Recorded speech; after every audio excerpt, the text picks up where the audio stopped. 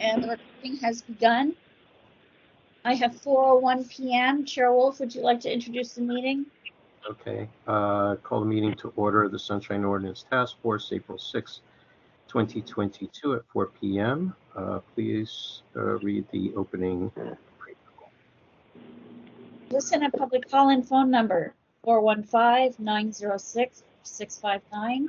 Meeting identification number 250-004-81#.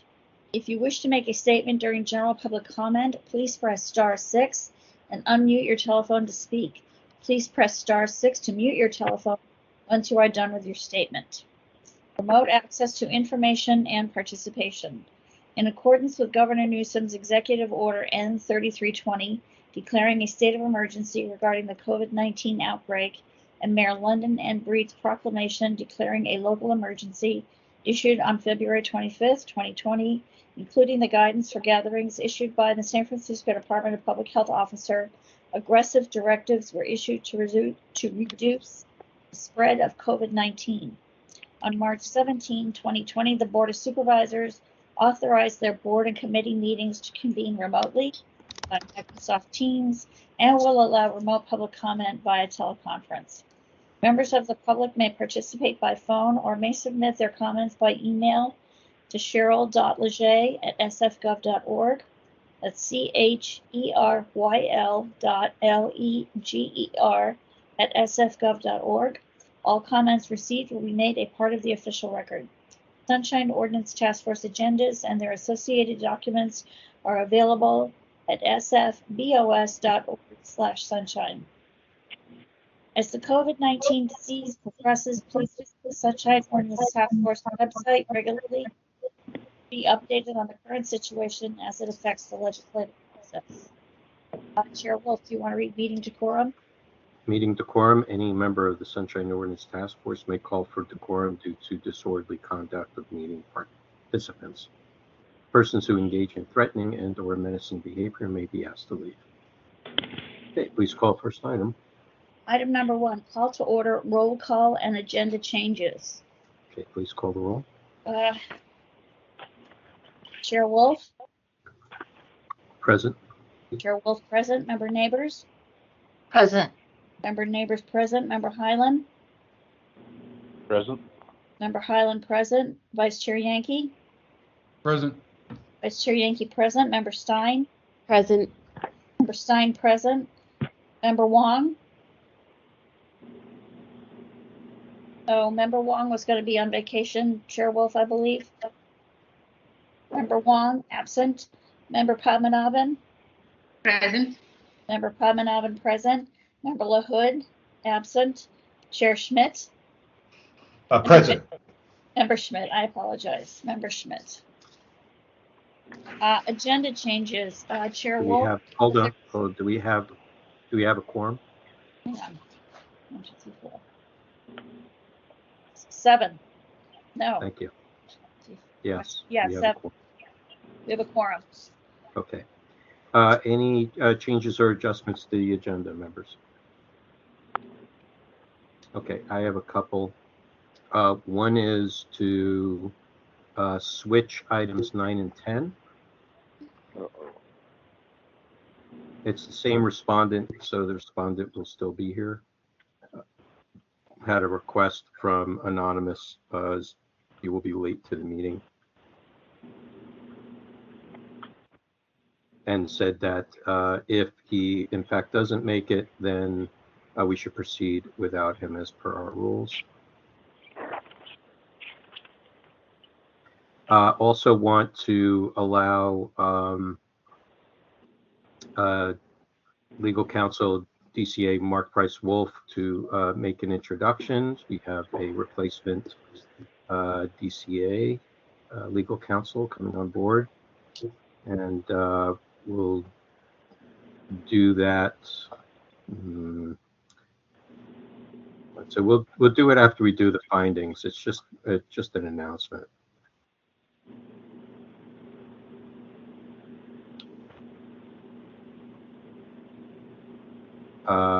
Any other changes or adjustments to the agenda?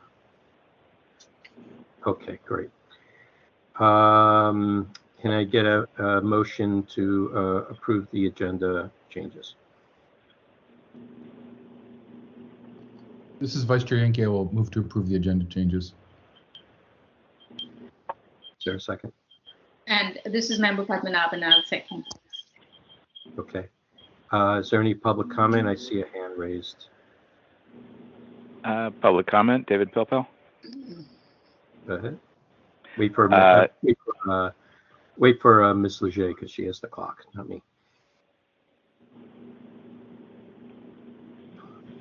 Mr. Does that Pilpel, mean you're a man out of time?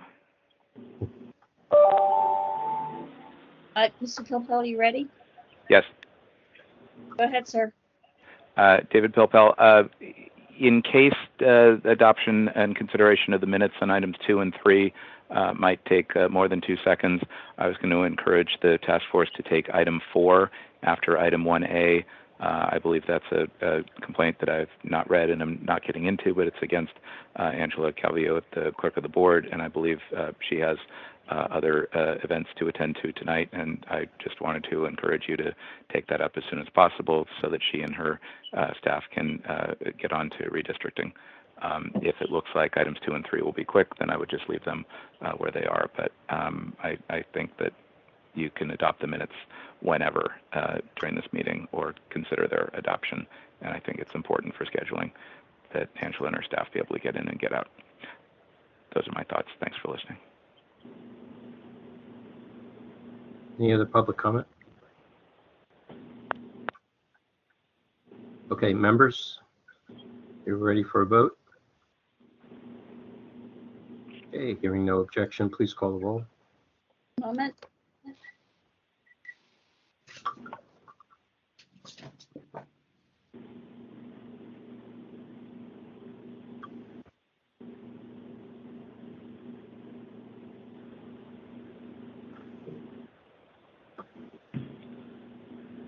Member Neighbors? Aye. Member Neighbors, aye. No, you got to call the maker and then the second. Oh, I'm sorry. I was going to do that after. All right. Moved by Vice Chair Yankee, seconded by Member Padmanabhan to approve the agenda changes.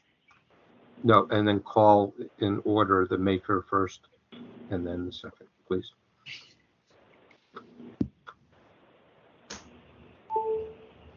Apologize. Vice Chair Yankee? Aye. Vice Chair Yankee, aye. Member Padmanabhan? Aye. Member Padmanabhan, aye. Member Neighbors? Aye. Member Neighbors, aye. Member Highland? Aye. Member Highland, aye. Member Stein? Aye. Member Stein, aye. Member Wong? Absent. Member LaHood? Absent. Member Schmidt? Aye. Member Schmidt, aye. Chair Wolf? Aye. Chair Wolf, aye. Moved by Vice Chair Yankee, seconded by Member Padmanabhan to approve the agenda changes. Okay, great. Please call item 1A. Item number 1A, findings to allow teleconference meetings under California Government Code Section 54953E.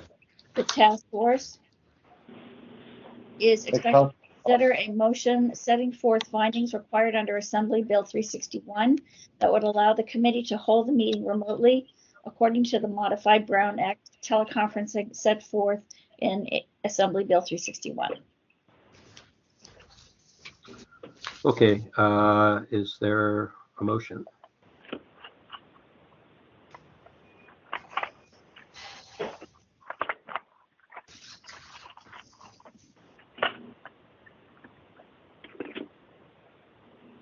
Is there a motion, members?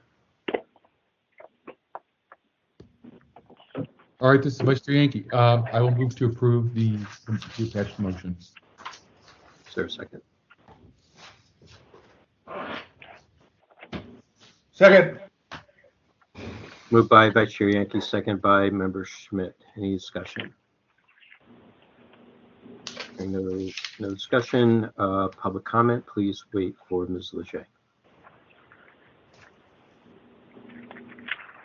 Any public comment?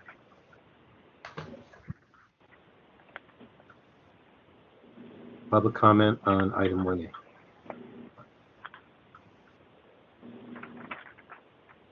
Last call for public comment. Okay, hearing no further public comment, public comment is closed. Members, any last discussion? Are you ready for a vote? Okay, please call the roll. Vice Chair Yankee? Aye. Vice Chair Yankee, aye. Member Schmidt? Aye. Member Schmidt, aye. Member Neighbors? Aye. Member Neighbors, aye. Member Highland? Aye. Member Highland, aye. Member Stein? Aye. Stein, aye. Member Wong, absent. Member Padmanabhan? Aye. Member Padmanabhan, aye. Member LaHood, absent. Chair Wolf? Aye. Chair Wolf, aye. Moved by Vice Chair Yankee, seconded by Member Schmidt to approve item 1A, AB 361. Great, thank you. Please call the next item.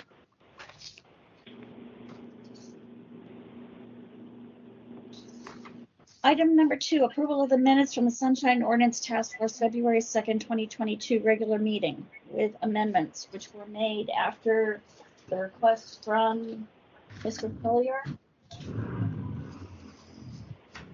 If anybody else has other suggested changes, I have a copy of the minutes right here. Let's get a motion on the floor so we can take the edits inclusive of the motion. Is there a motion to approve the minutes of February 2nd, 2022? This is Yes. Member Padmanabhan. I move to approve the motion to approve the minutes of. Is there a second? Is there a second? This is Member Neighbors. I second.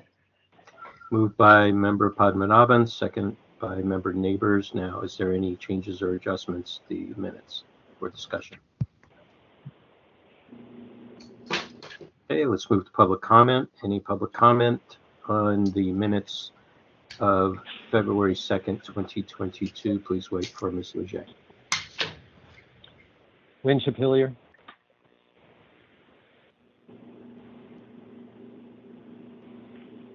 We have other public commenters?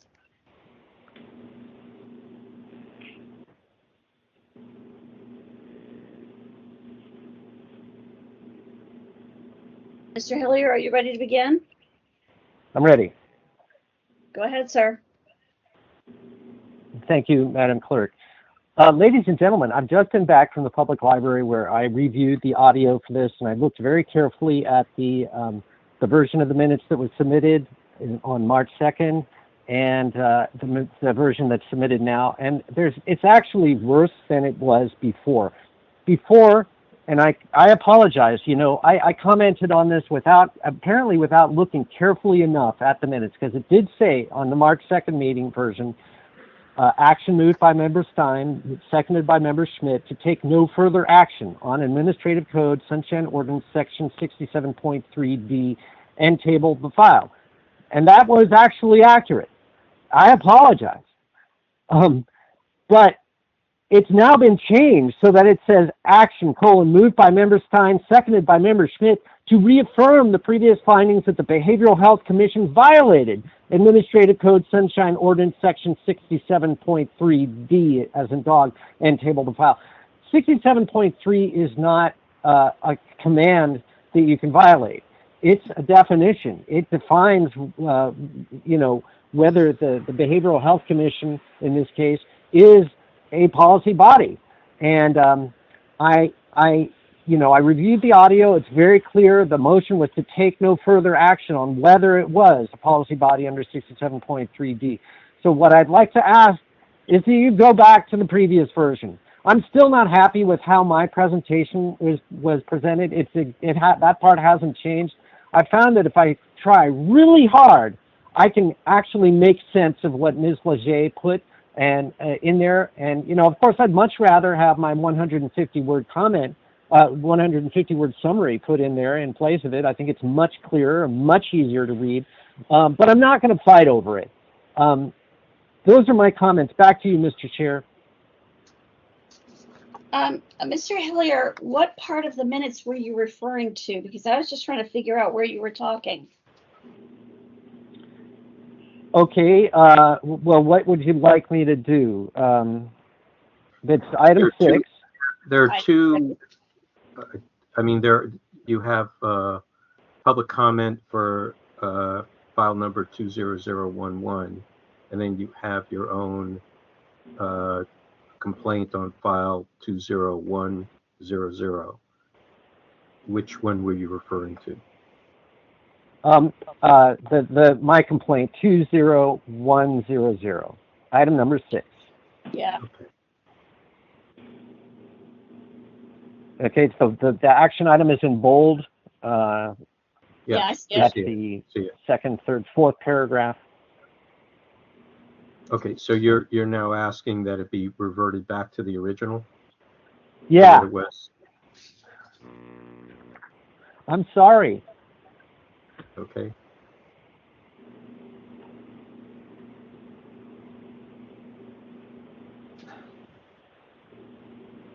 Okay, let's finish with public comment, and then we'll get to edits. Any other public comment on the minutes of February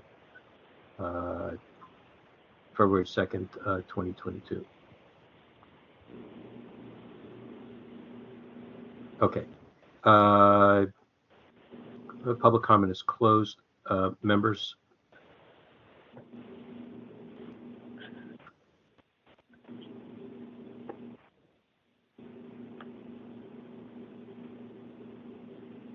This is Vice Chair Yankee. I have a question for Cheryl. Cheryl, did you re-listen to the audio on this, and can you confirm which version is accurate according to your? Well, I did, and Mr. Hillier was very insistent that I was incorrect in the motion, and I did listen, but I took him at his word, and I agree that it should have been as I had it originally. Okay, then I think for just going forward, that if there is a discrepancy between what someone suggests and what the audio really says, I think that I'm not sure we should necessarily be changing it just because someone wants it. We should go by exactly what's in the recording, since that's the official record of what happened. So Fine. I'm thinking in this case we should go back to the old version, since it sounds like, Cheryl, you agree that that was the proper version. It sounds like Mr. Hillier agrees that that's the proper version. So. Yep, I do. Well, I'm a little confused because I'm looking at the actual minutes that are posted on the website, and it says the same thing as what this version says. So if there's a discrepancy between the audio and what actually made it to the page, then let's table these minutes, get them correct, and we'll bring it back next month, rather than not guess and take up a lot of time here. Is that okay with folks? Okay, can we, I'll entertain a motion to postpone these minutes till the May meeting. Member Highland, I'll make that motion. Okay, moved by Member Highland. Is there a second? Just quickly, this is a point of order that we still have a motion on the table. We can either amend it or the maker can rescind it, but we can't make a second motion while the first motion is still out there. Okay, then I'll entertain a motion to, let's see. It was originally moved by Member Pavanabhan. I know it. I remember what it is. I'm just trying to think of the part of the parliamentary procedure on this one. Whether you actually need to do an amendment for it or just postpone it. But okay, so why don't we let's entertain an amendment to postpone or how about rescinding it? Will the maker and the second rescind the motion? There is no second. The maker. No, not to the postponement, to the original motion that was on the floor. Which was to approve them. Okay. Yeah. So please verbalize by saying yes. Member Pavanabhan? Yes. And Member Neighbors? I wasn't the second, was I? Yes. Wow. Okay, yes. Okay, great. So then now I'll entertain a motion to postpone the minutes for February 2nd, 2022 to May 2022. I don't exactly have the date, but whatever that date is. So Member High will make that motion. Okay, is there a second? This is Member Neighbors, and I'll second. Okay, moved by Member Highland, second by Member Neighbors. It's actually May 4th, 2022. Any further discussion on the matter? Okay, any public comment on the postponement? Last call for public comment. Okay, public comment is closed. Are we ready for a vote? Hearing no further discussion, let's call the roll. Member Highland? Aye. Member Highland, aye. Member Neighbors? Aye. Member Neighbors, aye. Member Stein? Aye. Member Stein, aye. Member Wong, absent. Member Padmanabhan? Aye. Member Padmanabhan, aye. Member LaHood, absent. Member Schmidt? Nay. Member Schmidt, no. Vice Chair Yankee? Aye. Vice Chair Yankee, aye. Chair Wolf? Aye. Chair Wolf, aye. 1, 2, 3. Just made it. Moved by Member Highland, seconded by Member Neighbors to postpone the minutes of the February 2nd, 2022 task force hearing until May 4th, the May 4th task force hearing. Okay, thank you. Please call the next item. Item number 3, approval of the minutes from the Sunshine Ordinance Task Force March 2nd, 2022 regular meeting. Okay, members, any changes or adjustments to this? Otherwise, entertain a motion to approve the minutes. This is Member Stein. Oh, go ahead. Go ahead. I'll make a motion to approve the minutes. Is there a second? This is Member Neighbors, I'll second. Okay, moved by Member Stein, second by Member Neighbors. Any last thoughts on the minutes? Okay, let's open up for public comment. Any public comment on the minutes of March 2nd, 2022? Last call for public comment. Unmute yourself by pressing *6. Okay, public comment is closed. Are we ready for a vote? Hearing no objections, please call roll.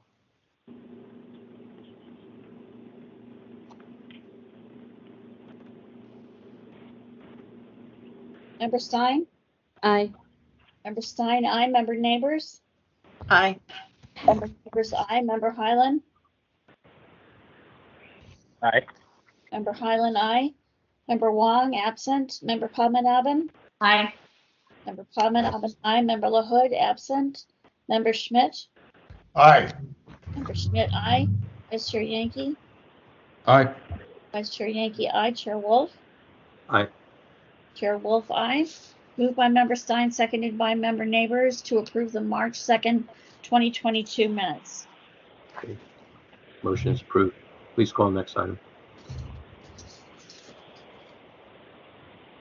Item number 4, file number 21085, complaint filed by Kevin Carroll, the Hotel Council of San Francisco, and Matthew C. Alvarez against Angela Clavijo, clerk of the Board of Supervisors, for allegedly violating Administrative Code sections 67.1, 67.7 by failing to provide fair and equitable access to members of the public.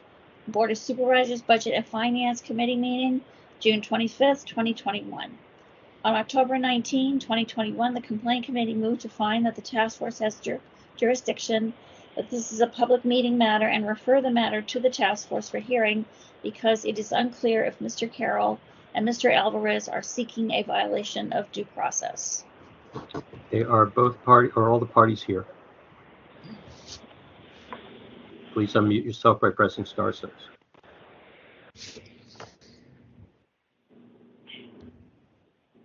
Mr. Carroll, Mr. Alvarez, are you here? Kevin Carroll's here. Matt Mr. Alvarez? and Matthew Alvarez. Matthew Alvarez is here, yes. Okay, is there a representative for Ms. Calvillo? Chair Wolf, it's Elisa Samara, the Legislative Deputy Director on behalf of the Clerk of the Board. Okay, if you can speak up a little bit, Ms. Samara, appreciate it. Okay, great. All parties are here. Let's hear from Complaint Committee Chair Schmidt. Any introduction or brief you'd like to provide us? Yeah, first thing, I'm not quite sure if the wording that was given to us is exactly what we determined, that we're wondering if they're looking for a due process. That may have been part, but I think something got left out. So before letting my fellow member Stein speak on this, pretty straightforward matter. The Hotel Council says that because they were not allowed to participate as a community group, they therefore ended up at the back of the line in public comment. Apparently, community groups had the ability to basically show up at 9, get in line, whereas the general public was, as far as I could tell, they were under the understanding they couldn't get in line until 10 o'clock. And so there was a big delay. It was a long day of public comment. I believe everyone got their comment in. However, it's a sort of a question of if you get unfairly pushed to the back of the line, is that a violation of the law? Member Stein, did you have anything else on that? I would just add that I think it was in our motion that we thought there might be a possible violation of 67.15C, which has to do with time limits being applied uniformly to members of the public. I know that the complaint mentioned 67.1, but I think our feeling was that this is just a general findings and purposes of the Sunshine Ordinance and not really something that you can violate. And then there's the question of 67.7 as well, which references requirements for meeting agendas. And one of the things at issue here was that there were separate sets of instructions for different participants that were somewhat different, right? The community-based organizations versus everyone else. So I think we tried to hone in on looking at 67.15C and 67.7 is what we thought was relevant for the task force to look at. Thank you for the specificity and pointing to the provisions that I believe we did hone in on that at the hearing, actually. Okay, that's our report. Great. Just we need a clarification. Member Stein, was that 67.15C? Yes. 1C? I thought it was 67.15C. Okay, well, we'll get to it when we come to it. Because you put 67.15C before 67.7. Yeah, I did reverse it. But 67.15C talks about having neutral rules that apply to all the speakers, and 67.7 has to do with meeting agenda. There's somebody who is making a lot of noise against their microphone. Could you please mute yourself? And I would appreciate if everybody on the phone, except those participating, please mute yourself by pressing *6. Thank you. Okay, let's begin our process. This is a first-time hearing for the task force. Just quickly go over our process. The complainant petitioner will have 5 minutes for opening introduction. Thereafter, I'll ask for any witnesses or persons supporting the petitioner, then the respondent will have 5 minutes to present, and then I'll ask the same question about persons or witnesses for the respondent.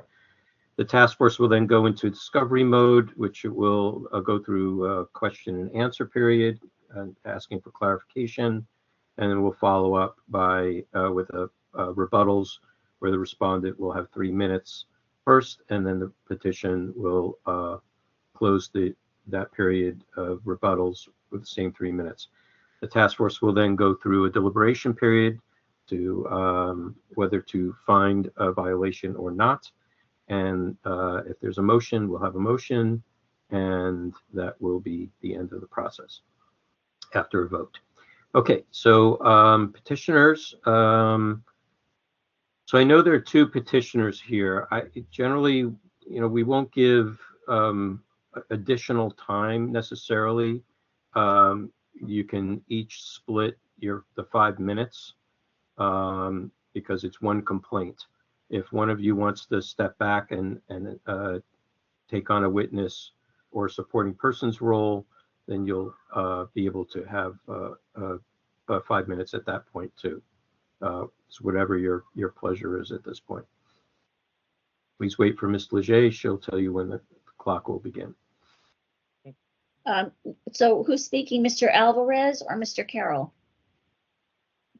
Matthew, I can start if you like, or what do you want? Kevin, why don't you go ahead? And then I'll come in after.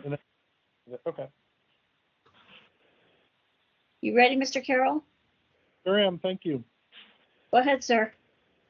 Great. Good evening, Task Force. My name is Kevin Carroll. I'm the President and CEO of the Hotel Council of San Francisco. We've worked closely in the past with the clerk of the board, and this is the first time we've filed a sunshine ordinance claim, so thank you for hearing it.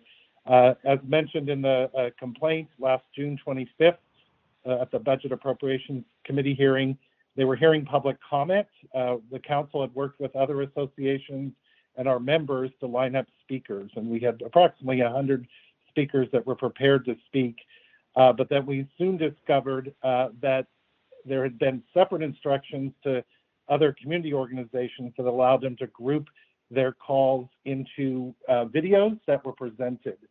And we were caught off guard by that. We went back and looked at the actual meeting notice and could find nowhere on there that option was provided. And bottom line, the instructions that were published for the hearing did not include that or mention the option to budget callers into groups of 10, and that could have been put into a pre-recorded video. The video option was not publicly noticed as part of the meeting notices, which we don't believe is fair, and we just are asking that does not happen again. That option was offered to the select community groups, not open to the public. If the alternative methods to present were available, they should have been included on the notices for us to see, and we would have gladly, and actually our members who were on the call waiting to talk would have gladly done the video portion of it, because some of them waited up to 8 hours to be able to make comments. We also have an issue with the fact that the groups were notified through separate communications that they could log into the call at 9 a.m. and those were the groups that had videos set up. And so they were able to get into the queue earlier. That was not publicly noticed. And the general public was noticed to call in at 10. So even though we called in before 10, our group started calling in before, there were groups that had called in probably 45 minutes earlier than us, and that just wasn't fair. Our advocacy was put at a disadvantage. We ended up waiting 4.5 hours for the first time we could have any of our callers make any comments. And that was after all the videos were exhausted and before we could do that. Many of our callers gave up, and then we kept getting questions from both our other partner associations and our members as to why we weren't allowed to send in a video as well. Our reason for filing this Sunshine Ordinance complaint was so that this does not happen again. We're coming up on this year's budget cycle. It's been almost 9 months since we filed this complaint, and we want to make sure that if this option is available, that it's truly allowed so people can actually be aware of it. We would absolutely embrace it if we knew about it. And so we just ask, those are my comments. It was definitely something that caught us off guard, and we think out of fairness it should be addressed. And Matthew, I don't know if there's additional you want to put in or speak as a witness for them. Yeah, just real quick. I mean, I certainly echo all of Kevin's comments, and I certainly appreciate the group here honing in on what we think are appropriately the two violations, the admin code section 67.7 and 67.15C. And again, like Kevin said, this is an issue of fairness. And there's just kind of 2 points I just want to bring to the commission's attention. Is one, that, historically this has never been an issue because in a pre-COVID world, department and agency meetings were all in person, right? So there was always going to be one set of instructions because you would show up at the meeting, in City Hall, and you'd make your comments, right? So this is a new phenomenon because we are in a we're in a COVID or post-COVID or however you want to look at it world. And I think that's just important. That's important context for what this for the backdrop of this situation. And then just sort of more broadly, I think it's really important that the commissioners focus on what precedent this sets. This is a particular group of people got favored treatment versus the rest of the general public. And the Sunshine Ordinance Task Force is set up to stop this type of thing, and it really is the last bastion, the last hope we have of stopping this type of thing. And if the commission votes in favor of the clerk, it sets up, again, horrible precedent that would allow other departments to create one set of agenda and public comment rules for whomever they favor, and another set for everyone else. And so, kind of just throwing out a hypothetical. Imagine a planning commission meeting where there's a very controversial development that's going before the planning commission. Time is up. My time's up. Real quick, please let me just finish. Imagine a planning commission meeting with a controversial project, and staff favors the project, so they give a set of instructions to the lobbyists and the developer and all the people that will come out in favor of the project, and they have those people make the comments first. And then they give a separate set of instructions to the general public who are going to oppose the project so that they come up last. And that type of favoritism, that type of favoritism is at issue here. And again, I hope the commission can focus on the consequences more broadly for the city in ruling the way that they do. Thank you. Thank you very much. Are there any persons or witnesses providing facts or evidence on behalf of the petitioner, the complainant? Kevin Carroll is. He's a witness to all of this. You can't speak twice. Can't speak twice. This is for anybody other than those named in the complaint. Are there any persons or witnesses to provide any facts or evidence on behalf of the petitioner? No, we put that into the complaint. Yeah. Okay, great. Thank you. Okay, let's bring up the respondent, Ms. Samara. Yes. Please wait for Ms. Leger to start the clock. Yes, of course, Chair Wolf. Just a moment.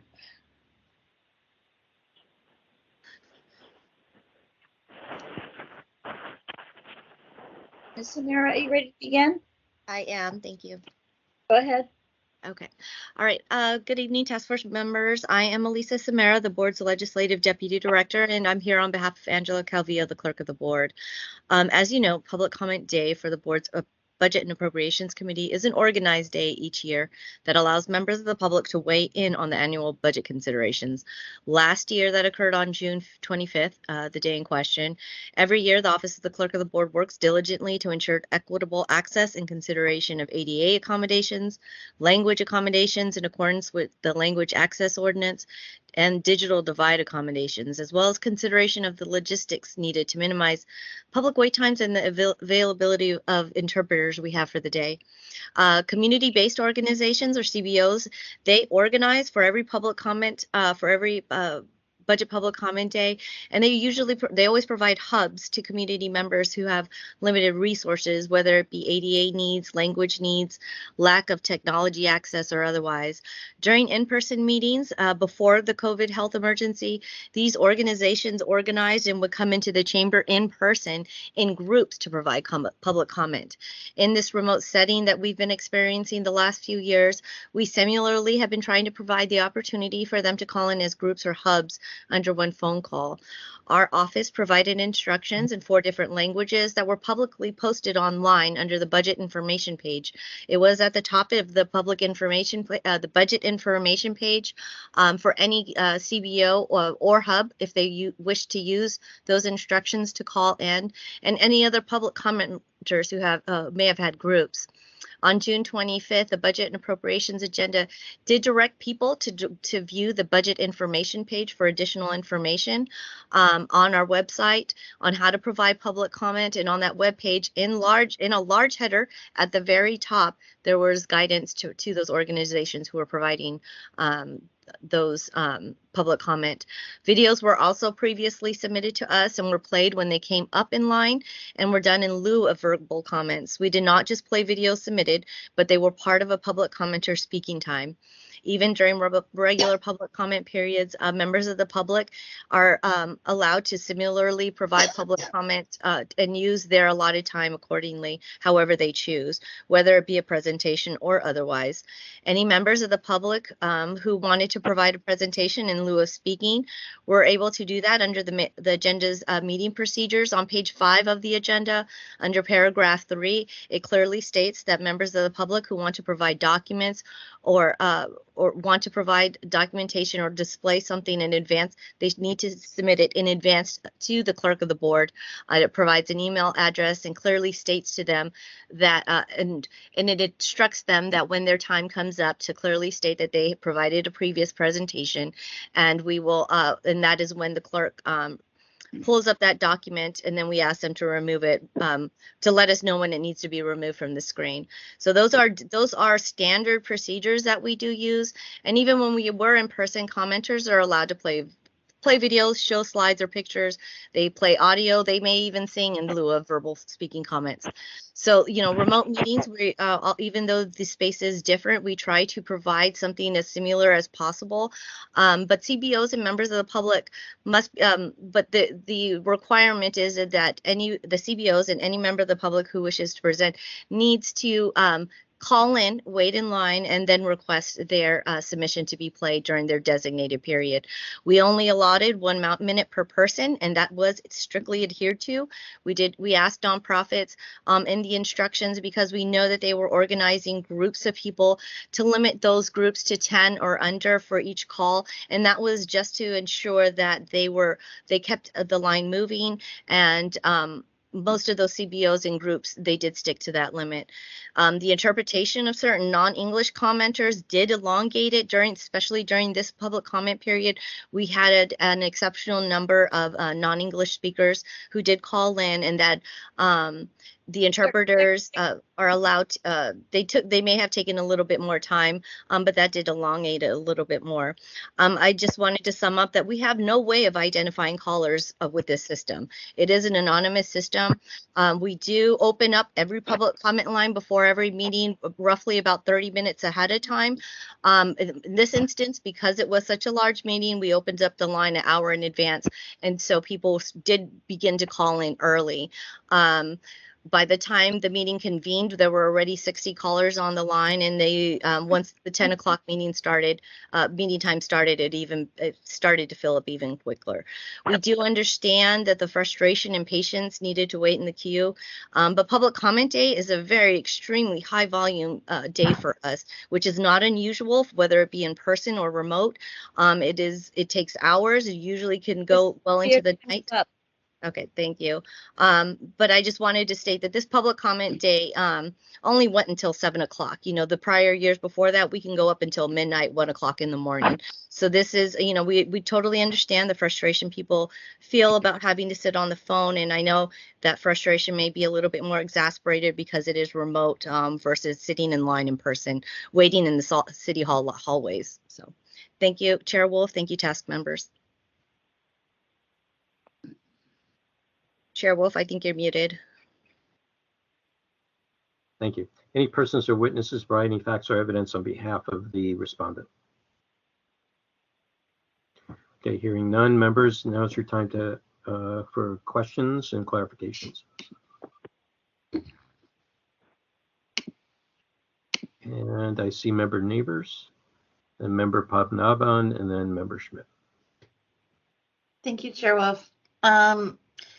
Ms. Samara, did you, in terms of making these, the option to do the videos available to the community organizations, did you do outreach to specific community organizations, or was the notification purely on the website?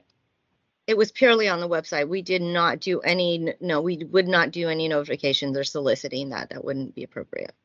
Okay. And if they did contact us, we were reached out. The CBOs did reach out to us, and we did have meetings, which is why we came up with the instructions so that everybody had it at the same. We're able to pull up the instructions if they needed them. But no, it was not. We did not go out there and actively reach out to them.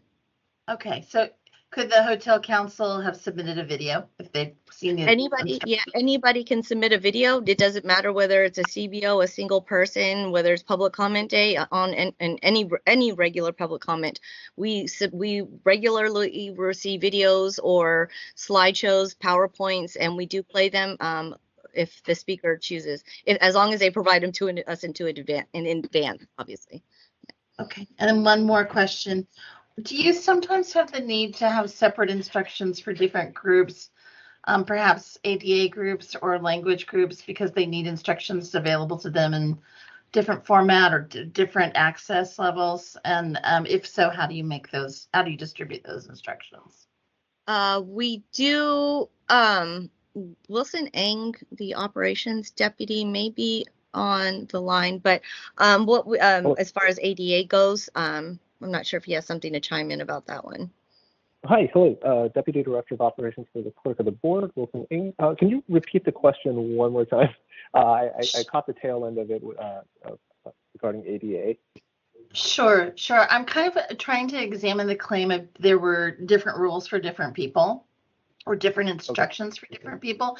And so I'm just wondering if you have occasion to provide different kinds of instructions to different groups of people based on needs in the regular course of business for public comment, and those groups might be for particular populations under ADA or for different language groups or other folks who have specific needs where they may need a different set of instructions, and if so, how do you provide that? Generally, no, we would not provide any different instructions for different folks based on different needs. In terms of ADA or language accessibility needs, those are based on accommodation, and it's specific to the individual so that they can access the same information that is available to the public. So, for example, if it is an ADA accessibility requirement or a digital divide requirement, depending on the disability, we would accommodate that disability. Or if there was a specific accessibility issue pertaining to language needs, we would be able to provide that same exact information in that particular language so that they can access the same level of information. But we don't provide different instructions. The content of the meetings, the disclaimers, instructions, all of that information remains the same. So, for example, in the context of an ADA need, if information needs to be provided in Braille or sign language, etc., then we would be able to accommodate in that instance. But the messaging does not change. Okay, thank you, sir. Okay, Member Padmanabhan. So this, I have a few questions for Ms. Samara. Is there a log that's maintained of people waiting in line, joining the queue? No, we wouldn't even have a way to log people because it's anonymous when people call in. Okay, and you mentioned that there were 60 callers by the time. Was that by 10 o'clock or was it by by 10 o'clock? Yeah, by 10 o'clock, we already had around 60 callers already lined up in the queue. And out of these 60 callers, do you know if there were any members of the general public? They were all members of the general public. What about the CBOs? I wouldn't know that. Like I said, we had no way of knowing ahead of time, like who was who. Because the way the system works is when you call in, you're just assigned an anonymous number. And so I believe we can see the first 6 numbers, but that really doesn't help because, everybody's 415 and has the same first 3 numbers. So, but everybody, when you call in, you're assigned a number according to when you called in. And so while our staff who monitor the public comment line, they track those numbers to ensure that they don't duplicate them, or somebody tries to get back in line, they don't allow them to speak again. But we don't log them as according to, like who's who in the line. We wouldn't have any way of doing that. The only way we end up knowing who's in line is as we unmute that caller, they state their name, and then we take the notes for the minutes. Now, if we look back on the minutes, we would be able to obviously pull up who were the first 60 callers to speak. So if that was what you were interested in, you could definitely pull it up that way. Yeah, I am interested in that. How would we go about finding out who was part of a CBO and who was part of the general public? In the minutes will show, they list every person that speaks. So whether that person is, identifies with the CBO or not, I'm not, they may or may not even state that for the record. So, we pull up the names, they state their name for the record, we take a note for the minutes, and that's it. Okay. All right, thank you. Mm-hmm. Hey, Member Schmidt? I think I saw Member Yankee's hand go up before mine, so I want to give him a chance to speak before me. I don't see No? his Okay. Sorry. I'm sorry. Couldn't hear Go you ahead. there. Oh, I said Go ahead. it doesn't matter. Okay. All right. I'm seeing 2 issues, and I'm sorry that I didn't mention the second issue because it's important too when I introduce a case. First, on the 9 o'clock, 10 o'clock issue. I have a question to the clerk's office, whoever wishes to answer it. How does it work where you have a 10 o'clock start time, but you open the lines at 9 o'clock? Who knows that they can call in an hour early? How is that done? Well, I mean, it's similar to if we were in person, it just depends on when we open those room doors. It's not necessarily exactly at 15 minutes before the meeting time starts, the doors are open. But we have larger meetings. Sometimes we open the doors earlier to allow people to come in. It's a matter of who is there first. So. But you say on the website, in COVID times, when we're all doing this by video, you say on the website, meeting starts at 10, call in. Do you tell anyone they can call in early? Do you state it? You can call in at 9, or do you say call in when we feel like we want to open the lines up? I don't quite understand. We start the online platforms roughly 30 minutes before the meeting time starts, but that is not like a hard and fast rule, and it's not something we would publish just because we're not we're not for certain that, sometimes there's technological challenges that we're experiencing on that day. Sometimes our platforms may be acting a little wonky, and it takes us a little longer to prep. So when, for the public comment day, obviously we started our prep time much earlier than we normally do, because it was a much larger meeting and with more people involved. And so, it's just a matter of when, just like for your guys' meetings, when you guys log in, the clerk or the staff person may start the meeting earlier, or they may start it a little later. For WebEx itself, it takes the staff person. I think maybe in some of these other platforms or some of these other meetings, a person could come in prior to maybe everybody else showing up. But the way the WebEx is public comment line is set up is that people can't call in until it actually gets started by staff. So it does take us to come in, start the meeting, and once it starts, then everybody can call in, whenever they can. We wouldn't say 10 o'clock on the dot, because we do need to open and connect those lines before the meeting starts to make sure that they're working. Right. And Elisa, this is Wilson from the Clerk of the Board's office.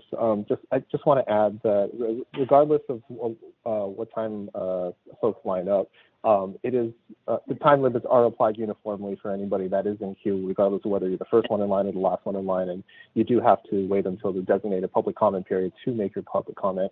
And again, regardless of whether you're first or last in line, there is an opportunity for anybody to provide their comment. So people are left to guess. They could call in at 8:55, and they see that it hasn't opened up yet, but they contact you at 9:05, and they're in, and they're at the front of the line. But it's random, isn't that true? I'm not sure if guess would be the correct terminology I would use. I mean, there's no way for anybody. Yeah. There's no way for anybody to determine how many additional other callers other than themselves are calling in. You can certainly try to call in at an earlier time. The doors may or may not be open. Similarly, in City Hall, if the main doors of City Hall were open and you were first in line and camped out for public comment, that is your prerogative. But whether you camp out and attend early or not, you will still be provided the opportunity to make your public comment. I'm going to switch the question on the same issue to the complainant. Your best understanding at the time, how early would you be able to get in line on that day? Yeah, this is Kevin Carroll. We understood that it started at 10. That's what it said on the meeting notice. And we instructed our people to call in right before 10 so they could start getting in the queue. Okay. And, yeah, and I don't know if this is the right point, but there were instructions that told the people to call in early at 9 to the CBOs, and there were also so that you could be identified in our portal so we could track you. That's in the CBO, that instructions that are in page 77 of your document there. That was sent specifically to CBOs. And but you didn't have any sense that you could take advantage of that 9 o'clock call in, right? No, correct. We were not. You're not a CBO. We're not. We're an association, a trade association. We didn't receive the instructions that went to the CBOs.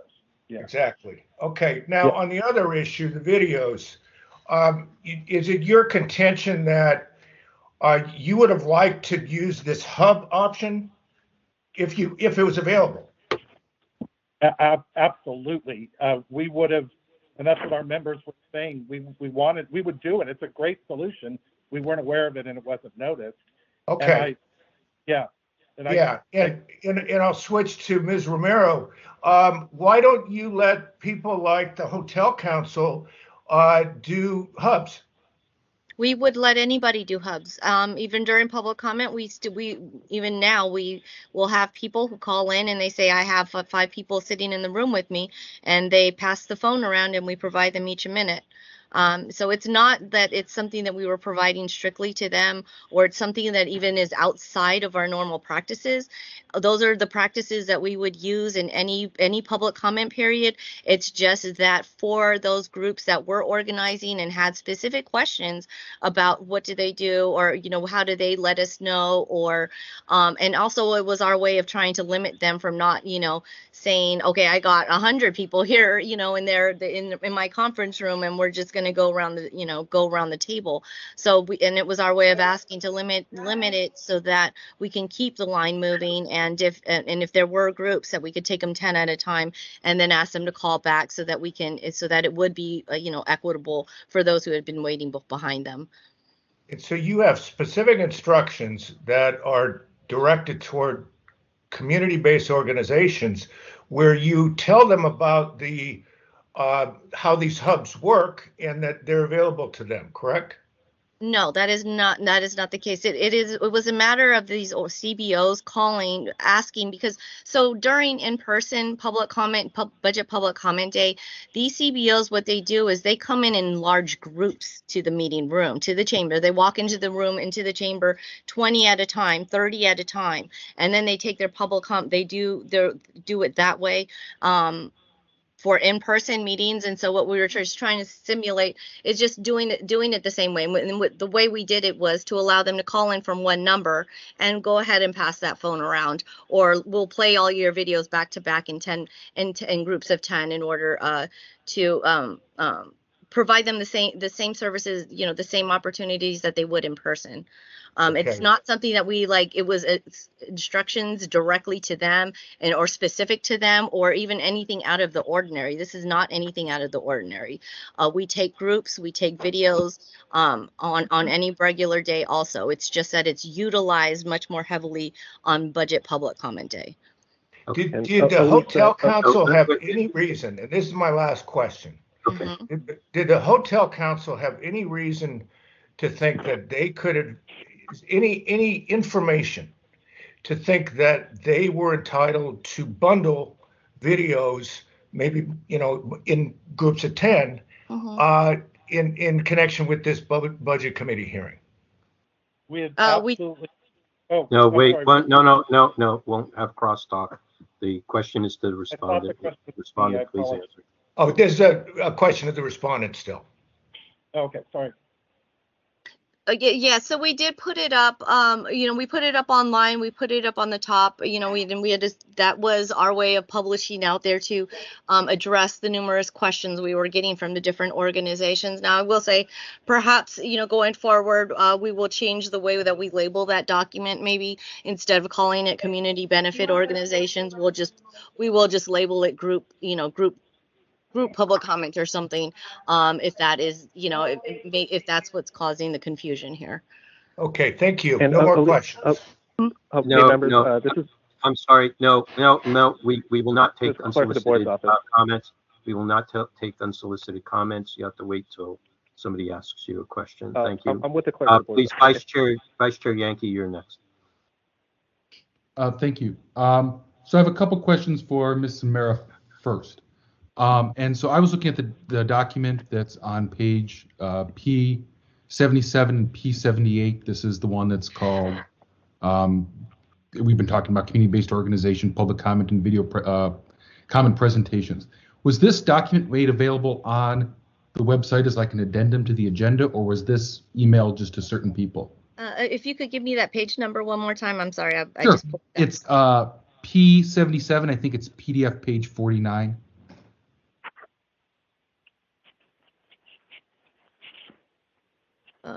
Okay. Yeah, this is the document that was posted online. Yeah. So this was posted online? Yes. Was this part of the agenda packet, or where exactly would it have been posted online? It was posted on the budget public comment information page. So on our agenda, I mean, there's numerous,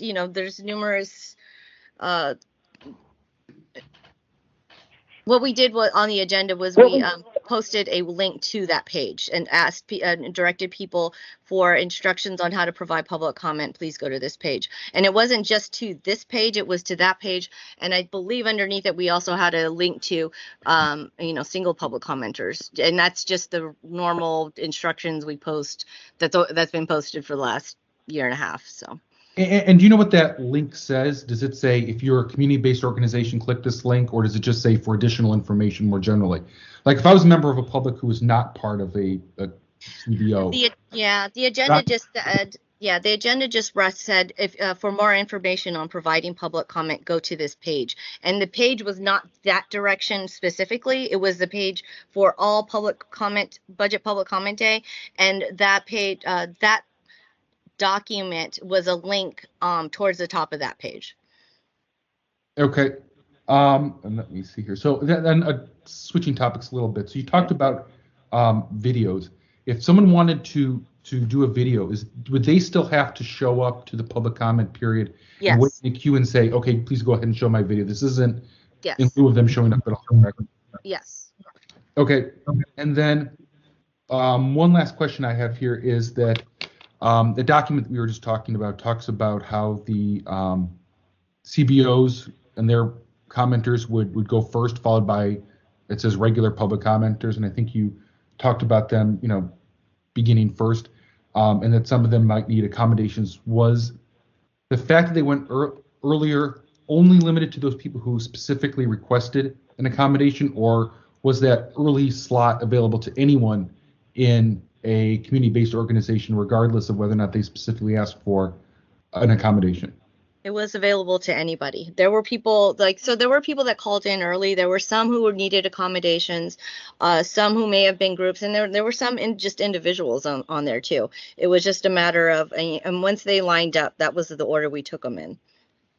So just to clarify, let's say there was a community-based organization that had 10 individuals, and 5 of those individuals needed multi-language assistance. They needed a translator or something, and that, is why you needed to have them speak earlier. Were the other 5 people who were part of that CBO, who, let's say, did not require any additional language assistance, also permitted to speak earlier? Yes.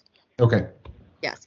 Yeah. And while we, the ADA accommodations and interpretation services, we just encouraged people to call in earlier if they require those accommodations, just because there was limits on how long the interpreters may have been in attendance, or those with special needs, if they they needed to if they requested them early, we encouraged them to do that, but we weren't, there wasn't any way of us identifying them unless they called in early, and they may have called us to say, I'm in line, and I'm going to have interpretation, and we would just let them know to stay on the line, and we'll pick them up and acknowledge them when it's their time. Okay. And then switching gears, this is now a question for the petitioner.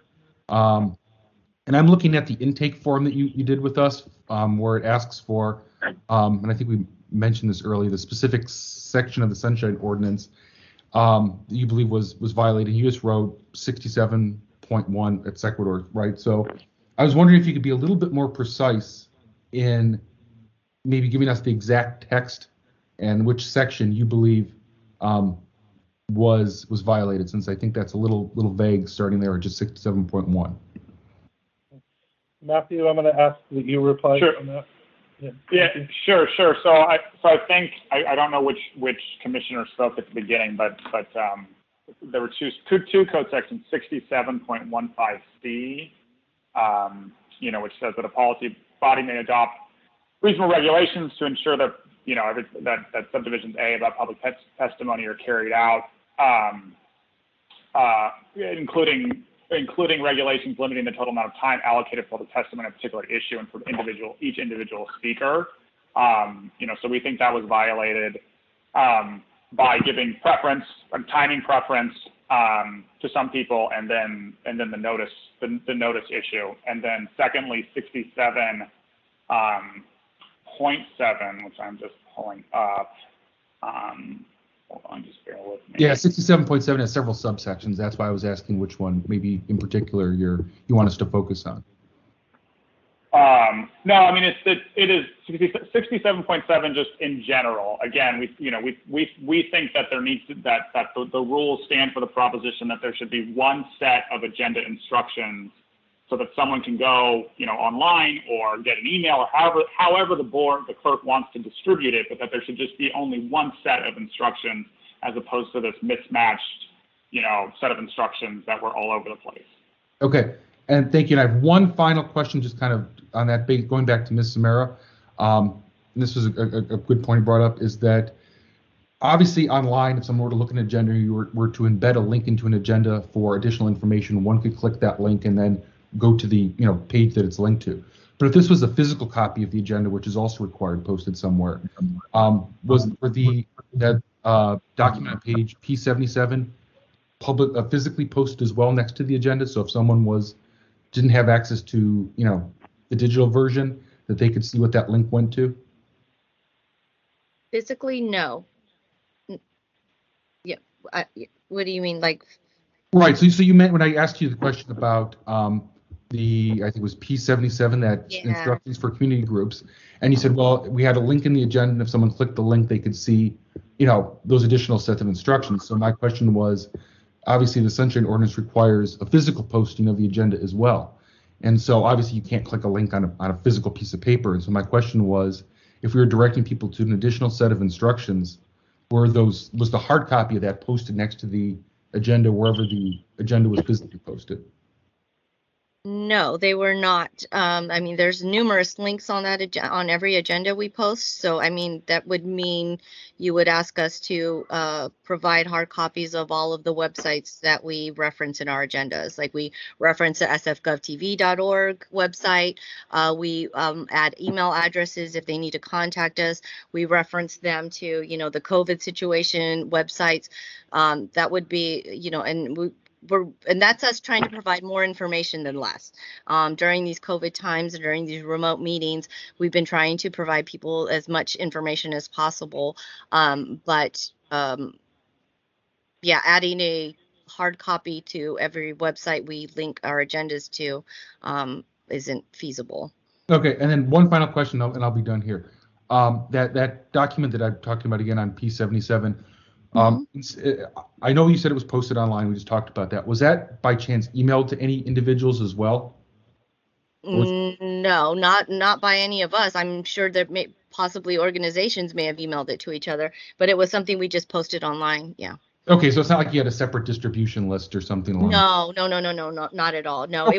It was in response to these organizations reaching out to us one by one, asking how can they do this. So we put together these instructions and then posted them online for everybody and just referenced everybody there when staff got those questions.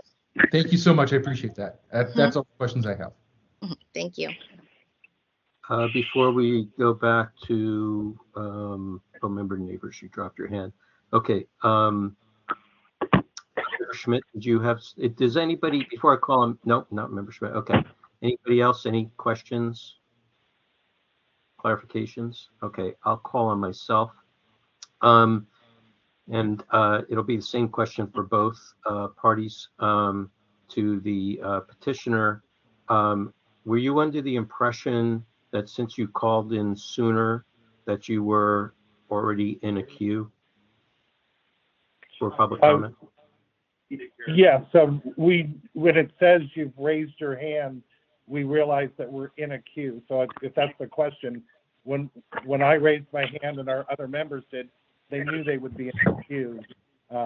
It was just 2.5 hours because of all the CBOs tracked it, because I was trying to see if our members, when they called in, I like to thank them and do it. And in the other associations, and it was all those first 4.5 hours were probably the 60 people that Ms. Samara mentioned that were in the queue and had 10 speakers each. There wasn't a single person, if you look at the records, I think I'm correct, there wasn't a single speaker for that first 4.5 hours that wasn't someone who had 10 other callers either on a video with them or on the phone. So that wasn't really my question. My question was, if you said that the meeting began at 10 a.m., you had instruction, basically to come at 10 a.m., but that the lines were open at 9 a.m. Is that correct? I didn't know the lines were open. Yeah, that was, we never heard that. So we saw these instructions that we weren't aware of. I just always call in. I've been coming to hearings for. Let me ask my question. Let me ask my question, please. Let me ask my question, please. Sure. Oh my God. What I'm trying to ascertain is were you under the impression that anybody who had arrived at the available online platform before 10 a.m.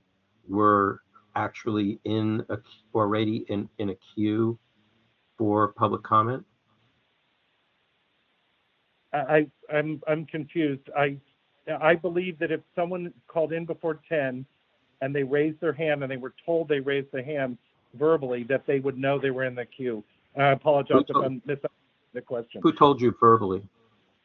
Well, you hear when you push the thing, when you say, it says if you want to speak, press *3. And when you do that, you hear you've raised your hand. I think it says something like you've raised your hand to speak, and they acknowledge that you're in the queue. They don't say the word queue, but it's a recording. Right? Pardon me?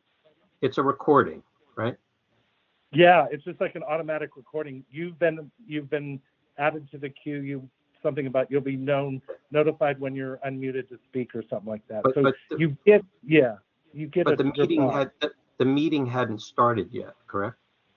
That's correct. So if I called in at 9:45 and I push *3, I can get into the queue, and it acknowledges that you've been heard, or at least that you're in the line. Yeah. Okay, so you were under the impression that if you arrived before the meeting started and you had chosen to raise your hand, that you were automatically in the queue. Yeah, correct. That would be understanding, and that's just calling into so many here. And are you under the impression that that is the same for all meetings, whether remote or in person? If you show up at a meeting in a room before the meeting starts and you stand online, that you are to be first called? Yeah, so but in the hearings in person, when you fill out a speaker card, you don't necessarily know what order you're going to be called in. And I do think those sometimes are sorted, or it's just hard to tell. And then sometimes they'll say line up and speak, or sometimes you're in a separate room and you have to wait to be called into the room. So it's not as clear in person because whoever's chairing the meeting calls the speaker cards in order. They'll say the next 5 speakers are Mr. Carroll and Ms. Powers, and then you get up there. It's not as finite as, at least when you call in, you have no idea where you are in the line. Okay. But you know you're in the line. Yeah. So let me ask you another question. Have you been to these meetings before? I've been to meetings for over 10 years at the Board of Supervisors. Okay, great. So when you're in one of these meetings, there's an agenda and there are items for that are to be actioned with, or discussion is supposed to be taken, just like in our meeting here today. Yep. Right. So public comment is generally called when? After they've introduced the topic and had the presentation, and then they will say, we'll now open it up for public comment. So it's in the middle of the item number. That's how I see it. Great. So I think we're in agreement with that. So in relation to this particular meeting, where the meeting hadn't started yet, and people show up earlier, I'm not quite understanding your kind of position that because you showed up earlier before the meeting was called and before the item was called, that you felt that you were in some sort of queue. Well, can you explain? Well, because I'm sorry. There was Go ahead. only one item. It was the budget. It was the whole meeting was about getting public comment about the budget on any or anything. It was the day was set up for that. So I knew that I wouldn't be in the queue ahead of an item that wasn't mine, because the whole meeting was set up for public comment on the whole budget, any topic you wanted to talk about. But normally I wouldn't get into the queue until they call it for that item, because when you do that and you start speaking ahead of time, then you're usually corrected and said, wait for the item to be called. What gave you the idea that because it would be different for this meeting than it would be for any other meeting?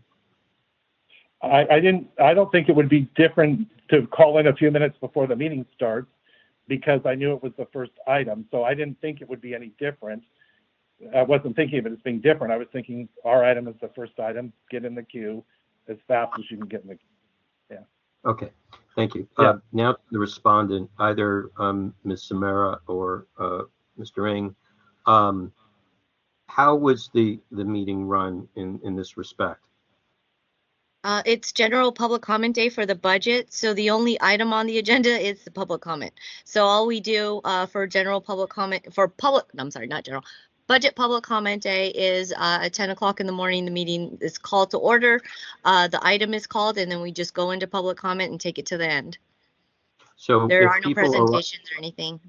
So if people arrive before the meeting is called to order, do you take those that came in order, Yes, yes. The order is set as they call in. We don't make the order at all. That wasn't my question.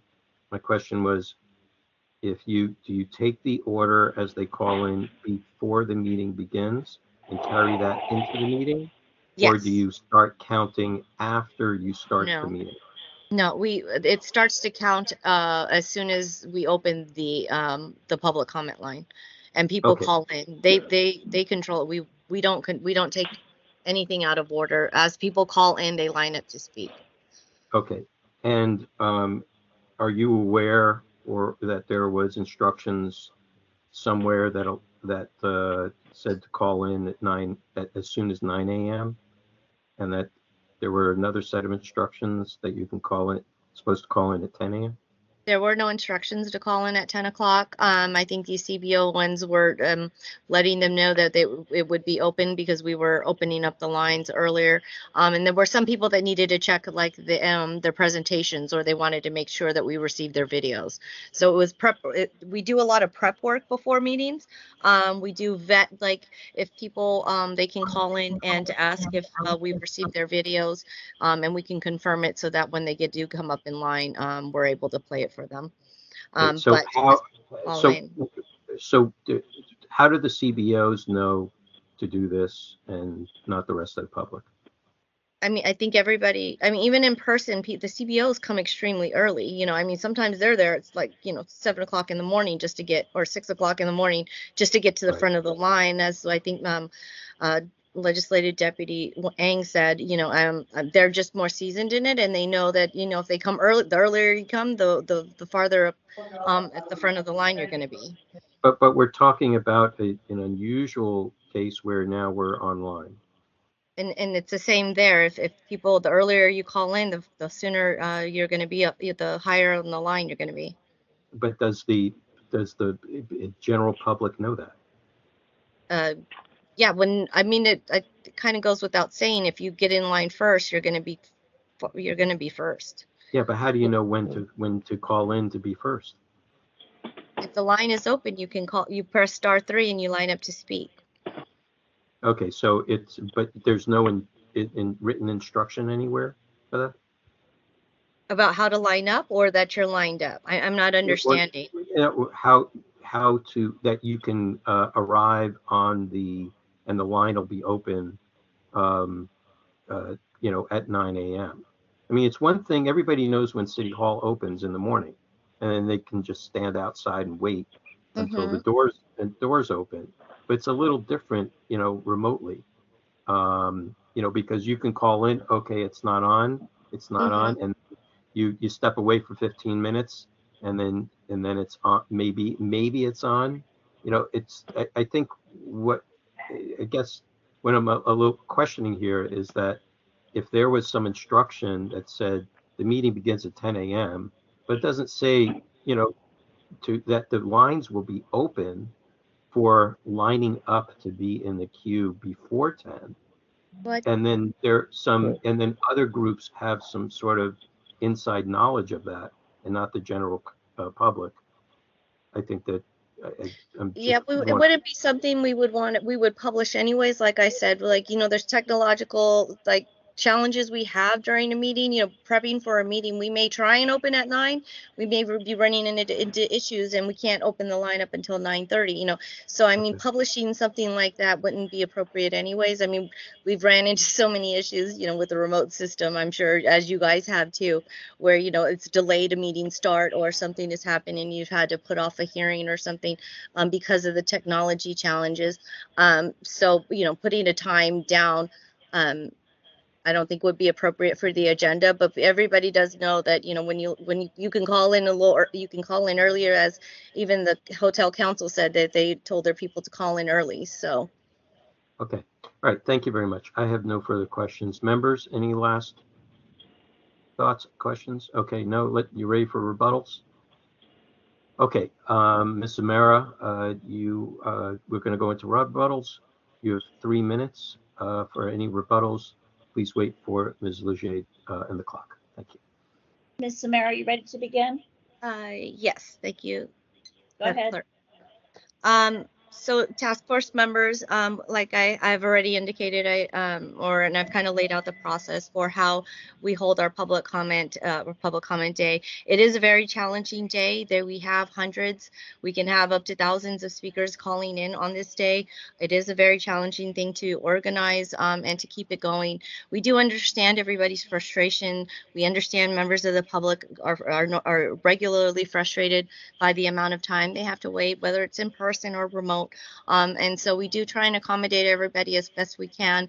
As I think I indicated to Member Schmidt, what this complaint has brought to light, though, is that going forward, if we do post things online for these groups, we will be changing the labeling of them.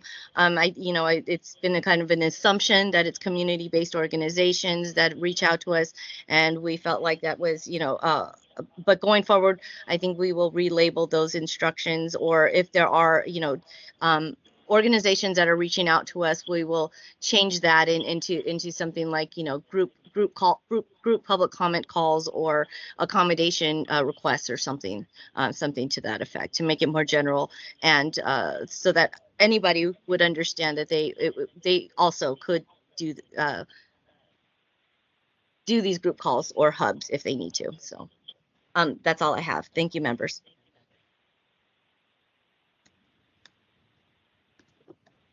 Chair Wolf, I think you're muted. Thank you for the reminder.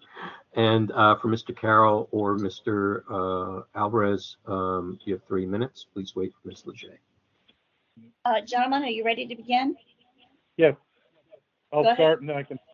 Yeah. Go ahead. Thank you again. Thank you again for your time. I would just remind the group that we're a very patient organization. We've sat through hearings for 10 hours at a time. One most recently, we did that to talk. All we're asking for is the same notification and the same ability to be able to bundle our calls. And to hear after the fact that it was available through multiple links down into a document or something like that, if that option's available, it should be on the main meeting notice, and it simply wasn't. And for us, we sat through at least 4.5 hours of bundled calls that our members were sitting there waiting and basically started giving up because we're so frustrated. And our ask of this task force is to make sure that the same ability and the same options are available for everybody. We applaud the option. We think it's a great option. If we had known about it, we would have embraced it fully, and none of our other association partners knew about it either. So we're just asking that with your ruling today, or what you're going to decide, to make sure that that document makes it very clear of what's available for anybody who's calling in for public comment. And we'll embrace it when we know about it, and we just need to know what it is. And we're glad that there's some other options besides just waiting individually on it. Thank you. Matthew, I don't know if there's any additional, if we have more time. Sure. No, Kevin said it great. If the Sunshine Ordinance rules for agenda stand for anything, it's that there needs to be one set of rules in one location, so that everyone from the public, whether you've done this for 20 years or it's your first time, calling in, and you know what the rules are and what your options are. The clerk did not do that, despite their best intentions. And the Sunshine Ordinance Task Force exists to stop this type of stuff so that it doesn't happen again. And we're asking, again, that the Sunshine Ordinance Task Force rule in our favor, and that it ruled that a violation occurred so that one won't occur in the future again. Thank you, everyone, for your consideration. Okay, thank you. That concludes the meat of the hearing. Now it's time for deliberation and to arrive at a conclusion. I see a hand up. Is that Member Highland? No, not me. Not you. Okay. Okay, members. Let's say you.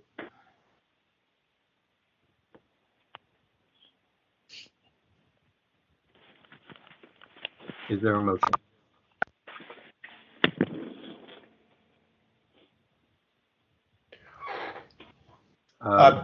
Before making a motion, since nobody's speaking, let me just say that I believe that the most compelling claim here is the hub claim, and I think 6715C. I'm not sure what I think about the 9 o'clock, 10 o'clock discrepancy. I just don't know, but I don't know if it's as strong. But it is a problem because you get an advantage if you call in early, and so you get to. It's not a big advantage because everybody gets to make public comment, but you get some advantage. So it's as if the meeting starts at 9, and you get in line, as opposed to you're just getting there early, just waiting for the meeting to start. And then also the links to the websites issue. I don't think we can find a violation here. I don't think it's, but it is a problem for people who are not on the internet. And at some point, you can't just tell people, well, go off and look at all these websites to find out what we're going to cover in our meeting. So that's my thought on this case. Okay, member Neighbors. Vice Chair Yankee was before me. Oh, I'm sorry, Vice Chair Yankee, go ahead. All right, yeah, I have a couple concerns here. Kind of piggyback on what Member Schmidt said. I guess I do have a concern that there are people who do not require accommodations who are still put to the front of the line. I absolutely understand that there are people who have accommodations and we have translators and special needs that we have to accommodate, but why people associated with those people who don't actually have an accommodation need themselves would be permitted to speak earlier in the meeting over others does give me some concern. And I agree also that I think it's a little, at best, confusing about when the call-in time was. The document that we have said that if you're a community-based organization, you could call in at 9 o'clock. But that if someone who's not part of a community-based organization, let's say, just some random person wanted to call in, they might think, hey, I don't get to call in until 10, right? They don't know that 9 o'clock necessarily applies to them as well, because they might think I'm not in a community-based organization. So I do have concerns that they might be obviously waiting an extended period of time or a longer period of time, or just at least not have the same access to call in at 9. I think, and Chair Wolf was kind of talking about that. We all know when the doors open to City Hall are, right? It's kind of universal. The doors open at whatever time they open. But this seems to me saying, well, the phone's open at 10 o'clock, but if you're in this particular subset, you can actually call in at 9. And that's because the document isn't more general, just said, hey, if you want to do public comment, this is the set of instructions, but makes it look like it's specifically targeted towards community-based organizations alone, makes me somewhat concerned. And then lastly, I'm still not exactly sure where the link to that document, the one on P77 even is, because I went, as we were talking, and found the online agenda for the Budget and Appropriations Committee for June 25th of 2021. And I'm looking through that particular agenda, and I can't see where there's a link to that or a URL that says click here for further public comment instructions that then takes you to that particular document. So I don't know if that was a website only thing or where exactly that link was, but I'm still a little concerned I can't seem to find. Oh, I see it now. Never mind. If you scroll down, there's a link, and if you scroll down, it takes you to a website with another link that takes you to another website. So it's kind of a couple links in. So anyway, those are my thoughts. Okay, member Neighbors. Thank you, Chair Wolf. I honestly am not seeing a violation. I think I'm coming at it from a different perspective. And I certainly, as somebody who has attended a lot of these meetings, and particularly public comment day, and also a lot of remote meetings, with the technology besides our own commission. And even in our commission, I mean, when we log on, we have a group of people who are calling in before our meeting officially opens.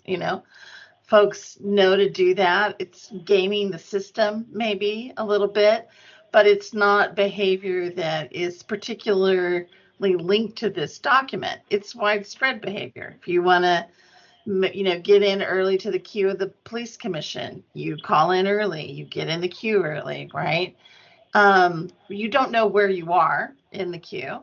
That's part of the technology. But part of it also is, as just like with us, to test the system, we often say, let's, encourage us, the commissioners, to come on half an hour early to make sure everybody's technology is working. That's why the door is open. That's why the window's open for people to call in, right? That's the technological issue. I think that there's I agree if there were accommodations, Vice Chair Yankee, that were unfairly distributed, I would think that would be a huge problem. But in carefully reading through the process and looking at how it was unveiled, it wasn't as though everybody who made a video got to go first. People were still held to 1 minute in their videos. They were bundled up in smaller groups than they would be in the real meeting, when people do come in at like 50 or 60 at a time. I know I have, right? They were in these small groups, and then those groups were dispersed so that they took some live public comment and some videos, right? They didn't just do all the videos first. They dispersed them back and forth. So in that way, it wasn't all front loaded for videos. That's my understanding of it. Okay, anybody else? I'm gonna go ahead, Member Stein. Yeah, so I guess I'm gonna hark back to Member Schmidt here, which is, I think 67.7, it is a little bit vague. It just deals with meeting requirements for agendas, and I feel like in the ideal world, you would have one set of for public participation that would be on the online and offline agendas. But I'm not sure. I mean, the way 67.7 is written, it's a little bit vague, how exactly those two issues would intersect. But I do have issues with this idea that time limits are supposed to be applied uniformly to members of the public. And while I understand Ms. Perrin's point that anybody could function as a hub, I think it really wasn't clear in the set of instructions that were given out. It sounded like, I also know if I was a member of the public and I went and I saw community-based organizations, I would think, okay, this doesn't apply to me. I'm an individual member of the public, therefore I don't have this particular option, regardless of where it was posted on the website. So for me, I'm glad to hear that they want to change the way they present this information in the future. I hope it's going to be presented in a way that does not seem to single out certain groups for differential instructions on how to participate. And I feel like I am seeing a violation of 67.15C. Okay. I have a couple of points. It's not clear. Maybe I need to ask the respondent another question, but it's not clear to me that when somebody gets in the queue and they are holding space for up to 10 in a bundle, then other people that are in the queue, only for purposes of being remote, other people in the queue only are able to tell that there is one person at a time. They don't know that when one person is called, now there's going to be 10.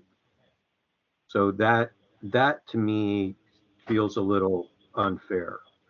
I think, without any visual, like if everybody was able to log into the online platform, or if there was something on SF.gov TV that showed, who is in the queue by where they are in the list in the remote web conferencing platform, and then maybe there was a notation or something like that everybody could see, I think that would be far more appropriate. You cannot compare that to in person. In person, you get to see people who are in front of you, or somebody can, if you are eyesight impaired, you could ask somebody a question and ask how many people are in front of me.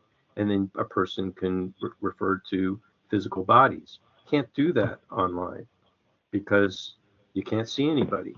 And if the platform is not available and all you can do is call in, then that information is then hidden from view from the public. So that's the first point. The second point is I'm looking at page P67 or PDF page 39, which is the agenda provided by the respondent of that particular meeting. And I'm looking at the web links that are in there. I've gone to every single one of them, and I cannot find a link in there that leads to a page of instructions regarding group or public, a group or bundled public comment. There's one page called sfbos.org/budget information, all one word. That goes to that's a broken link. It goes to a page not found. The second link, which is sfbos.org/remote-meeting-call, that it has a general set of instructions for public comment if you were to call in. But there's nothing else on that page that discusses, that I can find, about how to do anything else with regard the options for public comment. There's some links for a printable handout. It's just a repeat of what's on the page. So I'm not clear as to where these instructions might exist, and if they are available anywhere. Now, going to the Budget and Finance Committee website, okay, on the right side, there are a bunch of links, and there's one that says Meeting Information Guide. And there is Mr. Chair, if I may, you're looking at Budget and Finance, but you should be looking at Budget and Appropriations Committee. Okay. And you'll see there's a budget information page.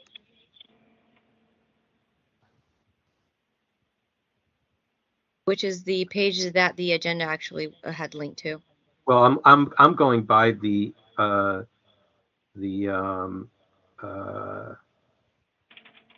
what was provided in. Oh, I'm sorry, that was in the petitioners.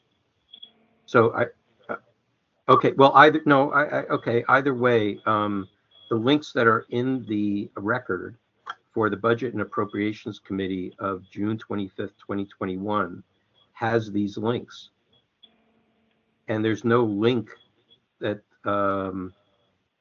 that says go to the committee page, except there is one here that says regularly scheduled Budget and Appropriations Committee meetings begin at 1 p.m. every Wednesday of each month. Committee agendas and their associated documents are available at bos.org/committees. But there's no other link in that agenda. There's, if you go on the second page for public comment for the annual budget. Yes. There's the BOS, the budget information page is provided there. Right. So if I go to the budget information page, it doesn't speak about bundles. There's nothing there that speaks about bundles.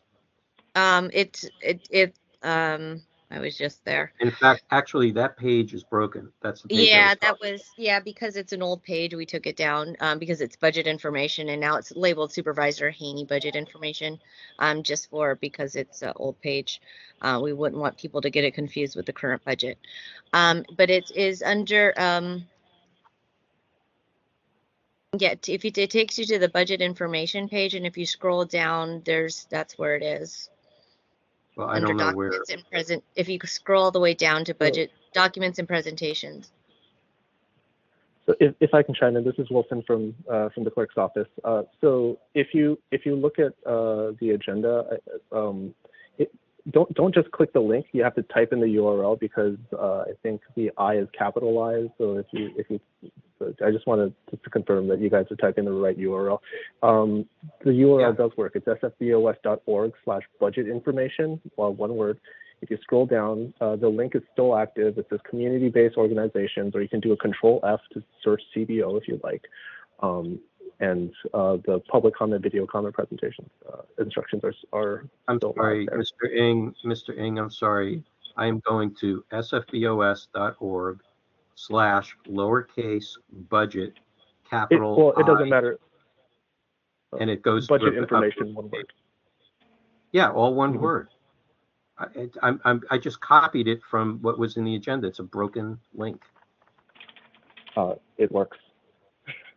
Yeah, sfbos.org/budget if you do it from information, the one word. agenda, for some reason that's not working. But if you take, because I think it's reading it as a capital I's, so when you click that link is reading capitals. Make sure that those two I's, information, the first I and the second I are lowercase, and it'll take you there. Still comes up as not found. It's an active page. But I think in your agenda packet, because it's a scan of a printout and it's OCR, so it's just, yeah. So Mr. Ng, I did not copy and paste it. I typed it in. Okay. And I typed it in correctly. I've spelled it correctly, and it's coming up as a page not found. Okay. www.sfbos.org/budgetinformation. That does take you to the budget information page. Not working for me. And Yeah, it just worked for me. it looks, yep. Okay, well, all right. I'm not going to argue the point, but it's not working for me, and I have it exactly as you. Okay. Never mind. Okay, members. Those are my 2 points. Member Schmidt, do you still have your hand up? Yeah, I just wanted to note, if we were to look at 67.7, B talks about the description in the agenda. Agenda description should be brief, concise, and written in plain, easily understood English. Maybe we got a problem with that. And then C says that agenda shall specify the time. And, I know that this meeting started at 10, but in essence, to me, for some people, it starts at 9 because they're getting in line and they want to be there early so they get a better spot so they can go home early. So the time is not really clear in the agenda to me. So those are possible violations. Member Stein.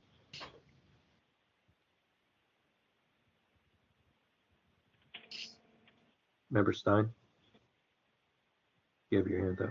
No, I don't have my hand up. Does it look Okay. like it's up? No. Yeah, I'll lower it. Thank you. All right. Any other? Or is there a motion?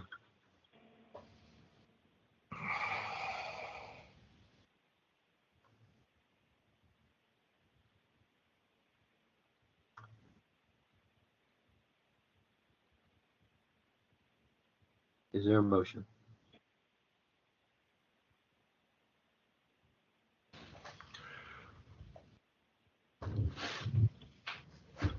I'll make the motion to find a violation of 67.15 C for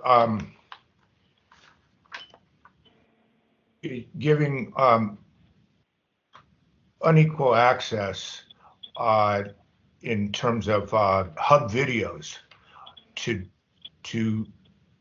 different groups.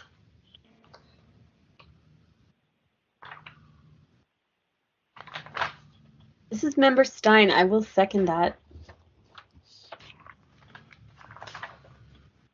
A move by Member Schmidt, second by Member Stein to find a violation of 67.15 for unequal access to hub videos to different groups. 15C. C, correct. Got it. Okay, discussion.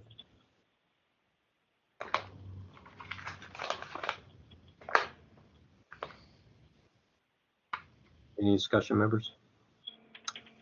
So let's open it up for public comment. Oh, member Neighbors, go ahead. Could you point to me, Member Schmidt, particularly where in C you're what exactly you're applying to have videos? Because in my reading of the passage, it's specifically about providing each person with the same amount of speaking time, which I think we've determined each individual have the same amount of speaking time, 1 minute. Well, I think that if, I mean, I prefer to leave it at C because that's specific enough, but I think you could say that the regulations are not reasonable, or you could go to the last sentence that requires that time limits shall be applied uniformly. I think either of those would possibly apply to this hub issue. Can I add something here? Can I ask one follow-up question? Yeah, no, member Neighbors, finish your thoughts. Go ahead. So my understanding is that each person in each video had exactly 1 minute. The only time it trailed over 1 minute if there was translation that took a few seconds longer. So every individual who spoke, whether they spoke individually or in a hub video, had exactly 1 minute to speak. So in my mind, that time limits piece cannot apply here. But I agree, but people could show up here with a package of 10 pre-recorded videos who knew that they could do that. But that seems to have been limited to the CBOs that could participate in these hubs of 10.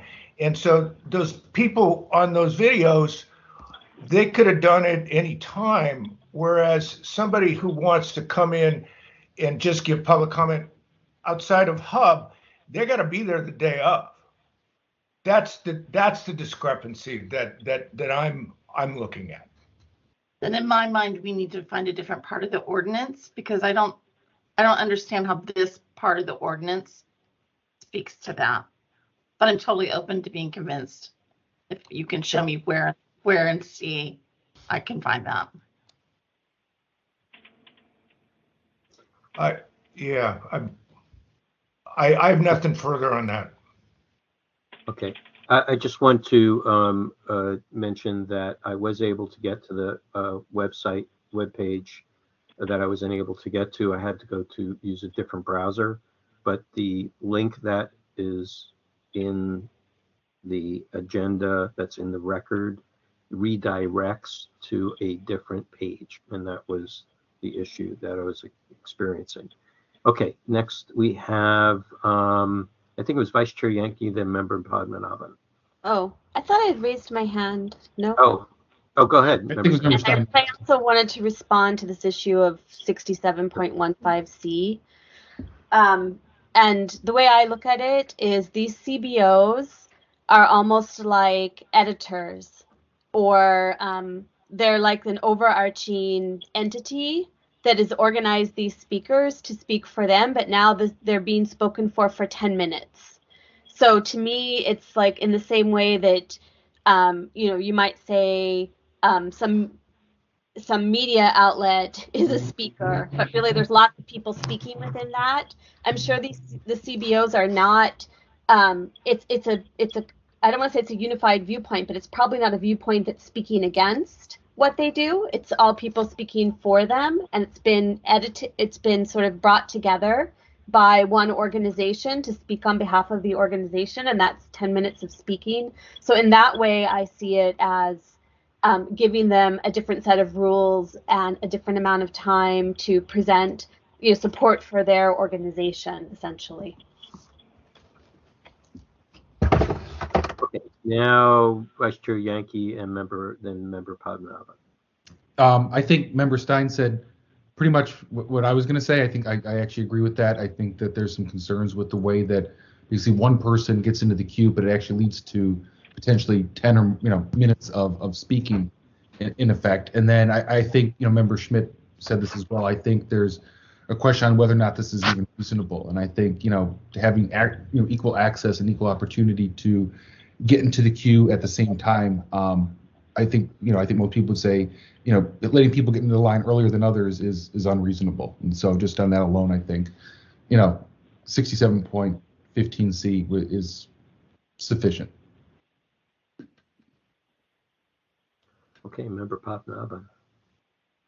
I think we need to add a 67.7C, only because it says the agenda shall specify the time and location and shall be posted in a location that is freely accessible to members of the public. Well, there was one agenda that was accessible to CBOs and one that was not, in my opinion. I think we should add 67.7C. Member Neighbors. I'll do it if. So I don't want to get in. I want to jump in front. Oh, me? Member Neighbors, go ahead. I wanted to say, so I worked as an advocate and an organizer, and I want to say, like, what you're describing, Member Stein, that's what we do for public comment. Before COVID, we put our people in t-shirts, we give them talking points, we go to City Hall, we cram as many people together in line as possible. That's what organizers do. And what the response from the clerk's office did was actually really respectful to that process by letting some of that momentum come in, but not too much of it. So I felt it was a really nice way of dealing with the situation, and a way that actually had a lot of integrity and protected anyone who came from an organization, including the hotel council, could have done that, and they also show up, and they also show up with coordinated talking points in the same way. I also want to say I don't believe there are two agendas. There's only one agenda. It was available to everyone. It wasn't that there was not a separate agenda made to community-based organizations. We've heard that over and over and seen it as well. So just that's all I've got to say. Hey, Member Schmidt. I'm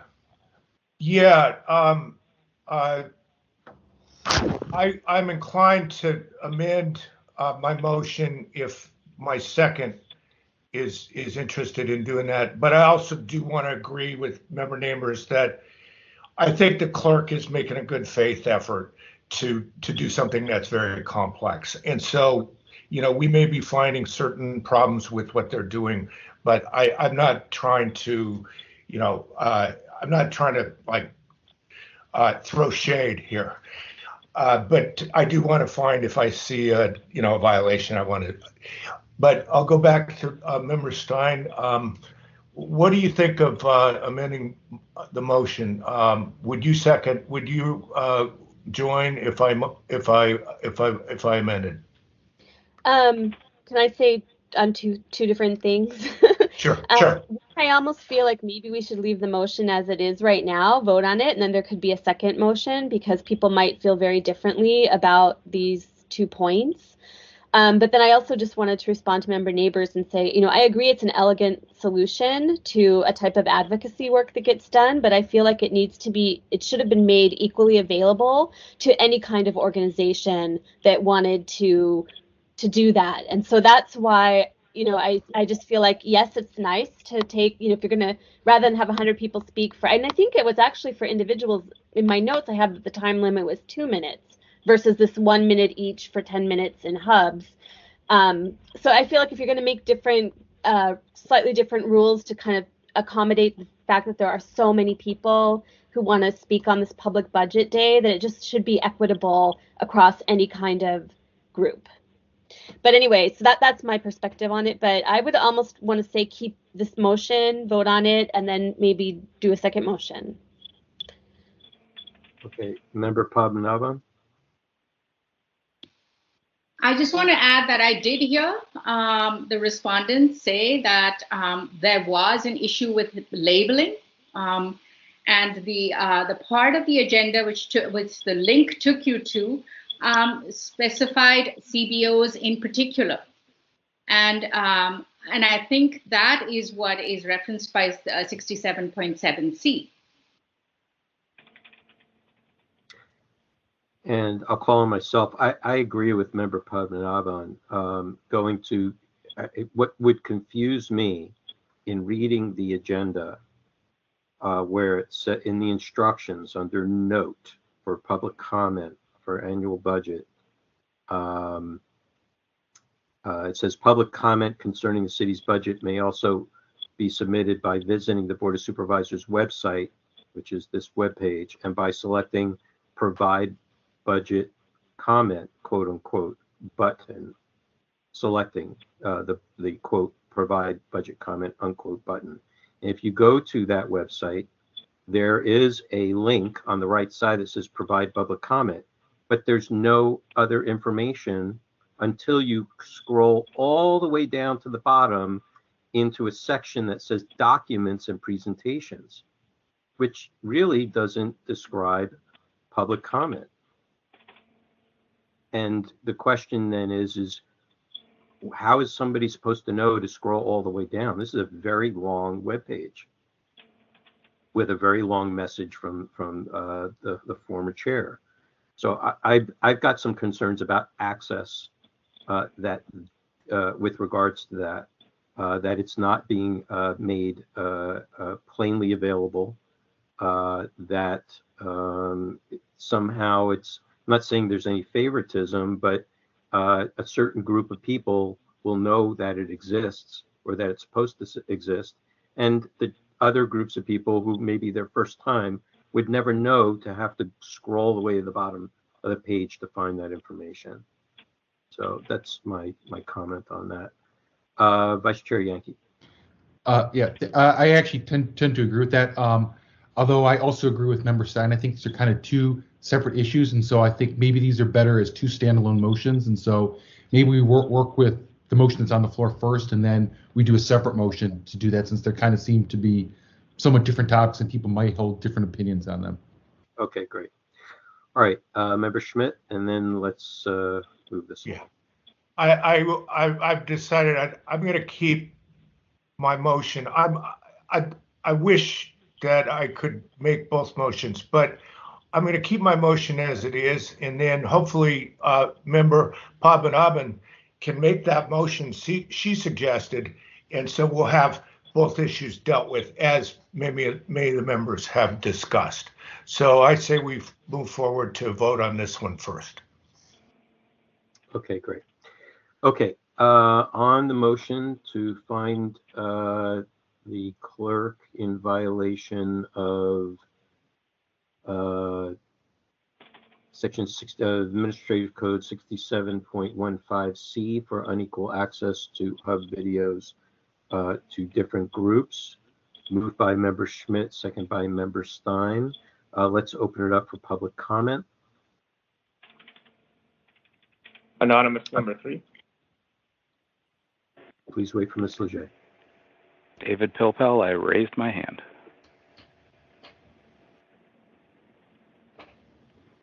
Do we have other public commenters?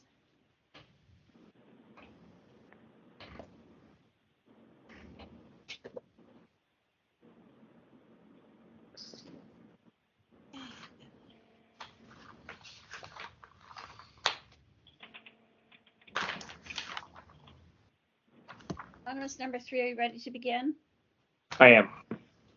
Go ahead, sir. Thank you very much. I think the clear violation, the important violation here is exactly 67.15C. And if you don't find a violation of this, here's what's going to happen. People like me are going to take videos of 5 other people talking about sunshine issues, and now I get 6 times the amount of time because I have a video of other people speaking. That's not what the law says. Each individual member of the public gets a specific amount of time. It doesn't matter that I claim to represent N other people. Those other people have to be on the phone or in person, whether it's COVID or not, and they get to speak or present their own video individually.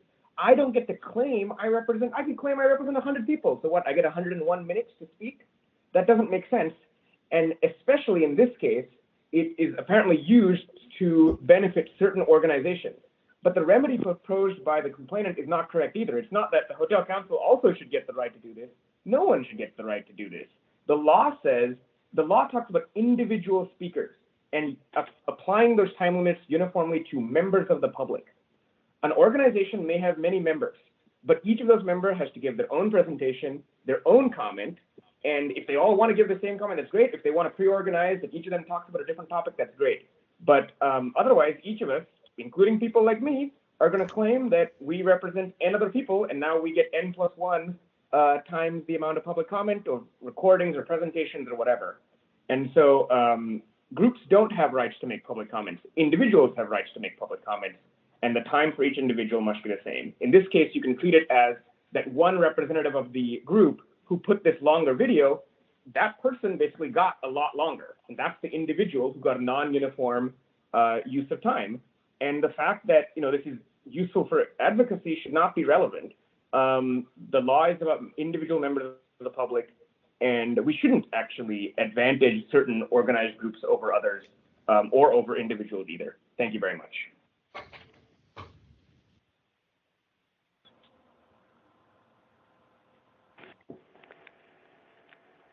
Mr. Pilpel, are you ready? I am. Go ahead, sir. Okay, David Pilpel. So I was trying not to weigh in on the substance of cases, but I've been sitting here listening to this, so a couple of thoughts. There have been past complaints at this task force on budget comment day. I could not find the specific file, but I believe Mr. Warfield had a complaint a number of years ago. I think that, and there may have been others as well, concerns about how public comment is handled on budget public comment day are not exactly new. They vary by year. They vary by the chair of the budget committee and how they intend to handle public comment. I think there are a number of issues here, including balancing legal and practical aspects of a number of speakers and time, relevance, all kinds of things. Personally, I would opine that I don't think there's a real 67.7 issue here. I believe the notice and agenda was fair, meaningful, etc. I think there is a possible 67.15C issue. I think that's entirely up to the judgment of the task force. I'll come back to that in 1 second. I would note that there have been past attempts to amend the Sunshine Ordinance, and several of those attempts included language on taking speaker cards in order, because there was concern at the time that in some cases people submitted speaker cards and the cards weren't called in order.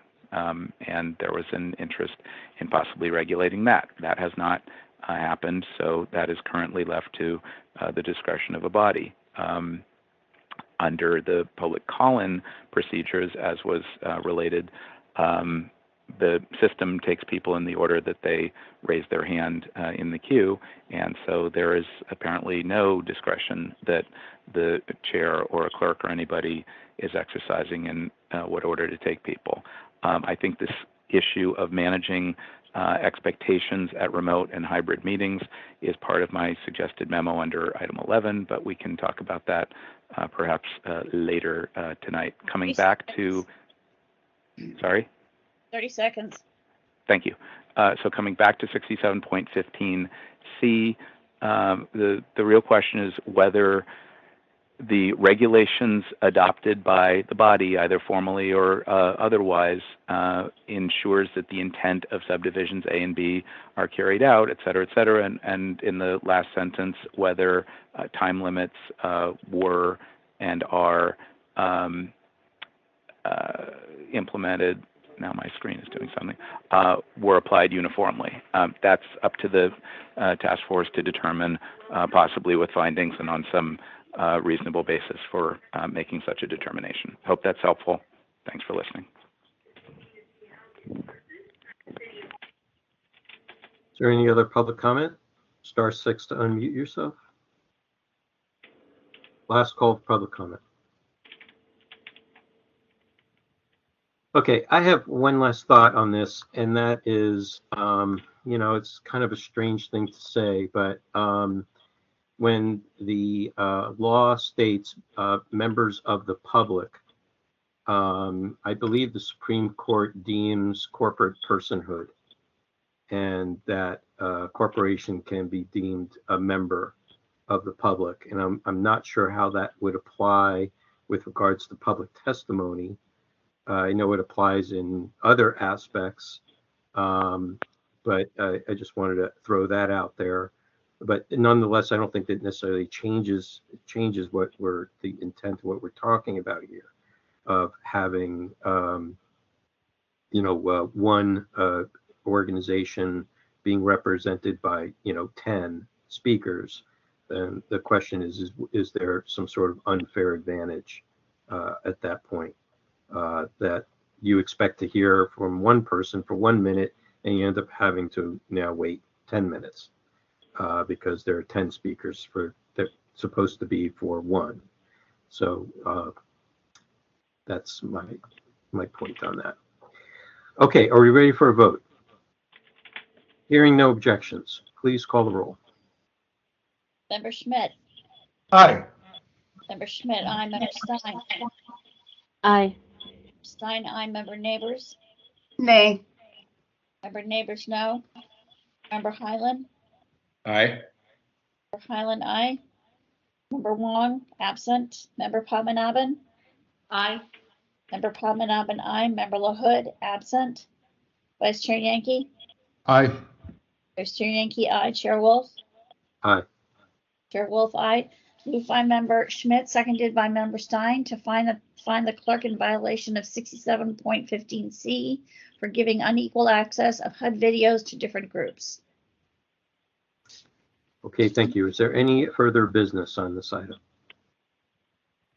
Was there to be a second motion, Chair? Please. I asked the question. Is there any further business? I'll go ahead and make another motion. Okay.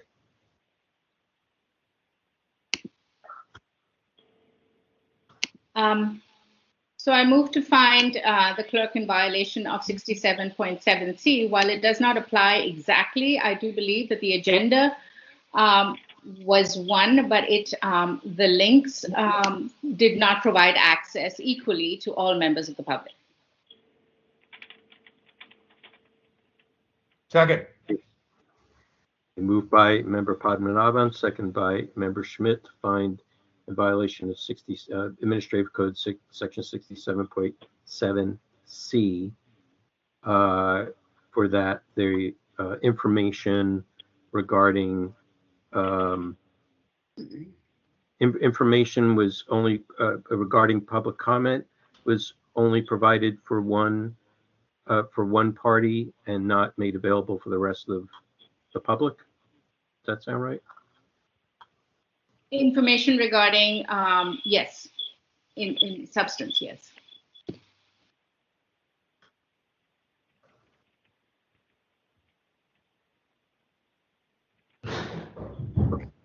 I mean, let me just make sure for the record, so it gets clear in the minutes. I think Vice Chair Yankee would say wants to say something. Well, one moment. So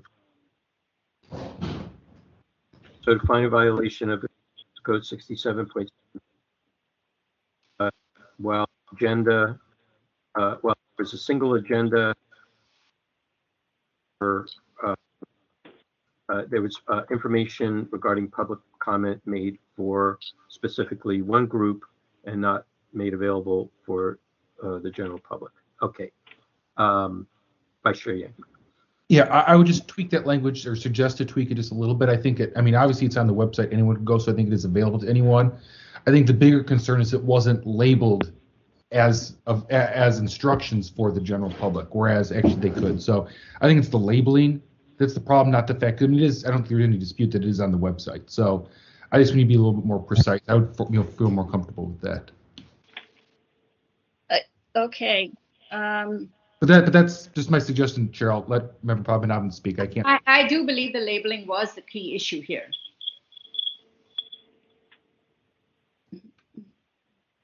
Because the labeling on, I mean, the Oh, link. wait a minute.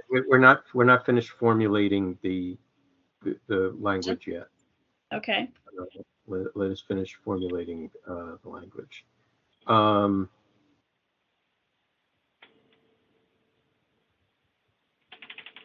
Yeah, so I have a concern with this, as to the language of the ordinance, that the agenda shall specify the time and location of regular meeting and shall be posted in a location that is freely accessible to members of the public. Okay, that's the section that you're concerned about, right? I'm more concerned that the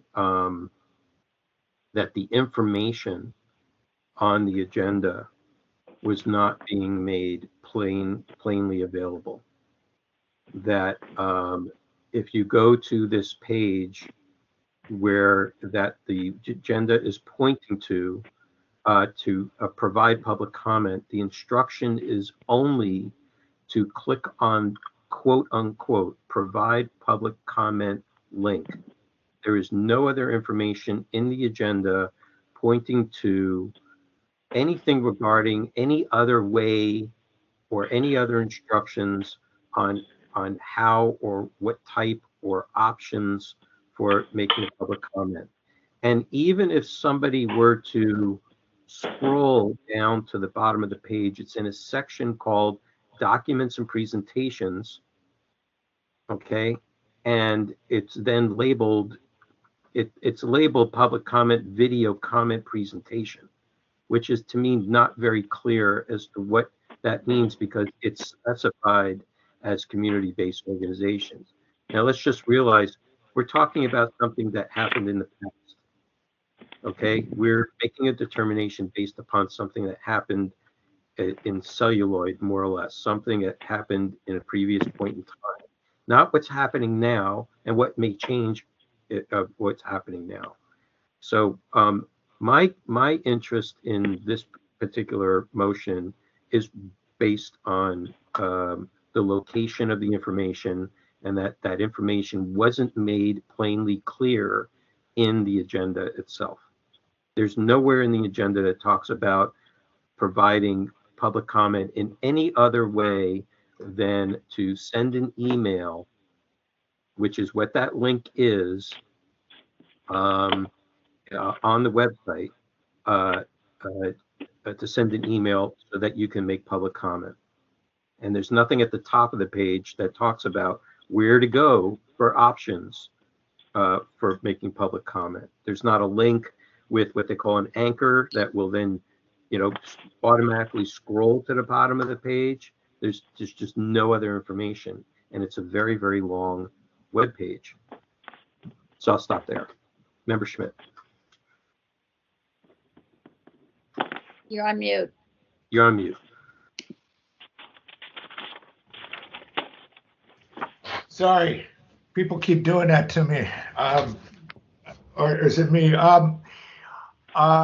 I like what you're saying, Chair Wolf, and I think that's a good motion, although it seems like if we are splitting it into motions and we have a very close margin here in terms of what passes and what doesn't.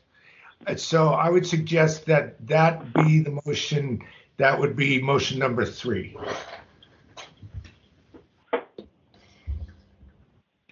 Partly because the motion was made under subsection C, and I think you're talking about subsection B.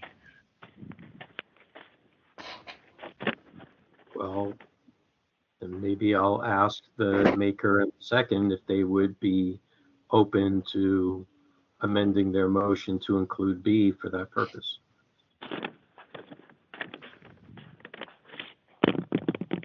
I am open to amending the motion and to include B, or maybe it is only B.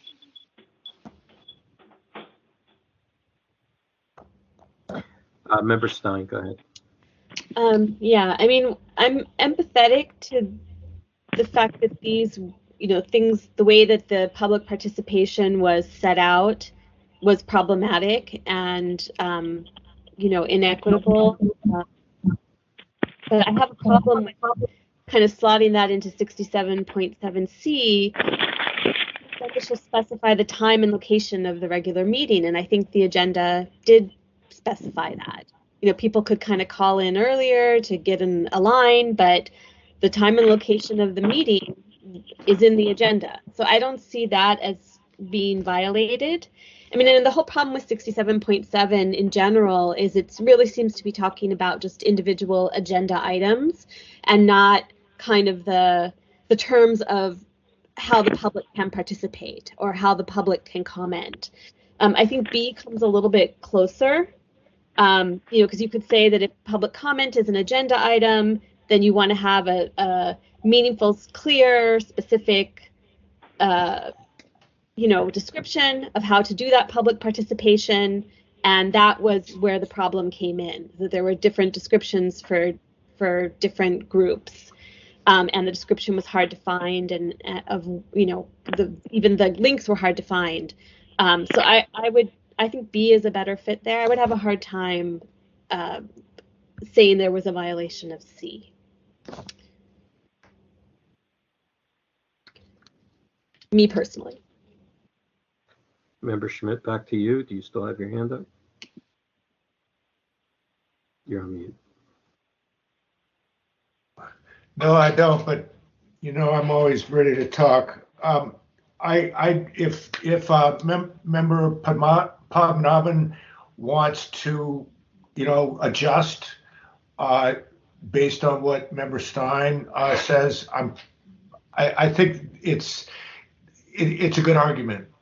And you said also that C sounds good to you. I mean, B. Yeah, I think I will amend to 67.B, and for the same reasons.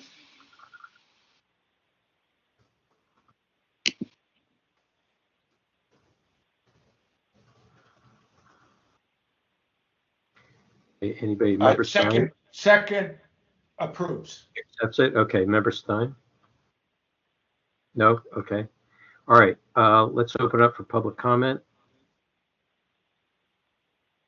Please wait for Ms. Leger. Before we open up for public comment, I want to make sure this is an amendment to Member Padmanabhan's original motion. No, Member Padmanabhan, the maker of the motion, restated her motion from 67.7C to 67.7B,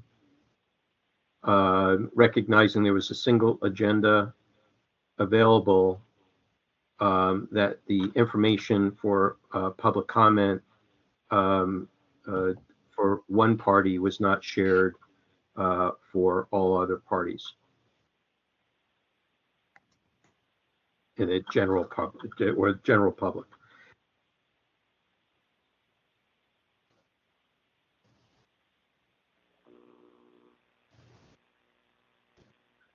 My name's Winship Hillier. I'd like to comment. Just a moment, Mr. Hillier.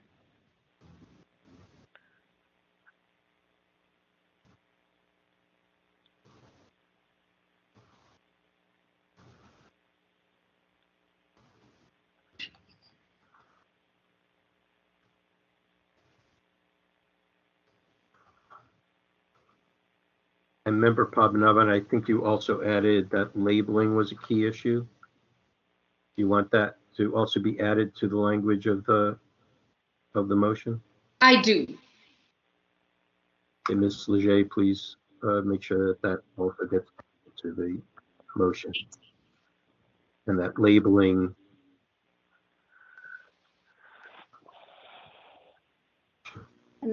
what? Was a key issue. Okay. All right.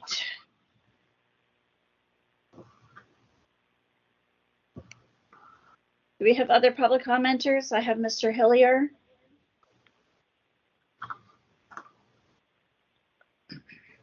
Yes, anonymous number 3. Do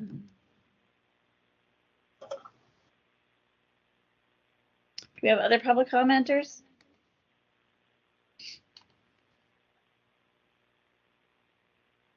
Mr. Hillier, yeah, Mr. Hillier, are you ready to begin? I'm ready. Go ahead, sir. Okay, thank you, Madam Clerk. I'm timing myself, so I don't need a warning, and I don't think I'm going to get close to the end anyway. Yeah, I disfavor finding a violation 67.7B or any other part of 67.7, just because the public comment provision is in 67.15 of the ordinance, and 67.7, the 67.15 opportunities are to comment on items, and 67.7 is what the requirements are for the items. So there's two levels of what's going on here. The public comment is ancillary to the items, and 67.7B deals with the items, not the public comment. I don't think you can take a description of or instructions on how to public comment and cram them into 67.7B. It's not an item on the agenda. A public comment is not really supposed to be an item of interest, an item within the subject matter jurisdiction of the body upon which public comment can be taken. It's incidental to the item, and the description of the item is what's at issue in 67.7B. So I would advise you to vote no. Back to you, Madam, Mr. Chair.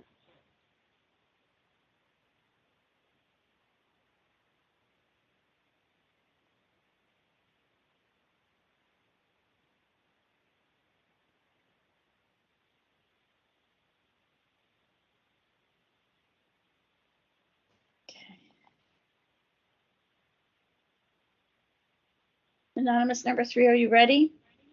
I am. Go ahead, sir. Thank you very much. So I can see what the previous speaker is saying, and I agree that 67.15 was a slam dunk just from the words, exact words, say member of the public in uniform time, and that's that. But in this case, there is a sentence about explanatory documents. And it appears this was a reference to another document, and that document was not available to everyone. And so I can see how, if you consider that other document that is only for community-based organizations to be an explanatory document, that you can find a violation of 67.7B. But I do see how it's not as much a slam dunk as the last one. Thank you.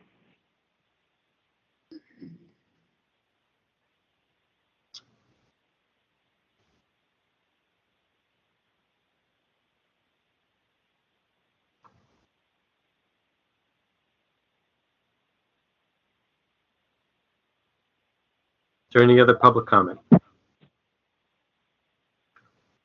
Last call for public comment. Okay, public comment is closed. Members, are we ready for a vote?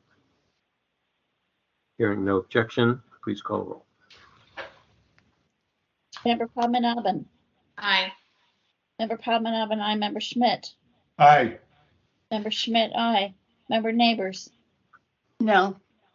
Member Neighbors, no. Member Highland. Aye. Member Highland, aye. Member Stein. Aye. Member Stein, aye. Member Wong, absent. Member LaHood, absent. Vice Chair Yankee. Aye. Vice Chair Yankee, aye. Chair Wolf. Aye. Chair Wolf, aye. Moved by Member Padmanabhan, seconded by Member Schmidt to find the clerk in violation of 67.7B, recognizing that there was a single agenda available and that the information for the public comment was not shared with the general public, and that labeling was a key issue. Is that correct? Yeah.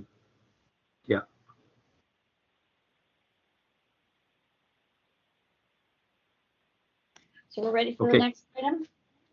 Ready for general public comment. Oh, before we go to general public comment, I failed to allow DCA Price Wolf, who could not stay on the line, to have a minute to introduce a new member of the team here, DCA David Reese, who is with us today. And I'll read Mr. Price Wolf's message. I'm sorry for leaving the meeting early. I had minor surgery yesterday. Cannot stay for the whole meeting. DCA David Reese is on the line, and he knows how to reach me if some sort of emergency comes up. DCA Reese is a fantastic attorney with strong experience in public records and open meeting laws. You are all in good hands, Mark. So welcome to the party.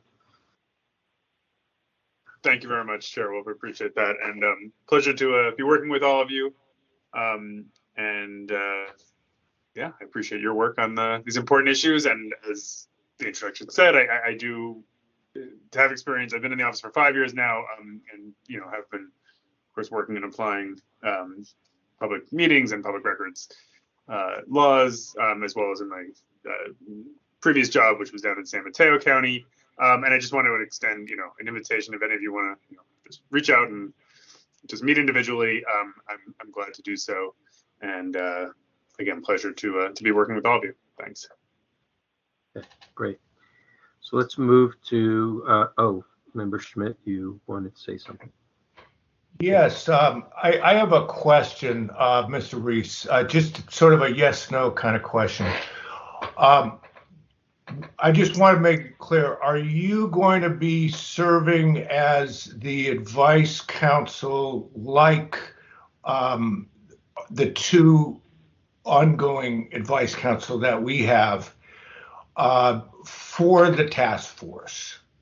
Is that what your role is going to be? Because I know there's other attorneys within the city attorney's office who do public records work, but they're not our advice council. Correct. Yes, you're right, Mr. Schmidt. So I'm replacing Helen Castillo. You're replacing Helen? Yes. Yeah, Helen. Okay. Yes. Getting other assignments, and so now I'm replacing her as your second, advice counsel for the task force. Okay, thank you. That's Helen has left me, boxes of materials. Thanks for that clarification. Okay, great. Okay, let's. We are now over an hour late for public comment. Let's get right to it. Ms. Leger, if you will call item number 5. Item number 5, public comment. Members of the public may address the Sunshine Ordinance Task Force on matters that are within the task force jurisdiction, but not on today's agenda. Okay, if there's any public comment on items not on today's agenda that you would like to address to the Sunshine Ordinance Task Force, please wait for Ms. Leger. She'll give you the clock. Do we have any public commenters?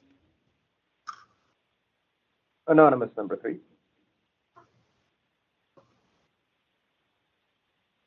Do we have other public commenters?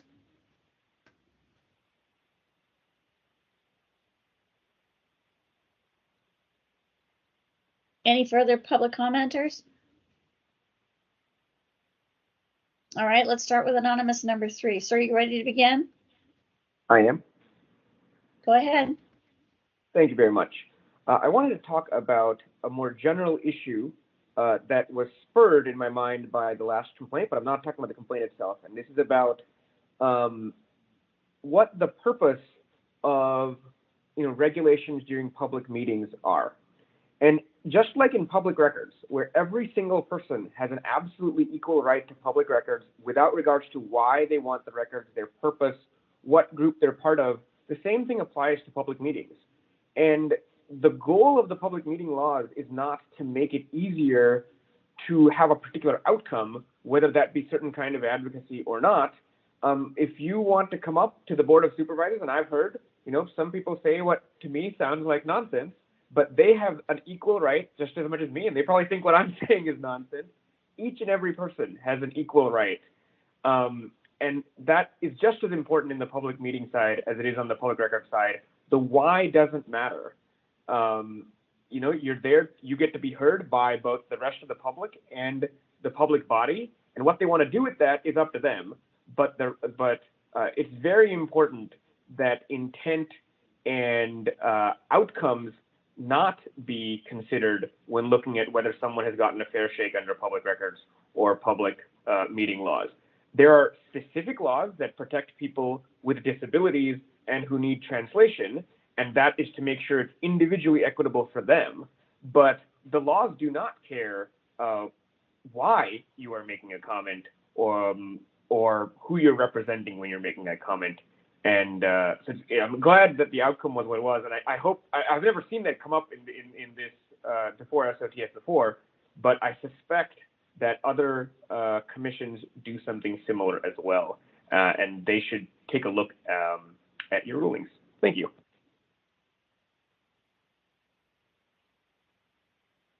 Any other public comment? Last call, public comment. Okay, public comment is closed. Members, before we head into more of the meat of the agenda, would you like to take a 5-minute break? I see yes or no. Yes, no. Okay, so since I see some heads shaking no and some saying yes, then we'll have to go for a motion. I'll entertain a motion to take a 5-minute break. This is Member Stein. Oh. Member Stein, you'll move for a 5-minute break? Make that motion. Mm-hmm. Okay. So I'll second the motion. Is there any comment on that? Why we shouldn't take a 5-minute break? Do you want public comment, Bruce? Yes. Is there any public comment on taking a 5-minute break? Last call for public comment. Hearing none. Shall we vote? Okay, hearing no objections, please call the roll. Oh my God.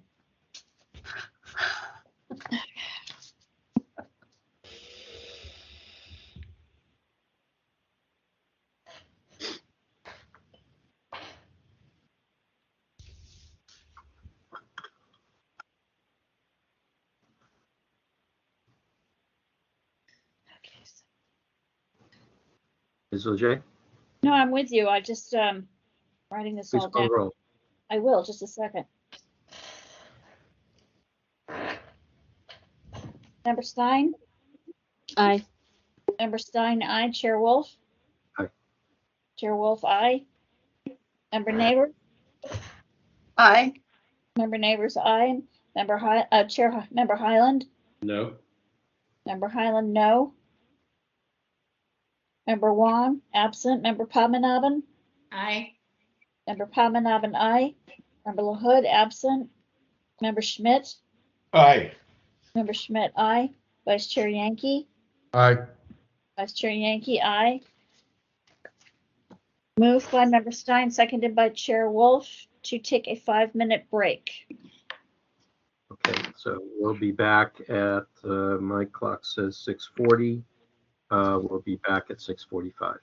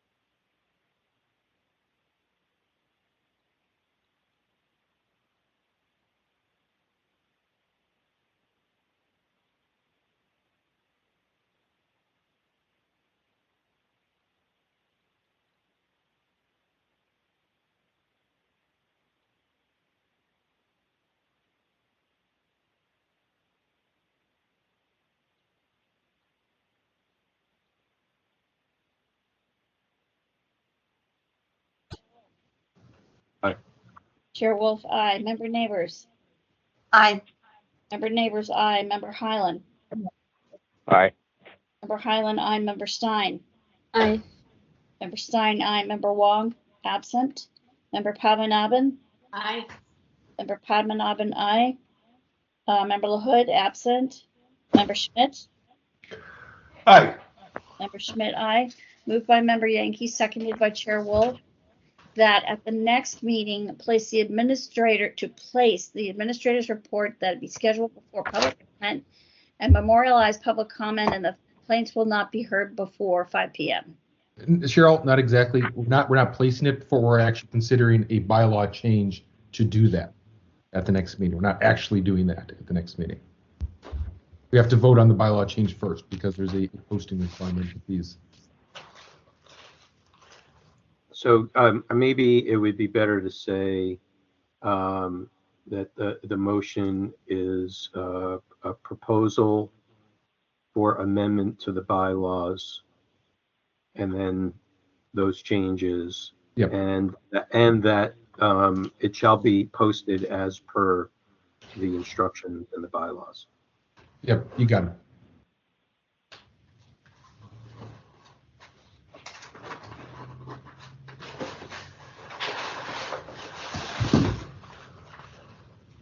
Okay. All right. Great. Okay, let's call the next item.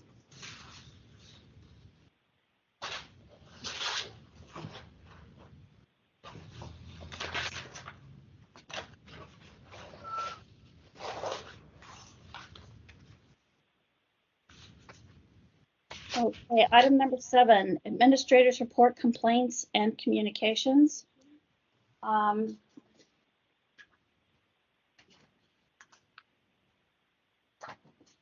Okay, I have a copy of the administrator's report, so I will just review it with you all pretty quickly. Item number 1, schedule for April, May, and June hearings. I realized that at the last task force meeting, we decided that EOT and compliance will meet on alternate months on the 4th Tuesday of the month. So I have to change that. Item number 2, petitions and complaints submitted. These are all the complaints that were submitted in the month of March. Item number 3, I just want you all to notice that we actually are decreasing the case number.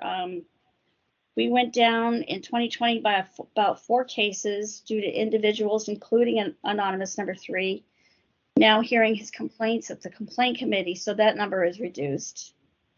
2021, that number was reduced by 3 cases, and 2022 has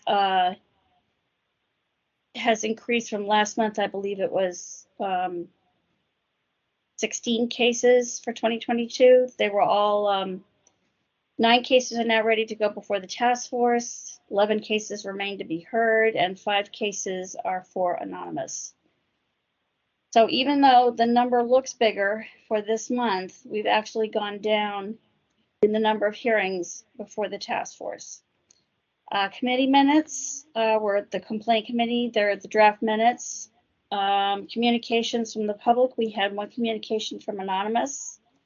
Requests from community persons and other individuals within the city community. 267 emails. As you can see, the minutes were provided, as well as public comment and the list of emails that I have gotten. You will also notice on the agenda that I have a presentation from a representative from Next Request. Member Stein was the only person who provided questions, and they were forwarded to the presenter. And I am wondering if the presenter is here. Is he present? Reed? Press *6 to unmute yourself.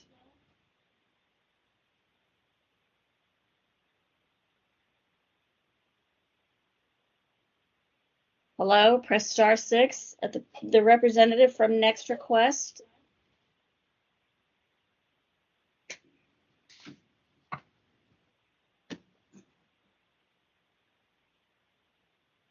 Well, I heard from him yesterday morning. He said that he would be ready to present. I sent All right, members. well, let's hold it over. We'll hold it over, till the end of the meeting. And if they arrive, then we'll hear from them then. Okay. All right. Any questions for administrator? I also want to acknowledge that the committees have been doing a really good job making sure that all the complaints that are coming in are being heard. We have about 30 complaints for 2020. We are all current on sending out notices to the respondents to say that there are complaints against them. So we are cooking with gas here. Okay, great. Good work, everyone. All right. Thank you very much to everyone for their participation in getting this taken care of. Okay. And now let's open up for public comment on the administrator's report. No. Do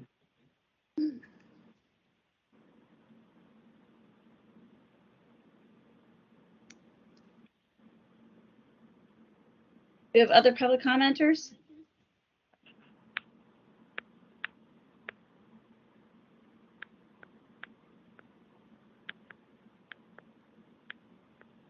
All right, anonymous number 3, let's start with you. Are you ready to begin? I am. Go ahead. Thank you. Two halves of this. One is regarding the communication I sent you that's in this administrator's packet. I know many of you do this already, where you look and find inconsistencies between what people say or what they say in one written letter to the task force or a second written letter to the task force, or between the written letter to the task force and what they orally testify to.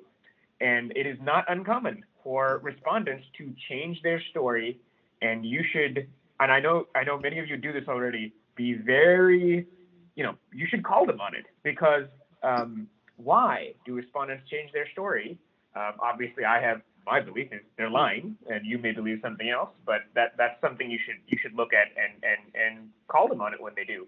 The second half was regarding, I was wondering if you were going to retry reaching out to the respondents and seeing if people want to combine complaints, drop complaints, etc., because there may be a bunch of old stuff in there that, multiple complaints against the same party that can be combined, or old complaints that no one cares about, and they're long past, just literally nobody cares about them. So you might just want to reach out, do like a form letter to all the outstanding complaints. I don't know if your database supports that, just having all the email addresses of all the complainants and seeing if they want to combine or withdraw any. That's all. Thank you.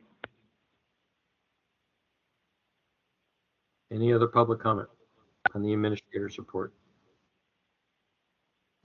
Last call. Okay, public comment is closed. There's no action.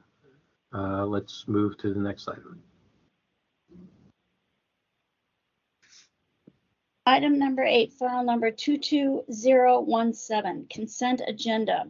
Sunshine Task Force shall review file numbers 21021, 21036, 21087, 21095, 21099, 21103, 21118, to determine if the Sunshine Ordinance Task Force has jurisdiction and determine if the requested records are public pursuant to the Administrative Code Section 6721E, and whether or not any person has violated the Sunshine Ordinance, California Public Records Act, or Brown Act pursuant to Administrative Code Section 6730C, and, if applicable, to issue an order of determination and refer matters to the Compliance and Amendments Committee for monitoring. The complainant and respondent are not required to attend the April 6, 2022 Sunshine Task Force meeting, but may attend to provide testimony related to the above listed determinations. Okay, so this is a consent agenda item. I believe, didn't this come through your committee, Member Schmidt? Oh, no, Member Highland. Yeah, go ahead. All right, folks, so this is a little bit different than what we've done before, and it's going to help us package, combine, and move this up as one block for your consideration. So this was the culmination of several different meetings at the subcommittee and full task force level. If you'll all remember, we had an order determination issued on file number 20100, where we found a laundry list of meetings and agenda violations. All these cases also concern meetings that took place in the past, in the period of September 8th, 2020 through April 13th, 2021.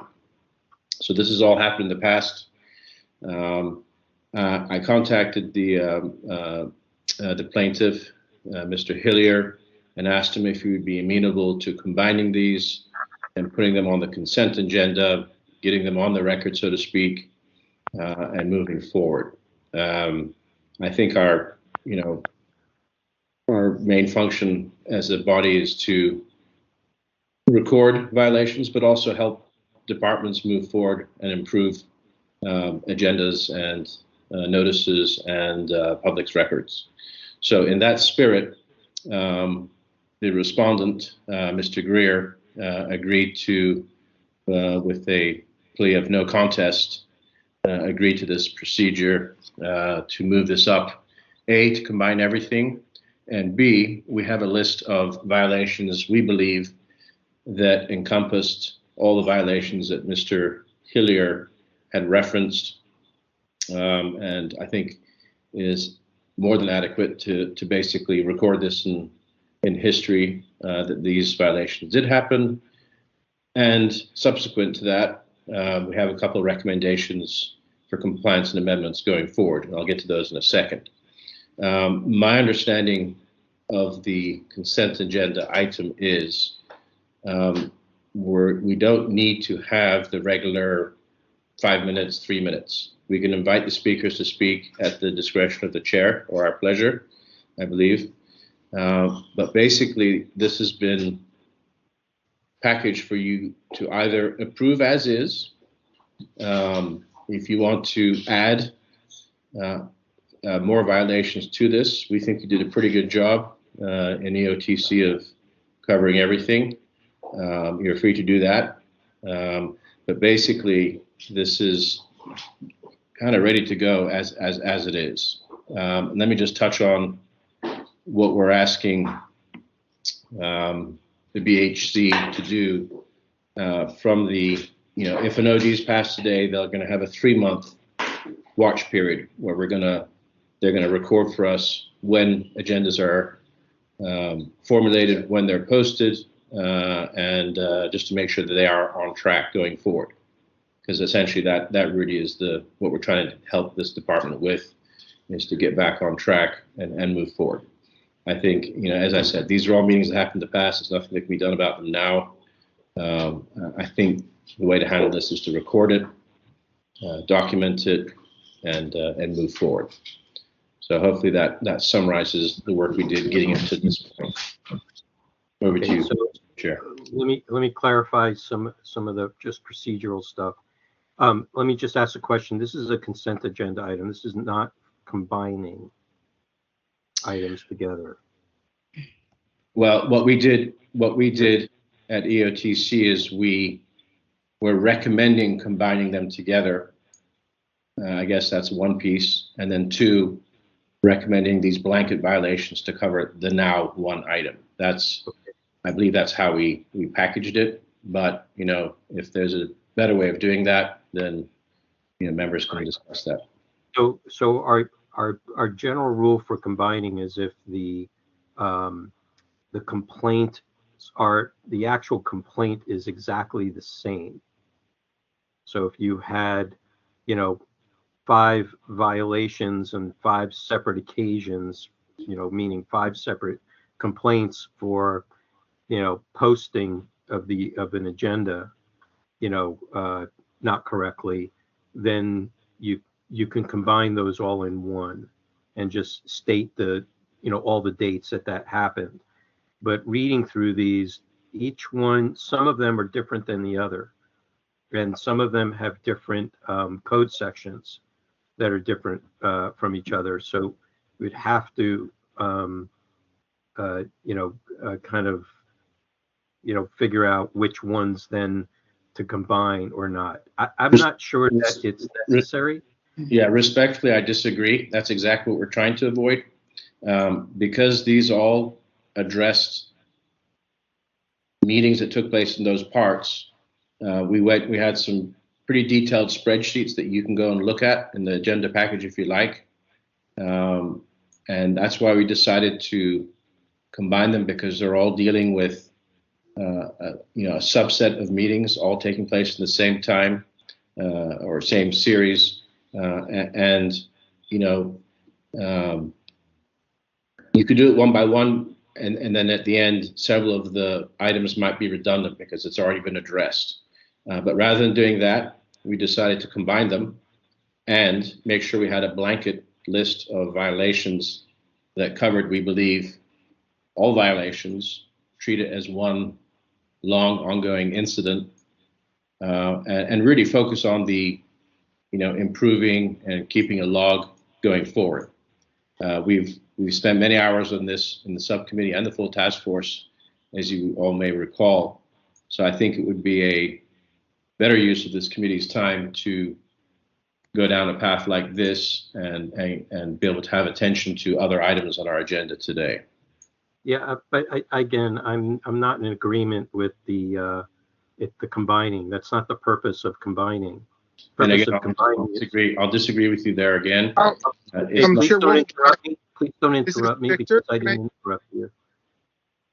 Can I mention something? It's not necessarily combining, but we're consolidating the hearing on the following complaints, but we're not necessarily combining the complaints. We're just combining the hearing portion to hear them all at once. It's a consent agenda. It's very clear what a consent agenda is. Consent agenda is not combining. Consent agenda is taking a number of items and voting on them together as one without having to hear any one of them individually. That's a consent agenda.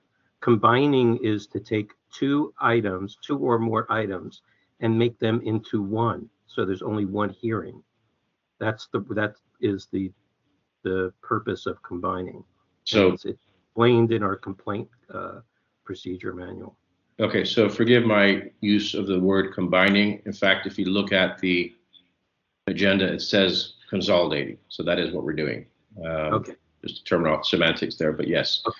Okay. So the way the procedure works on this for a consent agenda item is any member of the body may request to have any item pulled and heard individually if they feel that it needs to have a full hearing. So you can bring the item to the floor, and then I will ask if there are any items that members would want to have pulled. So you can make a motion to bring the item to the floor. And failing that, if there are no motions, just to make sure I'm on track here, Bruce, the members would then accept it as is, as one complete. Right. File. We would vote. We would vote to find a violation. To find a violation for what is being alleged, and there will be an OD for each one of those that would be created.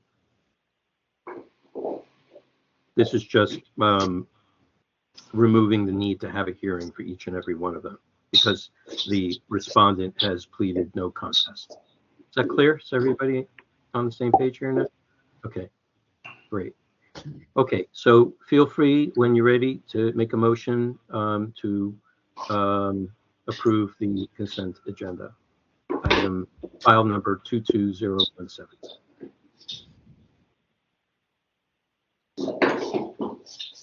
Member Highland? I can make that motion. I just wanted to give everyone a chance to talk or ask questions, because this is new. We haven't done this yet. It is one of the tools available to us. We have done this before through the project catalytic process, so not a problem. but once you get the item on the floor with a motion, then we can have some discussion about it. So I'm just going by procedure here. All right, so I guess I'll make a motion to approve the file as presented. Okay, is there a second? This is Vice Chair Yankee. I will second that. Okay, so it's moved by Member Highland, second by Vice Chair Yankee, to approve the consent agenda for files number 21021, 21036, 21087, 21095, 21099, 21103, 21118 for the violations that are noted in each of them. An order of determination will be made for each one of them. And I will now ask if there are any one item that any member would like to have pulled.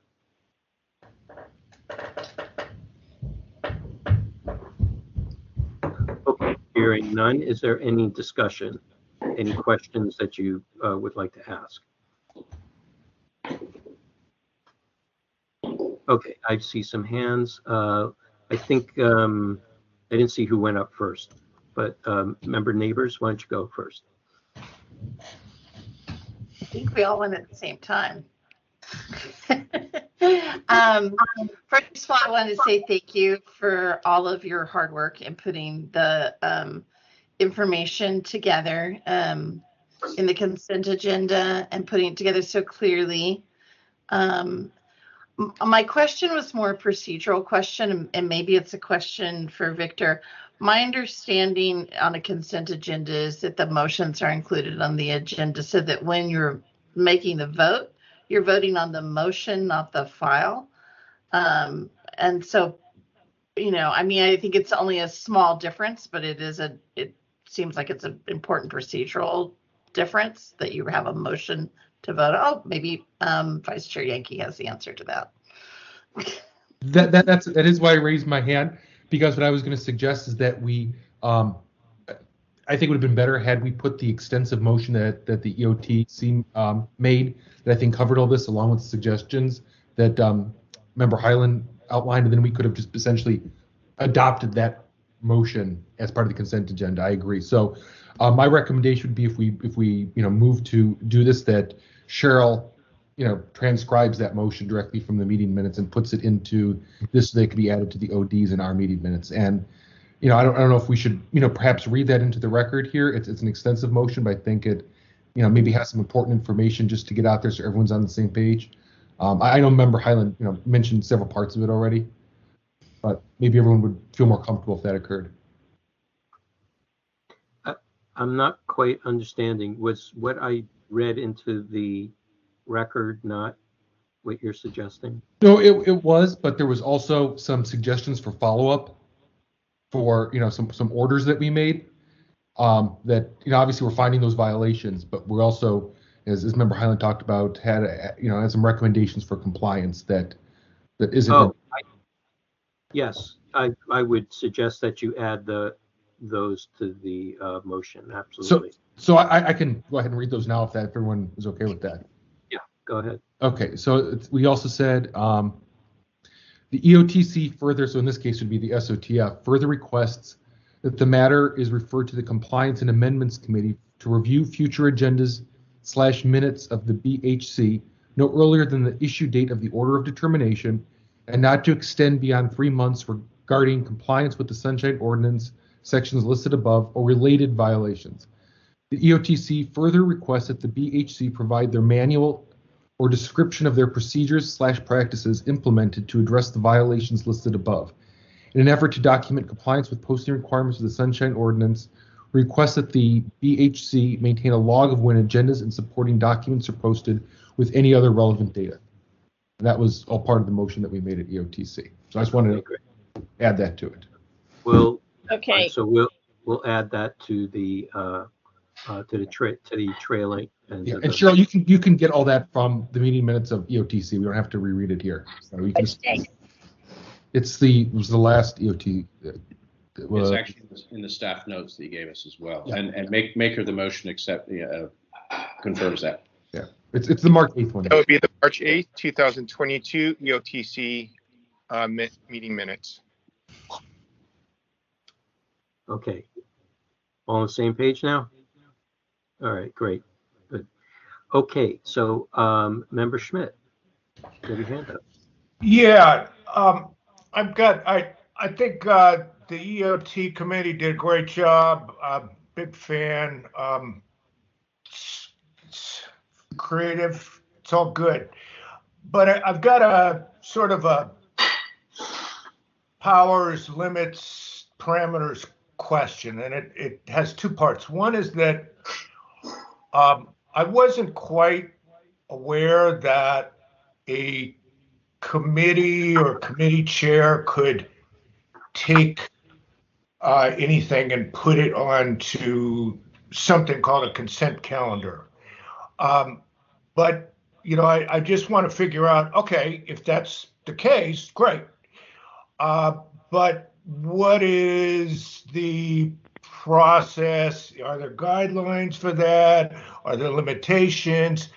And the second thing is, I know that the condition here is that the factual condition, which is really important, is that it was consented to. It's not a consent calendar because of the consent. There's two kinds of consent here, but in this situation, there's an agreement. There's a settlement. They're basically pleading a no contest. That's apparently why this thing is on a consent calendar, and I want to just make sure that that's the parameters going forward for the future. And so I wonder if anyone has any insight on that. Like, what is the scope of this thing that we're calling a consent calendar, where things come from a committee? So let me just explain. We went through a process, through a project called Project Catalytic, where we sent out letters requesting affirmation of either admission of violation or no contest, or if they object to that, then they can, the respondent can request a hearing. When there is either one or two, those items will be collected and put on a consent calendar without a hearing before the task force. So it's an express determination. Okay, so this, you're telling me, I think, that this is a Project Catalytic consent calendar scenario. Yeah. And it sounds to me like you're saying that a committee chair or a committee can vote to use Project Catalytic to put this kind of case into a consent calendar. Is that? Yeah. Okay. Essentially, yes, they could. The reason why this came up the way it did was because all these complaints were being presented for hearings. And the EOTC did yeoman's work to review all of them and to get agreement or get a response from the respondent of, in this case, no contest. And so it basically is the same result as if they had received a affirmation letter, and they just claimed no contest in the affirmation letter. Okay, so there needs to be, as I understand it, going forward, there needs to be an affirmation from the respondent that they're willing to take the hit. And so we would need them to either in writing or verbally give that confirmation to us. Is that what everyone understands? That's the way it works. Yes. Yeah, we did this a couple of times before with anonymous number 3's cases, where they were basically all the same. They were all the same complaint, over multiple different agencies, multiple different respondents, but it was all the same complaint, much in the way this is. If you look through each of these complaints, they're pretty much the same complaint for the same sections of the ordinance. So that's where it works. If you can bring them all together. Now, where there are different ones, then we would have maybe multiple complaint. We'll have different groupings of complaint agendas. But that in that other use of the catalytic, it wasn't all cases where there was a written or verbal consent from the respondent. As I recall, there were some cases presented to us where a letter was sent to them saying something to the effect like, hey, if you don't get back to us in 5 days, we're going to just sort of like take it as being a consent. Now, that's why I'm asking this. That's part of the letter. I want to know if people are thinking that that's a way that should be used in these consent calendar cases. Well, that's part of that same letter, and we've been through and reviewed that letter several times. So in that letter, it states that if you don't respond within a certain period of time, then it'll be presented to the task force, and the task force may find against you. Okay, so what you're saying right now is that the letter is another entree to a consent calendar, as opposed to a verbal or written confirmation from the respondent that they consent. That's my understanding is that now that all of those are possibilities going forward for a consent calendar. Absolutely. Your understanding. Okay. Yeah. I mean, right now we are sending out those affirmation letters to every single complaint, every complaint that comes into every single respondent.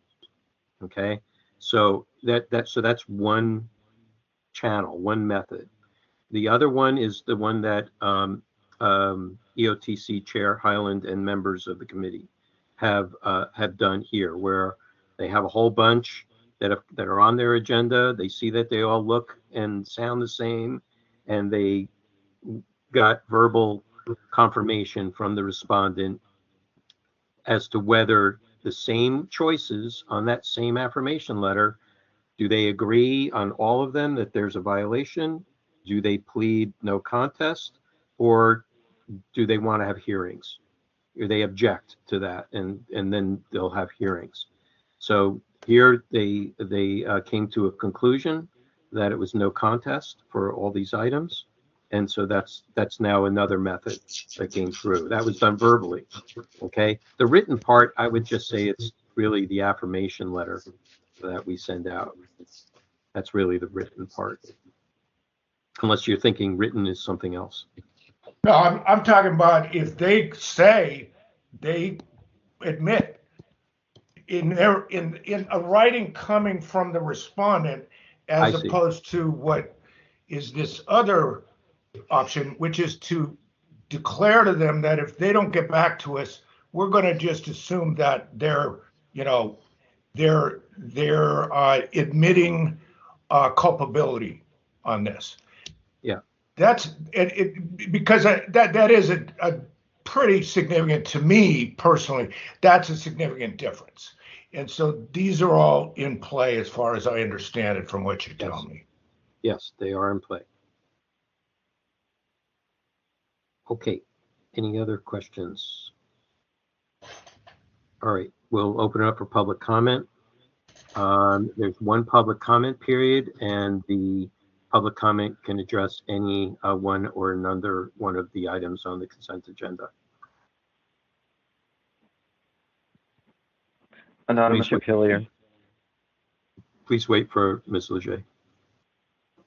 I heard Mr. Hillier, and I heard Anonymous 3. Is that correct? Yep. Yes.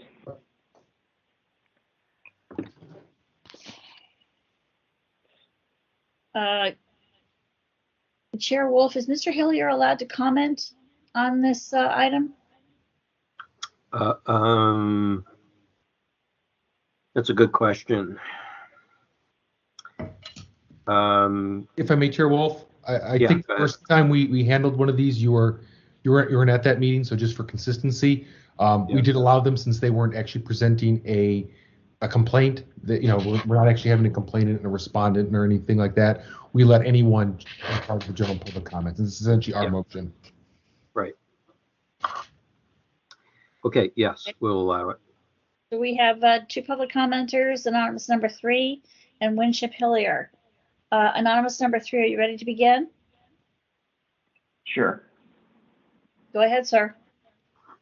Thank you very much. I would strongly agree with everything Member Highland said. I think this is a great way to handle this, especially on the public meeting side, because while you have the authority under 67.30C to find a violation, you don't actually have the authority to order them to do something. And so to request and monitor through compliance, and if they don't, send it to Ethics Commission, DA, AG, going forward seems like the right thing to do.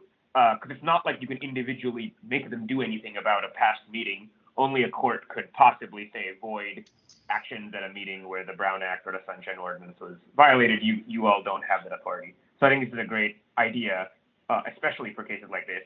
And I would say to Member Schmidt's comments, this task force unanimously approved the following sentences in the pilot, which is, I believe, how this happened.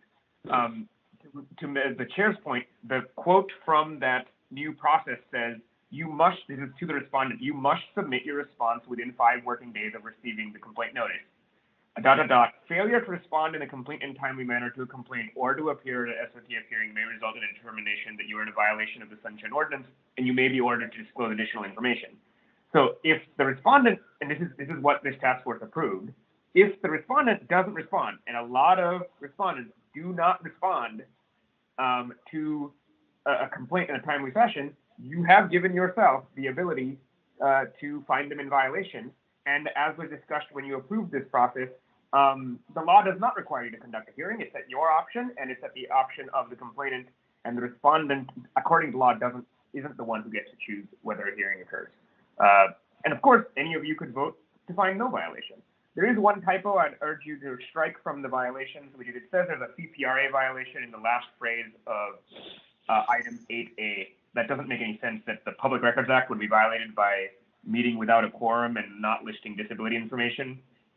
So you should probably strike that violation or correct it with the right section number from the public meeting side. That's all. Thank you.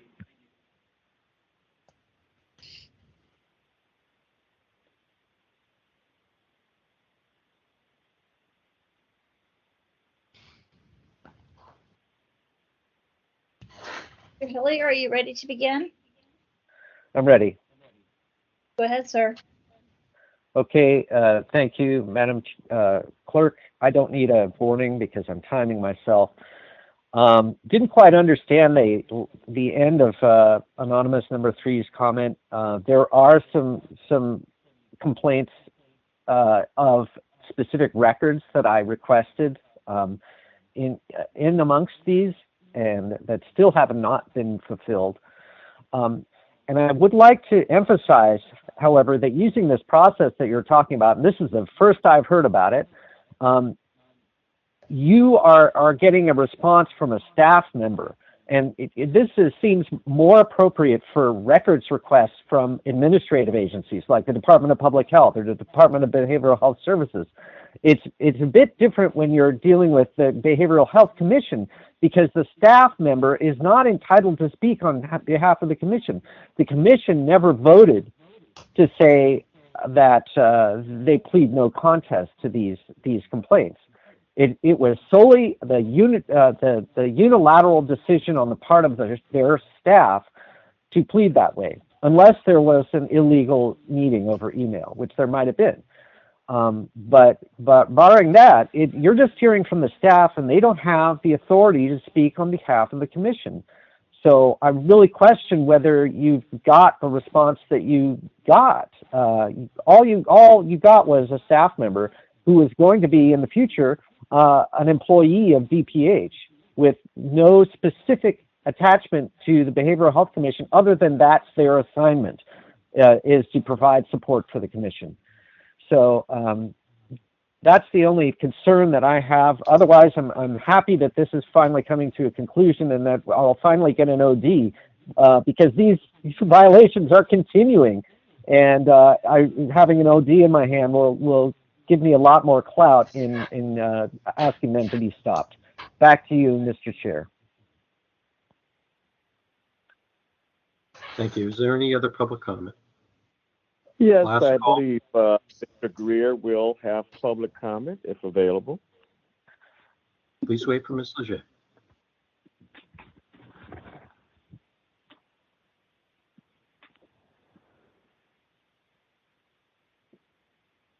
Mr. Greer, are you ready to begin? Yes, I am. Go ahead, sir. Well, as we all know, Mr. Hillier has slanted things in a skewed view. The purpose of a staff member, whether it is third party or hired by BPH, is to act as a functionary of the commission and to provide situations such as this. The staff member, i.e. me, does not unilaterally make decisions without informing the commission.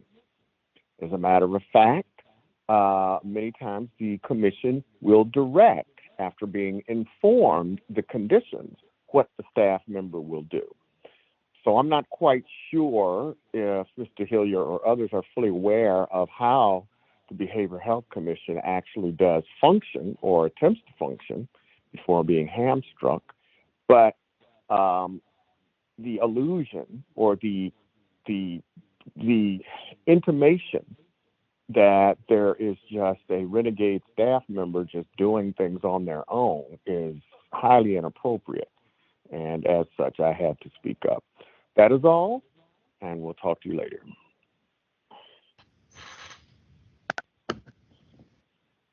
Last call for public comment. Okay, public comment is closed. I'd just like to quickly read a sentence out of the Sunshine Ordinance, section 6721E, the last part of that paragraph. It states, where requested by the petition, the Sunshine Task Force may conduct a public hearing concerning the records request denial. And then authorized, and then the next sentence says, an authorized representative of the custodian of public records requested shall attend any hearing and explain the basis for his decision to withhold the records requested. Okay, so whether or not they had authority to make those decisions or not, they were the authorized representative on behalf of the respondent. And we've held that to be true in all cases since the beginning of this task force, that whoever shows up as the respondent, whatever they say or however they represent or whatever decisions they can make on behalf of if they're not the actual person themselves, or if they're representing a department or an agency or another body of some sort, then we assume that they are the authorized representative to make those decisions. And if they don't, then we'll wait to hear back. There's a reconsideration process that we have that can be exercised by either party. Okay, with that, are we ready for a vote? Okay, hearing no objections, Ms. Lachey, please call the roll. I believe, this is Vice Chair Yankee, I believe Member Schmidt's hand's up. Oh, okay. I thought that was still up from before. Sorry, go ahead. Yeah, I heard from Mr. Greer that there is a process by which he can get authorization. And I assume that he did so, he reported it to the EOT committee, and it's all good.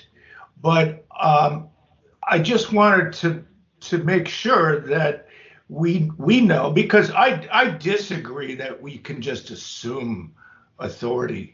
I mean, if people did that in the past, that's not my problem.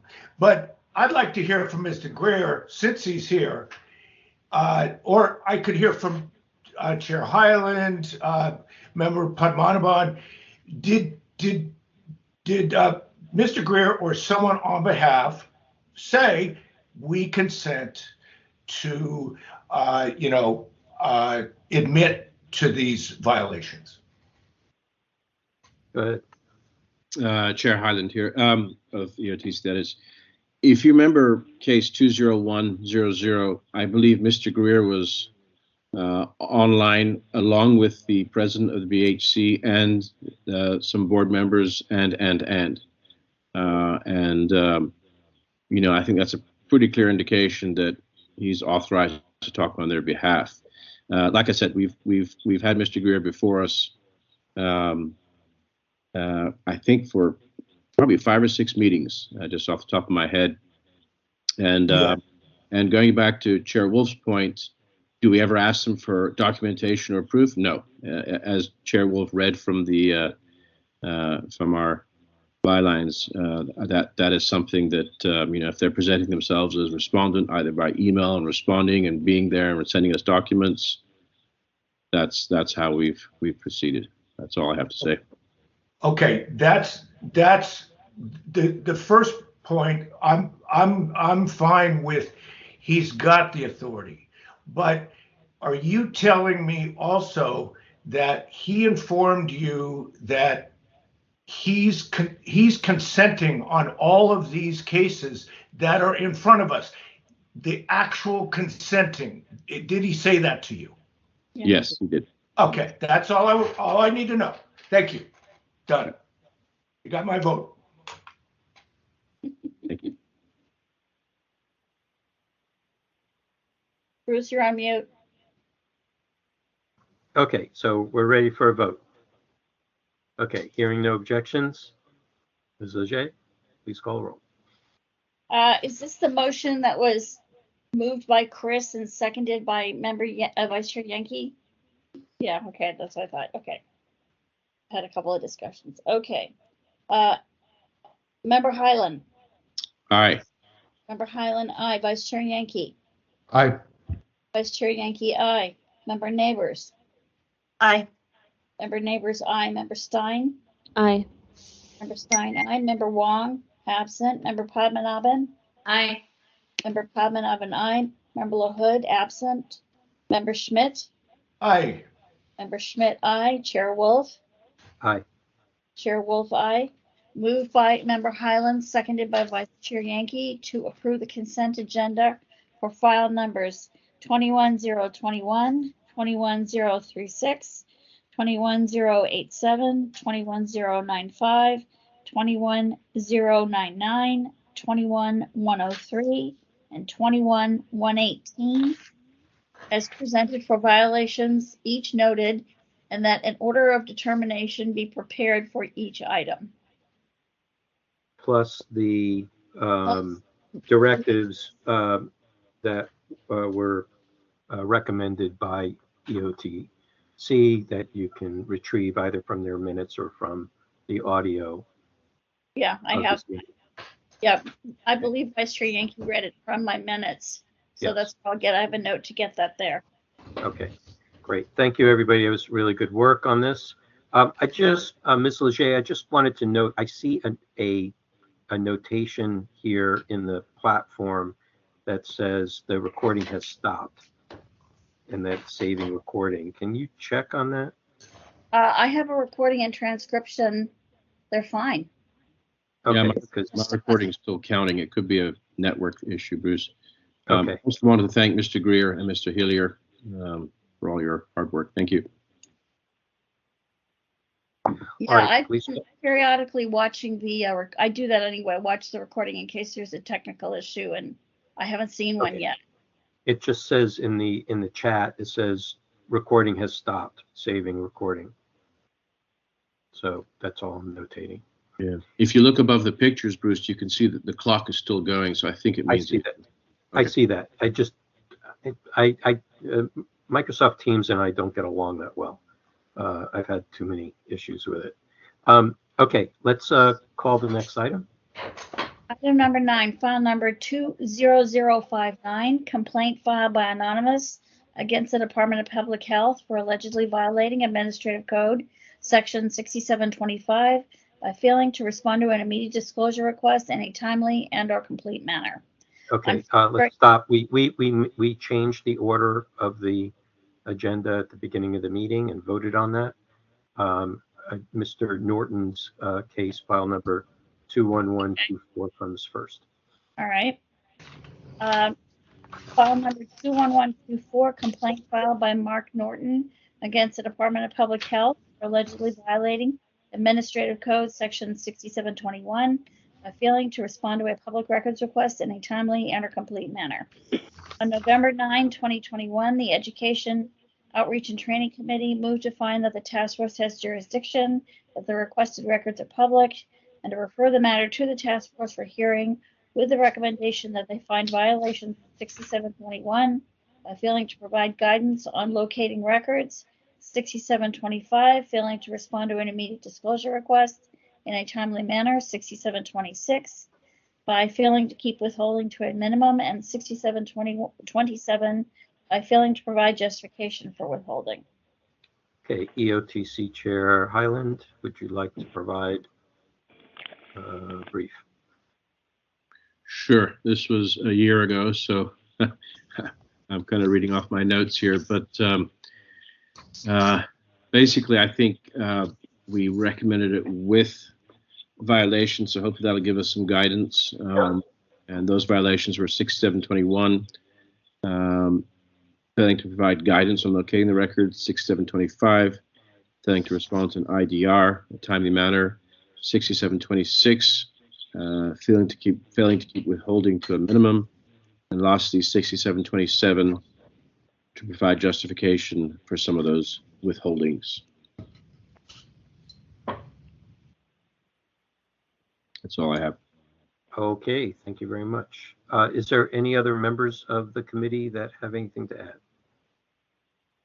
Okay, let's move to the hearing. Are both parties here, Mr. Norton? And I'm here. Can you hear me? Yes, we can hear you perfectly. Thank you. Is there a representative from DPH? Star 6 Yeah, will unmute. Allison Hawks is here. I'm Director of Communications for SFDPH. Okay. And we also have another representative. Okay. And then I'm Sophie Tran, interim for the request for public records. Okay, great. Chair Wolf, let me just jump in one more item, and I'm wondering if this was provided to us, Ms. Leger. I think back then we requested DPH provided index of records that had been released, to run a search, provide records and an index of records for the time period, May through November, and for documents relating to the Oracle Park request, which was the missing piece, and providing justifications, redactions, etc. Did we receive such a document? We did receive documents from Public Health.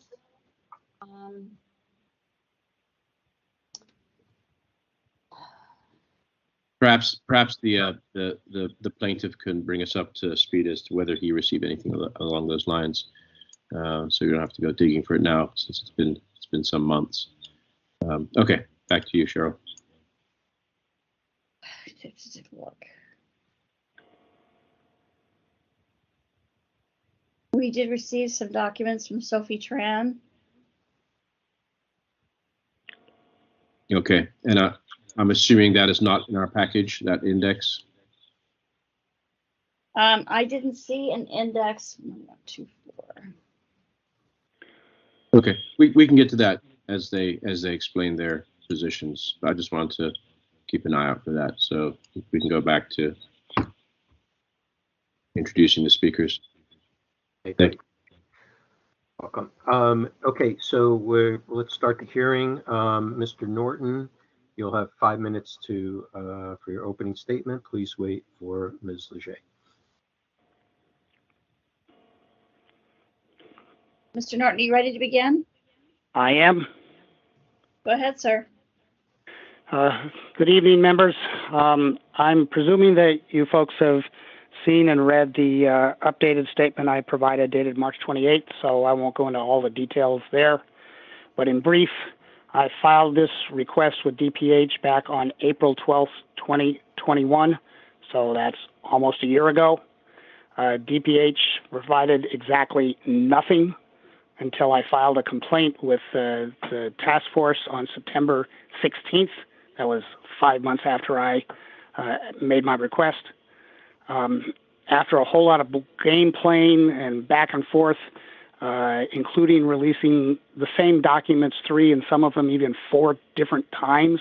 You know, here's new documents. Well, they're the same as what you've already given me. Oh, here's some more new documents. No, you've already given me those. That kept happening. Despite all that, I still don't have a usable index of what was released, despite the request from the chair of the Education Outreach and Training Committee to provide such an index. I still don't have any explanation for what was redacted. I've gotten absolutely nothing new since the committee met. I've gotten the same documents, that I'd already gotten released again, but nothing new. Excuse me. Most importantly, I still have only 3 Oracle Park documents subsequent to April 2021, when the most important decisions were being made about the reopening of the ballpark. This is before Delta, before Omicron. And very specifically, one of the most recent documents that I received from DPH was a response in May to the Giants, who were asking DPH to consider eliminating, I quote, to consider eliminating the mandate that all of our guests be required to be fully vaccinated or test negative for COVID-19 to gain admission to Oracle Park. And in this email, DPH says, we'll take that under consideration and we'll follow up. But there's no communication, nothing released to me about their follow-up.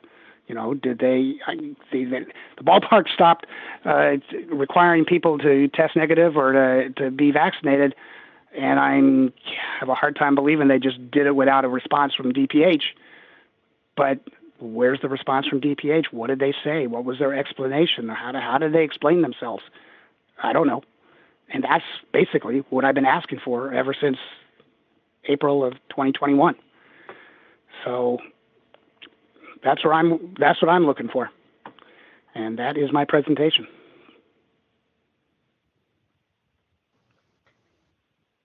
Okay, I will take that as a conclusion of the opening statement by the petitioner. Are there any witnesses or persons providing any facts or evidence on behalf of the petitioner, the complainant? Okay, hearing none. Respondent, Ms. Hoff, you have 5 minutes. Please wait for Ms. Leger.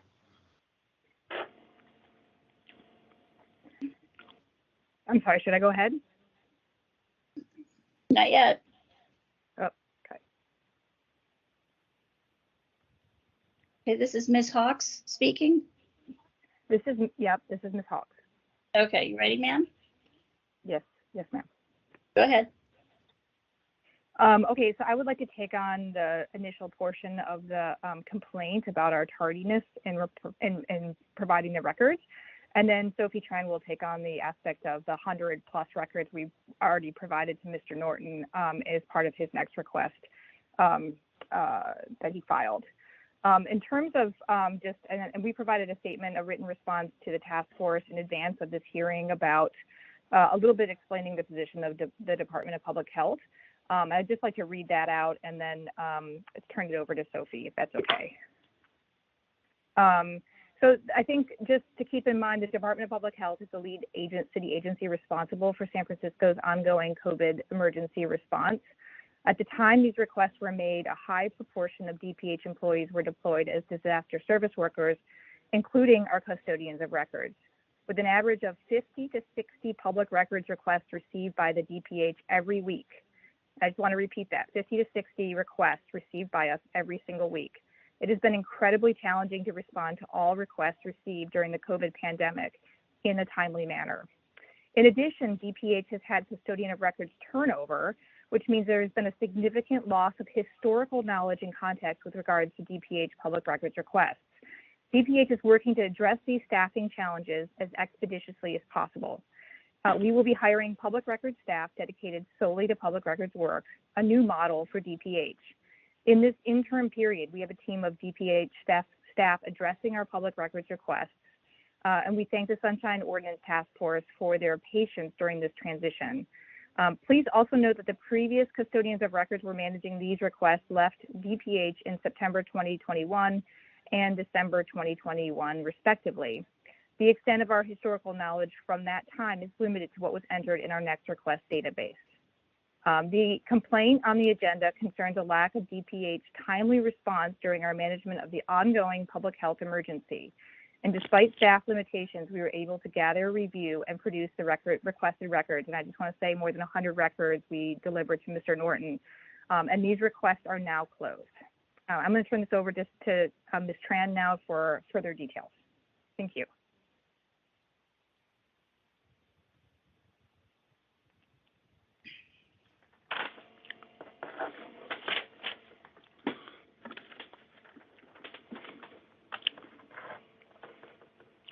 Ms. Legit, do you want me to go now or do you want to wait? Keep going. Okay. So I want to let the task force know that on January 27, 2022, at your request, we have uploaded a document index of responsive records to Mr. Norton. To date, we have provided more than 100 responsive records to Mr. Norton, to which include plans, emails, and other documents. DPH has no other additional responsive records to provide. And again, we apologize for the delay, but on our end, we pulled everything we have already. So I'm not sure how else we could resolve this issue today. Thank you.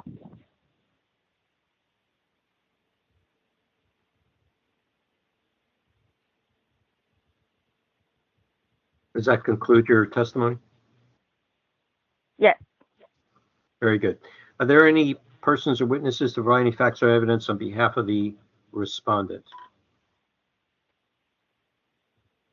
Okay, hearing none. Members, this is a question and clarification portion.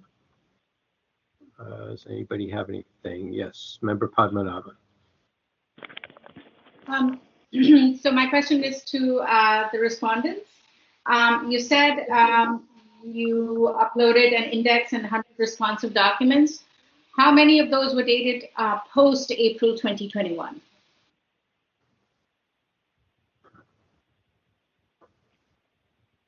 Hi, this is Sophie again. I'm not exactly sure how many were post April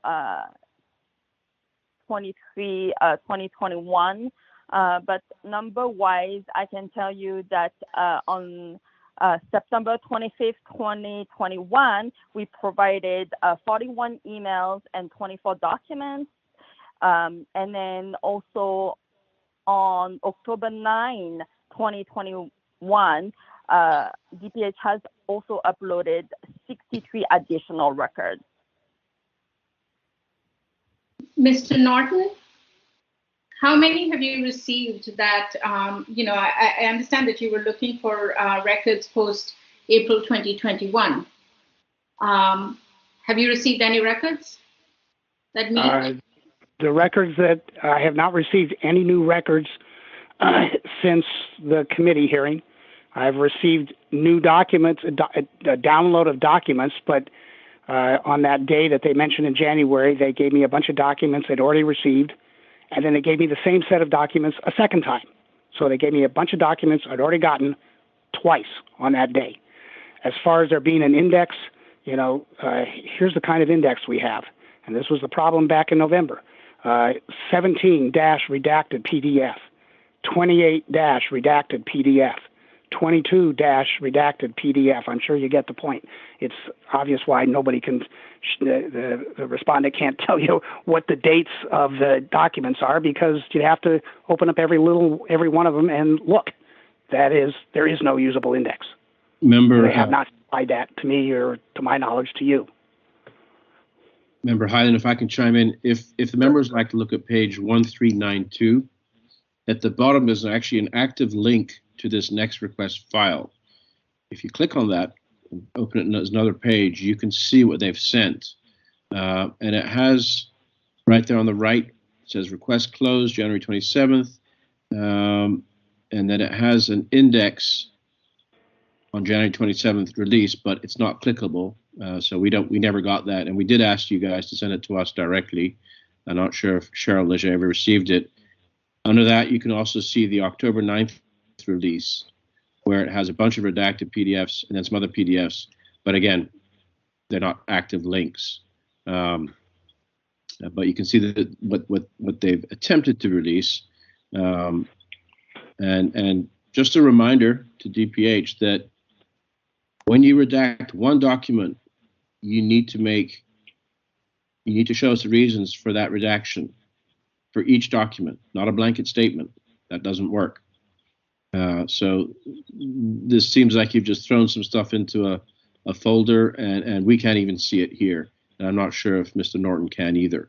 And we'd like to see the nature of what that document looks like, how much you've redacted, and your reasons for redacting it. That's basically the crux of this meeting, I believe. But back to the index. DPH, did you send that index to us as a PDF? And by us, I mean the task force. Apologies for this. It was not sent directly to the task force. Okay, that's why we don't have it in our package. Well, I think it behooves us as a task force going forward to check on these things that the chairs are asking for before these items come back to the full task force. Because again, we don't have the materials to really work with. Okay, I'll stay quiet after that. Member Padmanabhan, do you still have your hand up? Do you have something else you want to ask? No. Okay. I have a question. Mr. Norton, your request was, as I'm looking at it, thank you, Member Highland, for that link. It says any and all written documents between the city and the Giants, Warriors, or Bon Appetit regarding reopening protocols at Oracle Park or Chase Center. Were you looking for that, those records prior or up to April 12th? I asked for all the available records. Okay. Does that answer your question?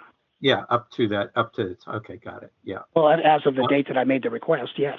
Yeah, okay, that's fine. Okay. And a question for either Ms. Hawk or Ms. Tran. With regards to can you tell us why you have the word redacted in the file names?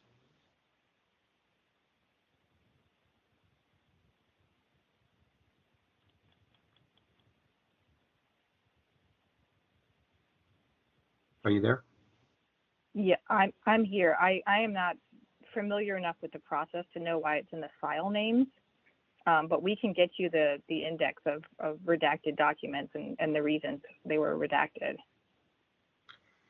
Okay, and were all these documents provided to Mr. Norton, the actual file? Yes, we believe they are. And Mr. Norton, did you receive all these documents in that list? Starting I'm with not sure which list exactly you're talking about, but I received many documents from them that primarily, there were two sets of documents. One involved Chase Center, but that's not an issue here. And the other documents involved Oracle Park, but they basically stopped when you got to the end of April. I'm asking as about, I said before, some of these documents I've received like 3, even 4 times from them. I guess I'm asking, there's a list of 61 PDFs that are in the next request the next request listing. Did you receive about 60 PDFs? I received more than that, I believe. I'm not quite sure what you mean by the next request. That's where you make where you had made the online request for documents. It's called the name of the platform of the software. Okay, it's not next like NEXT. It is. That's the name of the company that okay. We call it Next Request because that's the name of the company that provides. Okay, the service. that's my failure to understand that. Not yes, I received a bunch of documents for them. I can open those documents if I go online, and I've opened them all and I've looked at them, and that's why I can report to you what I've reported to you about what's there. And were there any further redactions inside of any of those documents? Yeah, there were things that were redacted. Yes. Okay. And was there any kind of a log for each of those redactions stating why they were redacted? No. Okay, thank you. Yeah, Member Highland. So members, just, this is coming back to me memory-wise. So I believe Mr. Norton made a request back in April of last year for documents relevant to these protocols for both the Chase and Oracle Center. I think he was satisfied with what he got from the Chase group, but not with the Norton groups. Not with the Oracle group. So we made a directive, rerun the search from April all the way up to November when we had the EOTC meeting and provide an index. And I think what Mr. Norton is saying, and I'm going to ask you this question in a second, I don't think he got any Oracle relevant information once again. I think they're throwing other stuff at him. I'd be curious, Mr. Norton, was there anything relevant to those communications or those policies that had anything to do with the Oracle Center? I received documents that were relevant to Oracle, but they were documents I had already received. I received nothing new since the committee hearing. Okay, so really for the 6-month period, they've sent you nothing new. Exactly. Okay, and which is leading us, I think DPH is leading us to believe that no communications have existed in that period, in those 6 months. That's basically what you guys are saying to us. That's correct. That is correct. Interesting. Okay. Yes. All right. We did a search, an extensive search, and we did not find any more additional documents to provide Mr. Norton. Really, in the middle of a pandemic with all the changes and the policy changes going on, you have no documents responsive to this request? I find that very hard to believe. No additional ones, at least up to that date of the request. Yeah, he didn't ask for documents after April. He asked for documents up to the date of his request. No, but we asked for documents from April to November. If you look at the directive, that's kind of out of scope because his request was for documents up to the date of his request. He didn't ask for documents. We have on a basis. Yes. Well, our directive, I'll read it again, requested that DPH provide an index of records that have been released to date, and that was April. And that was to date. That was at November 9th meeting. Okay. I'm sorry. Aren't we required to fulfill the request that's been made by Mr. Norton? The question here is whether we fulfilled and how adequately we have fulfilled his request. So aren't we supposed to be just fulfilling the request up to the date in which he put in the records request? Why are we being asked to provide records past that point? It was not formally submitted as a records request. I think because no records were provided that were responsive.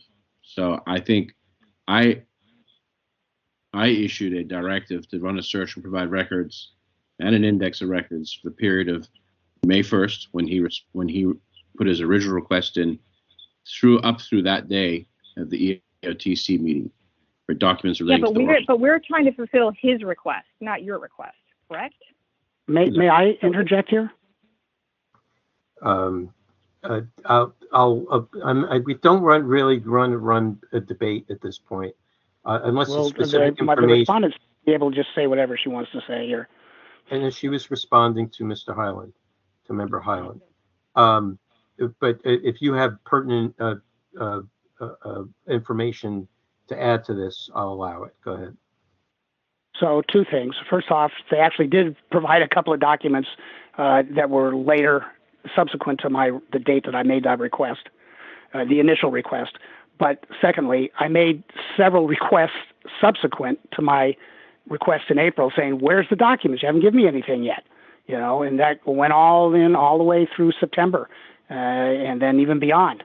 Yeah, so, Mr. Norton, we've already explained kind of where our situation was in April to. And you're interrupting me. You are interrupting me.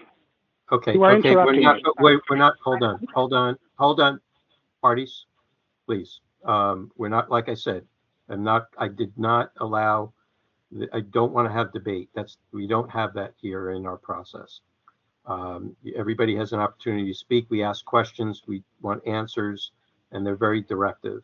Okay, so I think at this point we've got enough information. Are there any other questions or clarifications that people need?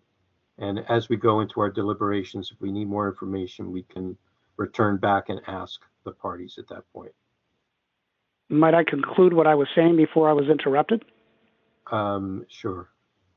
So my point was that I made repeated new requests to DPH subsequent to April for documents.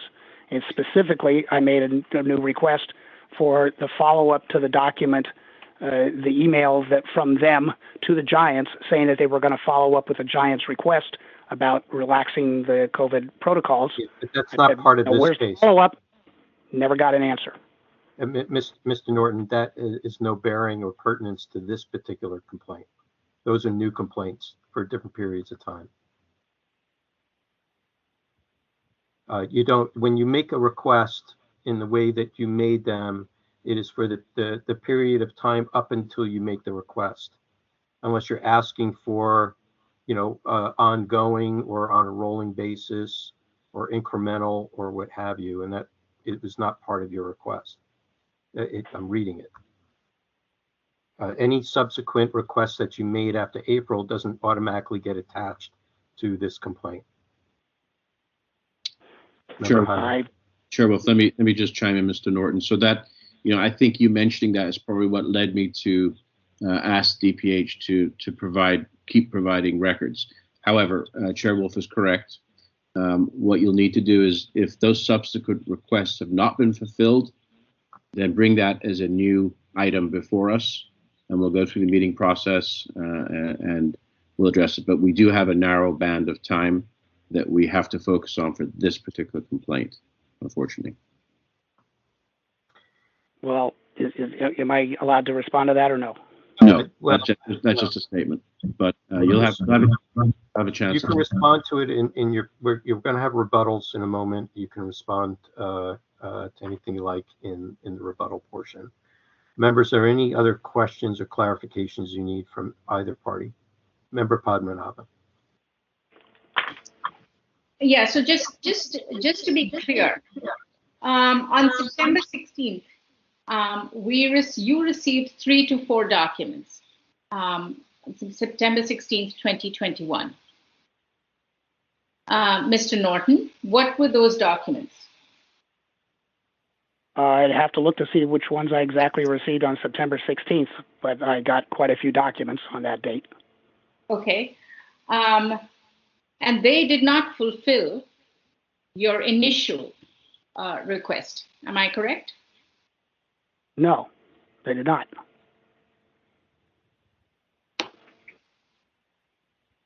Nor did they provide an index or explain why they redacted what they redacted.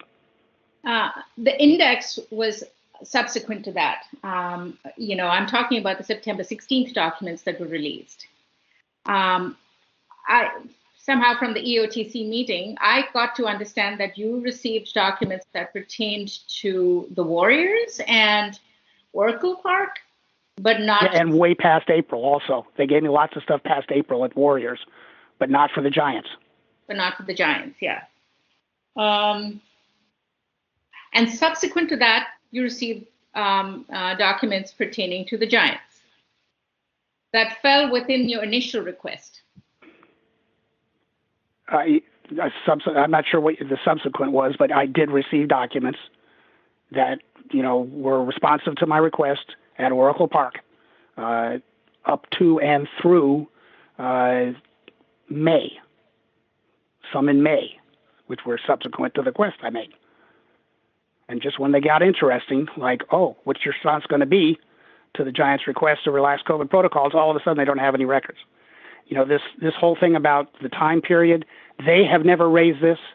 It appears that DPH is responding to a statement from one of you folks about that. That never occurred to them until apparently today to make that provide that explanation for why they stopped giving me stuff for Oracle Park, even though they gave me stuff past April for Chase Center. Okay, I think I have my questions answered. Yeah, but let me just ask this follow-up question to you, Ms. Norton. For the documents that you received thereafter, were they for a period before you made your request? Or were they actually documents that pertained to dates after you made your request? Both.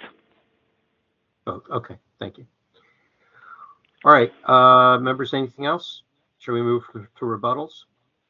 Okay, the respondent goes first. You have 3 minutes. Please wait for Ms. Leger and the clock. Ms. Hawks, who's going to be speaking? Hello?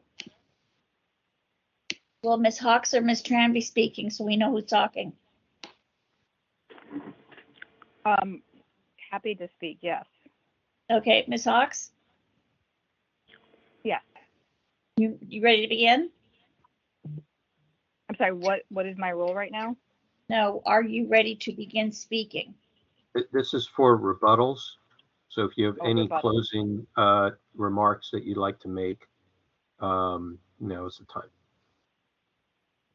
Sophie, do you want to take this? Are you ready to begin speaking? I'm going to turn this over to Sophie. Hi, this is Sophie. Yes, I'm ready to start speaking. Go ahead. So again, I want to repeat ourselves that we have given all the responsive records that we could have found today, and not sure how else really we could help Mr. Norton get what he asking for, because when we do our extensive search up to the date where he gave his request, this is the document that we had. And we really, unless there's a new request now with today's date, I'm not sure how else, like, my team or myself could, like, even do another search. The same documents will come up. So I think that would be the best bet, is to have a new request with today's date, so that we could re-perform a search of documents. Thank you. Thank you. And now, Mr. Norton, you have 3 minutes for rebuttal. Please wait for Ms. Leger. Mr. Norton, are you ready to begin speaking? I am ready. Go ahead, sir. So to make a couple of different points, they've told us that the reason they didn't do anything for 5 months is because they were very busy. I'm sure they were very busy, but I don't think they were so busy they couldn't have at least said a very short response that says, we got your request and we're working on it. They didn't even bother to do that. They say that they've had a problem with turnover. Well, that's exactly what they said to the committee in November, and now it's April. The task force, DPH has a responsibility. It's not a responsibility of individual people who work for DPH. The organization has a responsibility to live up to the law, and that's the question here. In terms of this, it's clear that there's documents past April that are relevant to my request that they're not turning over. You can't promise to do a follow-up and then never do it for something as important as this. The only issue here appears to be this very new idea that somehow my request didn't, they didn't think that mattered for anything up past April when I made the request. However, they did think it meant past April for Oracle Park, because they gave me 2 or 3 documents in May, and they gave me a whole slew of documents at the Chase Center past April when I made my request. So it's clear there are documents they have that they're not turning over despite what they're saying. And that's my most urgent request to the task force. I don't know what you can do about it. You guys are you know what your authority is and what it's not, but, there's something they're hiding, and it ought to be brought out to the light. Thank you.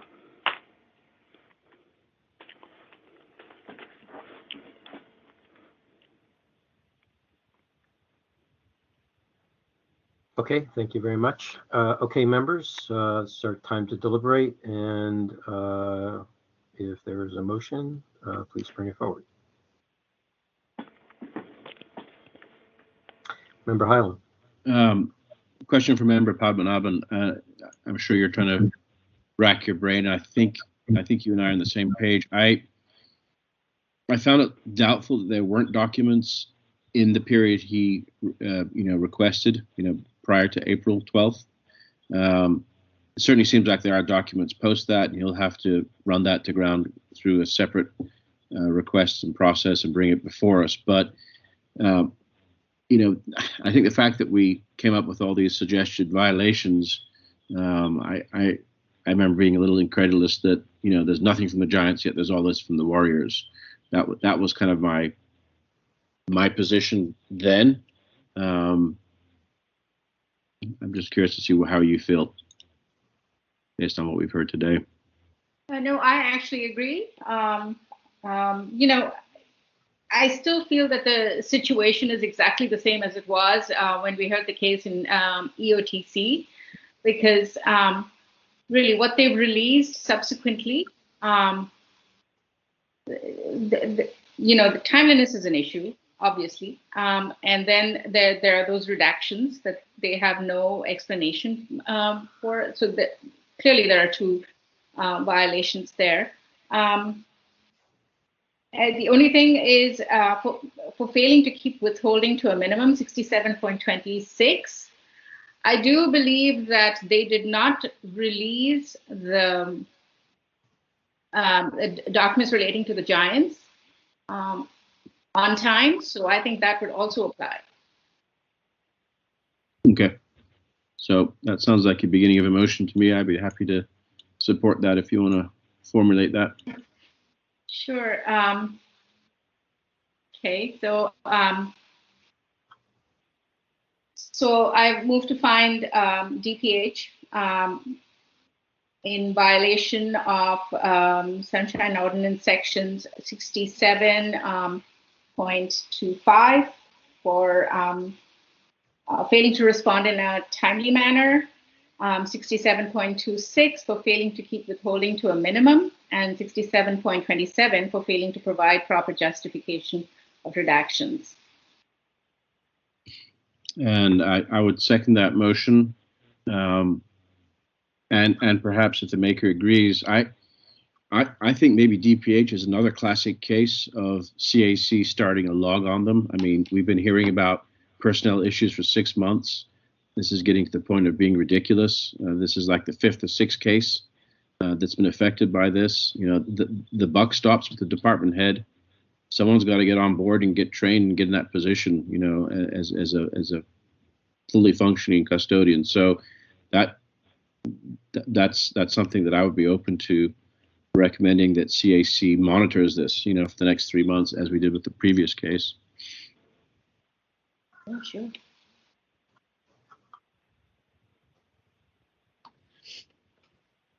I'm sorry, Chris, did you say after 30 days? Is that what you said? No, I just said I think this needs to be forwarded to, let's put it this way, forwarded to CAC for monitoring. Just keep it as simple as that. Okay, yeah, I got that. I didn't know if there was a day limitation. No. Okay, Okay, Vice Chair Yankee. Yeah, thank you. I would just note that this was in the period that the mayor had suspended portions of the ordinance, and so we need to, for timeliness things, we need to cite CPRA. I would recommend, what is it? I think 6253 B and C rather than the parts of the ordinance that were cited regarding the timeliness issue. Yeah. I will amend that or adjust that. Second agrees. 6253, what you said, B and C? That's correct. In lieu of the, what did you say before? Remember 67.25. Okay, so yeah, so Cheryl, instead of 6725, it's government code 6253. Wait a minute. You can't do 6725 because this was not an IDR. No. You can't cite it anyway. Yeah. It was not an IDR, and IDRs were suspended at that time. Mm-hmm. So no matter what, the IDR would not be valid. It would be, timeliness would have to be based upon 6721. So Cheryl, do you have that? It's take out 6725 and put in government code 6253 B and C. Right. Perhaps we should restate Cheryl's identification.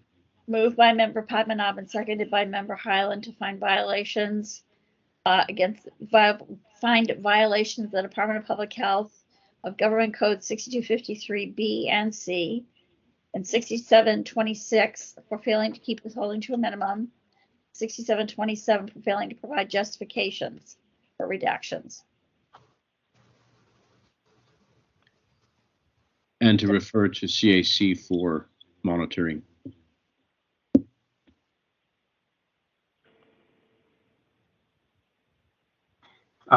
Just for the sake of the order of determination, can you provide a few words as to with regards to section 6726? 6727, not a problem because the redactions require a key log. But when you state define a violation for keeping withholding kept to a minimum, what specifically was violated at that point? What was being withheld or not withheld? There were records pertaining to the Giants at Oracle Park that had not been released. And I'm referring to that.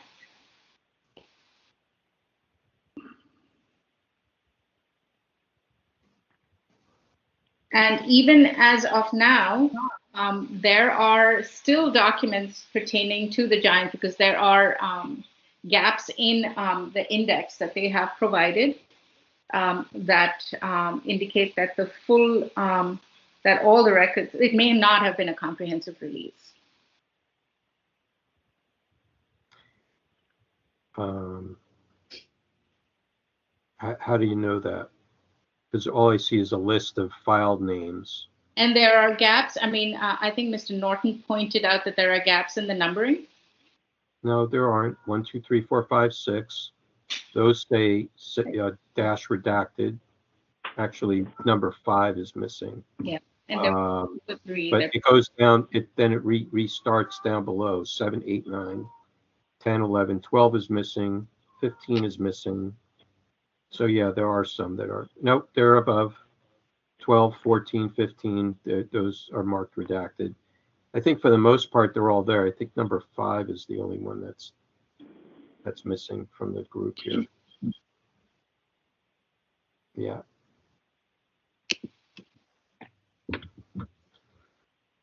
Okay. So 6726 for records being withheld, referring to the Giants. And Oracle Park. No, the request was not for Oracle Park. The request was for the Giants, the Warriors, and Bon Appetit. And regarding reopening protocols at Oracle Park or Orchard Center.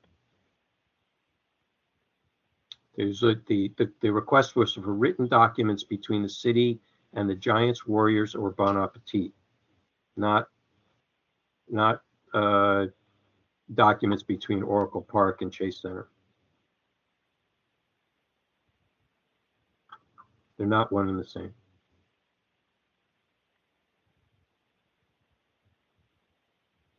Okay, so Giants, is that it?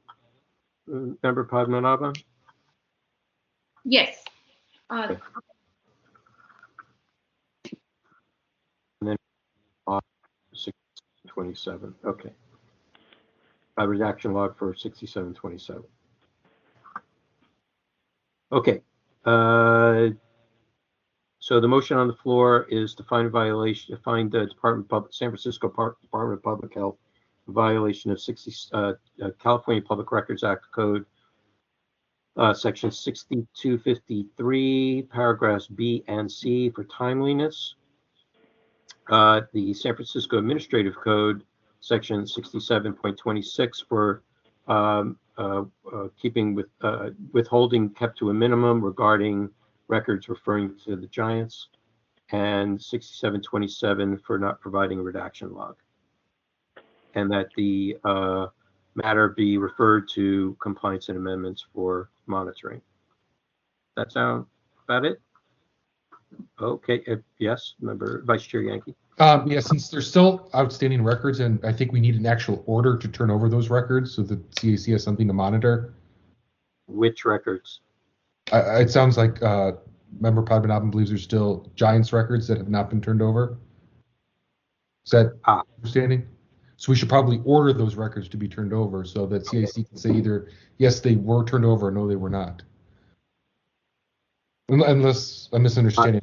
So how about just including that in the monitoring? Or do you want to order, you want to compel it? You want to compel 5 it? days. I think,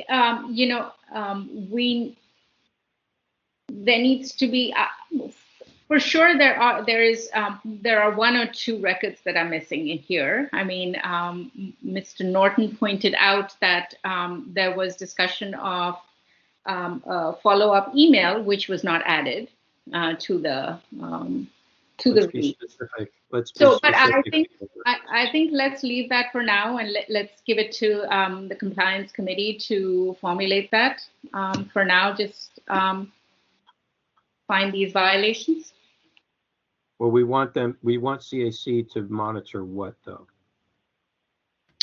So let me say this. Let me withdraw that piece because yeah, it needs to be something concrete for them to monitor. Obviously we as a committee are aware that DPH has been struggling with staffing issues, and we need to help them get back up to par. But perhaps future complaints from Mr. Norton will fall within CAC's purview. So as a second, let me withdraw the CAC piece. Let's just keep the motion as it was, as we've just restated it, and go from there if the maker is amenable to that. Yes. Otherwise, I'm going to get a call from CAC Chair LaHood asking me what am I supposed to do with this? Okay. All right. So the motion is the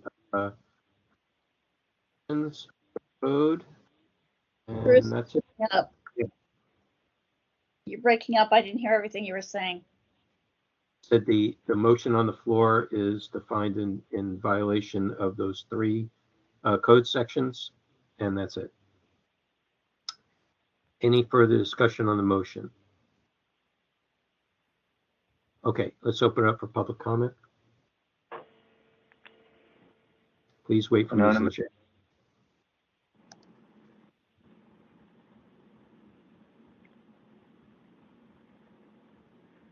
I take it that was anonymous number 3. You want to speak, sir?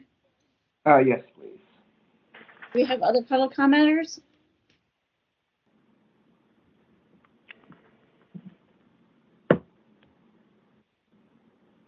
Okay, let's start with anonymous number 3. Do you want me to start? Are you ready? Yeah. Go ahead, sir. All right. Thank you very much. This is anonymous number 3. The violation regarding keying the redactions is 6726, not 6727. So if they gave a bulk set of justifications, then they did what 6727 requires. But what they did not do, and in my experience, DPH does not do correctly, is the second sentence of 6726, which requires that they key by footnote or other clear reference each and every single redaction or other masking or other kind of deletion from a record to a specific justification. So if they gave them like a mass of 4 different justifications, then they did 6727, but they did not do 6726. Now, if they didn't even do that, then yeah, it's a violation of 6726 and 6727, but I'm not completely clear what happened in this case. I know that the redactions aren't, but I'm not sure if they got a bulk justification in general. And so you might want to amend the motion for a violation of 6726 regarding failure to key by footnote or other clear reference each redaction to an appropriate justification. Thank you.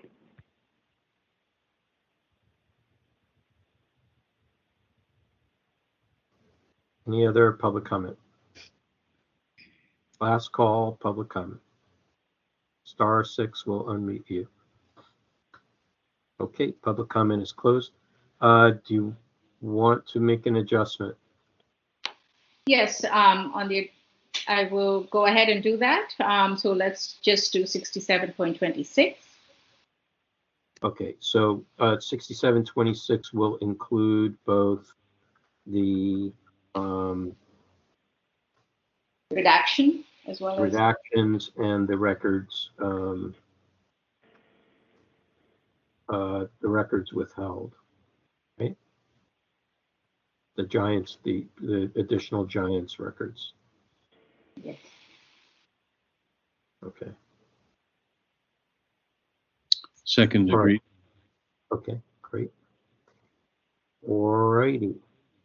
Okay, are we ready for a vote? Okay, hearing no objections, Mrs. Leger, please call roll. Member Padmanabhan? Aye. Member Padmanabhan, aye. Member Highland? Aye. Highland, aye. Member Neighbors? Aye. Member Neighbors, aye. Member Stein? Aye. Stein, aye. Member Wong, absent. Member LaHood, absent. Member Schmidt? Aye. Member Schmidt, aye. Vice Chair Yankee? Aye. Vice Chair Yankee, aye. Chair Wolf? Aye. Chair Wolf, aye. Moved by Member Padmanabhan, seconded by Member Highland to find violations against the Department of Public Health of California Public Records Act 6253B and C and 6726 for failing to provide justifications for the redactions in the additional Giants records that were withheld. Yeah, no, the 6726 was actually 2 reasons. One was there were it was withholding to a minimum. There were additional Giant records that were not provided, and plus there was no redactions log.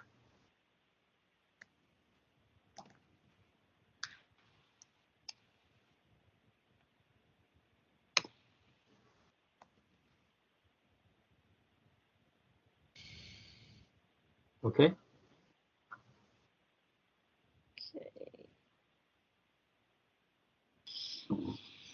Ms. Leger? Yeah, I'm just typing Okay. it out. All right. Got it. Thank you, parties. When you're ready, Ms. Leger, please call next item.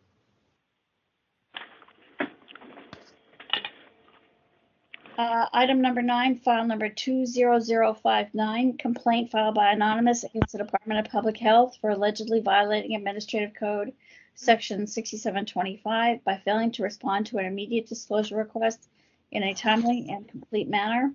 On February 15, 2022, the Complaint Committee moved to find that the task force has jurisdiction, that the requested records are public, and referred them out of the task force for hearing with a recommendation to find violations of the CPRA 6253B by failing to make records promptly available to any person upon payment of fees covering direct costs of duplication, and 6253C by failing to provide those records within 10 days from receipt of the request. Okay. All right. Anonymous, are you here? I am. Okay. And respondents from Department of Public Health, are you here? Yes, this is Sophie Tran. Okay. Very good. Okay. Let's begin. First of all, Complaint Committee, Chair Schmidt. Yeah. Well, this case it looked a lot different when it came before our committee because the file was what 50, 60 pages and now it's 700. Apparently something happened that prompted a giant document dump. And so you see most of the last 600 pages of this are document production in many, many batches from the DPH. And in a way, that's a good development. But really the story of this case is that the anonymous requested documents about the handling of COVID right at the time that COVID was hitting. And that was in early, March, say 2020. Well, 2 years later, he's getting those documents. They're certainly not as useful now as they were 2 years ago. And 2 years later, he's getting a hearing before this task force, which he's waited for 2 years to get. And so those are sort of the dire facts that I see here. And so, and yet these records, if you had some kind of assistance from public health at the time or assistance from us, maybe he could have gotten these at a time when they were more useful to the public. That's all. Member Stein, anything to add?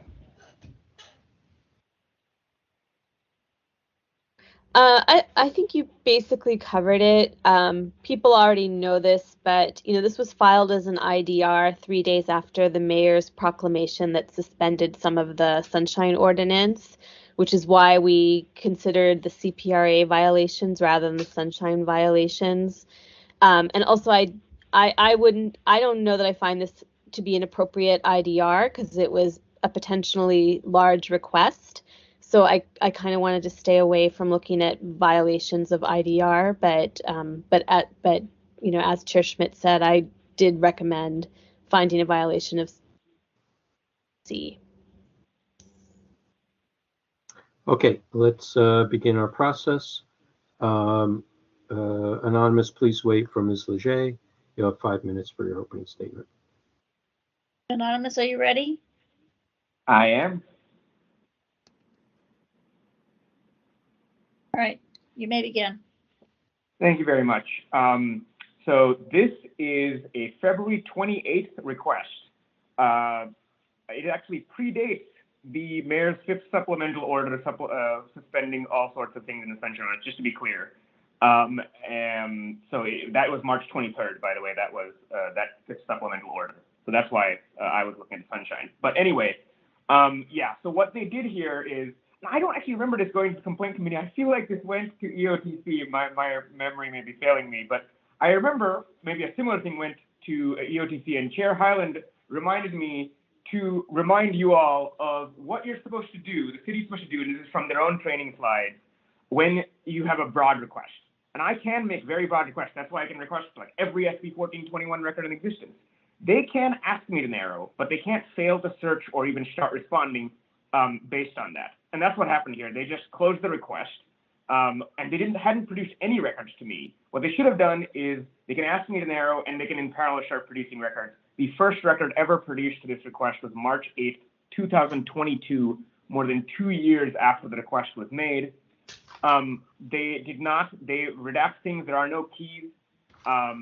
They did not produce records on a rolling basis. Yes, sure. They obviously won't produce all the records in one day, but I can put the words immediate disclosure request, which allows me to use 6725D's rolling response provisions. They did not key any of their redactions. Their current productions, which they have started on March 8th, 2022, was the first time I received a single record. They don't have the attachments either. Their original response about how many records there are seems to only search for emails, but I asked for emails, texts, and chats. And the most important reason why it matters that they waited 2 years is, as you know, the city and the city attorney claims they can destroy pretty much whatever email they want to or whatever text they want to at any time. And so when you don't conduct a search and you preserve the records at the time of the request, records are lost. And in this case, very important records were lost. That's the reason I make these requests, is to force preservation of records. And in this case, DPH has accepted that Thomas Aragon, who was the public health officer at the time I made this request and is the primary person doing COVID work and decision-making, that person's text messages were not preserved when they left the employment of the city to go work for CDPH. And we will never get those records. And this is and even the good government guide agrees you can't do that. When you make a request, you have to preserve the records. And this is why it's so important to, no matter what you want about narrowing or anything else, you make the search and you preserve the records. And it doesn't appear that they've done anything with text or chats. And I don't know what emails were destroyed in the 2 years intervening between my request and the start of production.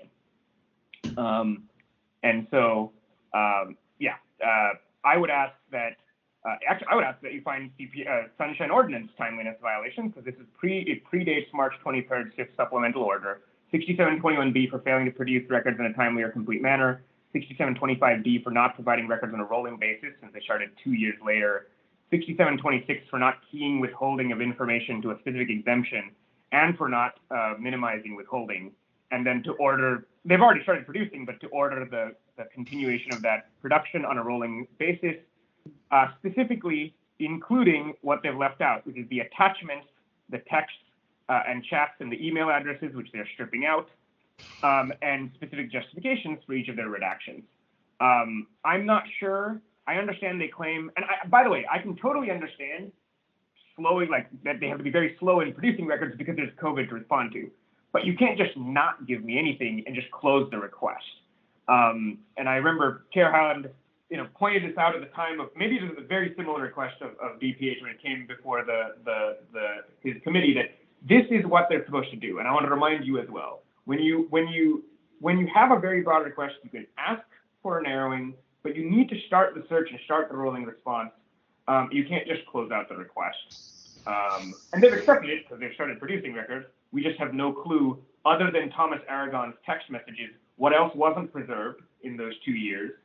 And when they talk about how they have very important work to do in COVID, when something that is the most important thing probably happening, at least in my lifetime, it's also important to have those records around and the public know what the government did during these very important things. So you can't just use that as an excuse to not, follow public records laws. Thank you. Thank you. Are there any persons or witnesses to provide any facts or evidence on behalf of the petitioner, the complainant?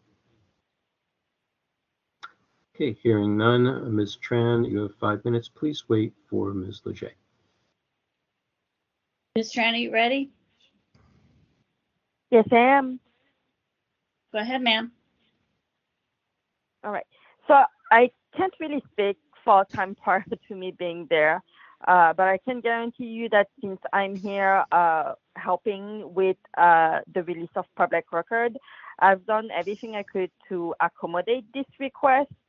Per my understanding of what was left by the previous custodian of record, she had approximately 25,000 email responsive to this request that she would needed to review before being able to release them.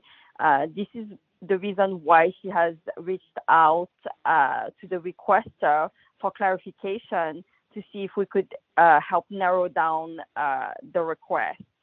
Unfortunately, then in the meantime, that custodian of record has left, and I picked it back up at that time. So I've just been with that group for the past 4 months. So since the last hearing, I've done everything I could with the team that I have right now to provide what is currently there. And we have provided about 4,000 pages of responsive records since we did not get any reply from the requester regarding clarification on the information that he was looking for. This is all that I have. Thank you.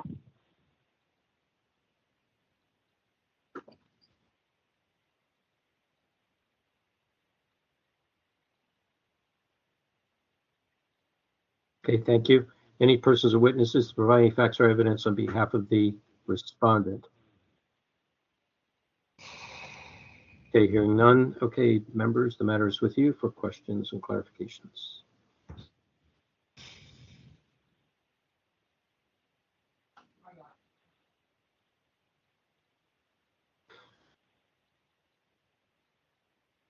I have a question for Anonymous, the petitioner.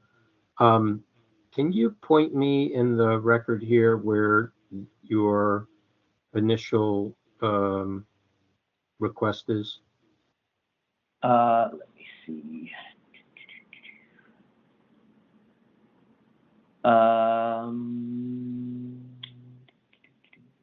It is footnote page.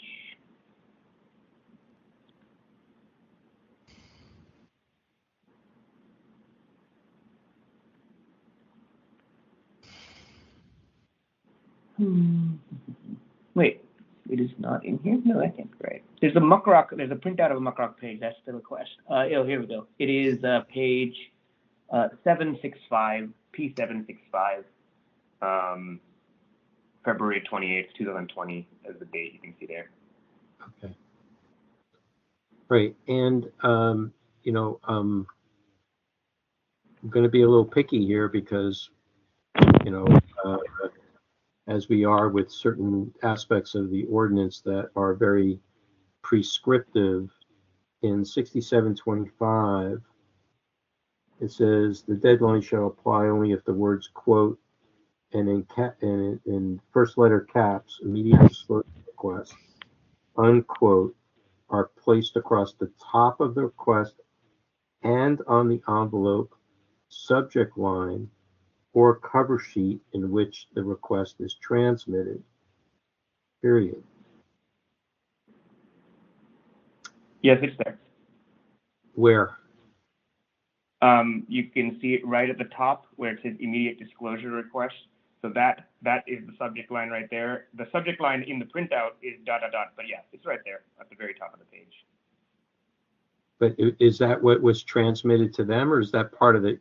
That looks like that is, I'm not sure what that is at the top, because I see the subject line as a field, subject, colon, is the subject line.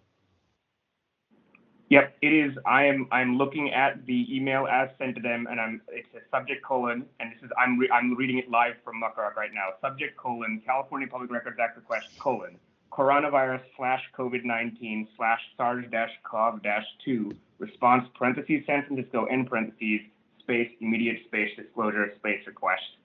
That's the subject line of the email transmitted to them. But is that something that they would have been able to see? Yes, it's the subject line of the email. Yes. This is just a printout where it's wrapped. Do you understand what I'm saying? I understand, but it's a very long subject line. The question I have is whether it actually would be seen or truncated. So it couldn't be seen. In their Outlook, I don't know. What I can tell you is the subject line of the email sent to them from me has the words immediate disclosure request as the last 3 words in the subject line. I can't tell you what their Outlook is. Okay, thank you. Any other questions, folks? Okay, shall we move to rebuttals? Okay, let's move to rebuttals. Ms. Tran, you are the respondent. You go first. You have 3 minutes. Please wait for Ms. Leger. Ms. Tran, are you ready to begin speaking? Yes. Go ahead. We have no additional information to provide. Thank you. Okay. Anonymous, are you ready? Go ahead. Please wait Anonymous, for me. Sorry, are you ready to begin speaking? I am. All right. Go ahead. Thank you very much. Yeah, as a reminder, this request was pre-fifth supplement, but even if you want to use a CPRA timeliness, the reasonableness of waiting 2 years before producing a single record would not be reasonable under the CPRA either. And I'm just going to read exact words from these training slides that Member Highland reminded me of. So they claimed originally, and obviously they no longer claim this, that I hadn't identified the records. But here's the slide here's what it says. Requests must seek identifiable records. Can't seek all your records, but the basic standard, whether you can figure out what records are being requested. Period. Bullet, can seek fairly broad categories of records. Bullet, can seek records covering long time periods. Bullet, need not identify records with precision. And they clearly know what records I requested because they're producing them. So I did, in fact, identify the records. Otherwise, they wouldn't be able to produce them to me. And then I'm going to read the slide called Extremely Broad Requests. You can ask of the requester if they will limit the scope of the request, what they really want. Don't wait to start pulling records for request review. And this has come up, this is the same thing that came up with the SB 1421 request. You can't just not do anything and then, in this case, much worse, lose the record. And I think even if they had told me, we're responding immediately, and then, okay, you know what, we're just swamped. Like, even if we're breaking the law, COVID means we can't respond to you, but at least we've kept them around, we've preserved them. That would be okay, because it would serve at least the purpose that I make these requests, is to essentially keep information about extremely important things that happen in the government, that because they and the city attorney believe that they can delete records at any time, they will delete, and thus I make requests to preserve that information so that someone can see it later on and figure out what the government was doing. And in this case, at least, they did not do that. I still don't understand, because my request does include text or chat, whether they have done any search of text or chat, but they have to. It's part of my request. And so in summary, I would ask you to find, if you want to find it, you can find either the CPRA or the sunshine timeliness violations. It would be untimely in either one. But 6726 as well for not keying the withholding of information to a specific exemption, 6726 for non-minimum withholding, and to order the remaining records produced in a rolling fashion, including specifically the email addresses, attachments, texts, and chats, which they have not provided that. And I'm not sure why they've stripped out the attachments from all of the documents they've given me so far, because often the most important information is in those email attachments. I think that your compliance committee should look at it after that and figure out what happened with the text, because it's possible that you will also need to find them in violation of 6729-7A, the retention requirement, which, and even the Good Government Guide says when you make a request, records need to be preserved, and they did not preserve Thomas Aragon, the former public health officer's text messages about COVID. Your time, sir. And that's it. Thank you very much. Thank you. Okay, members, the matter is with you for deliberation and any motion.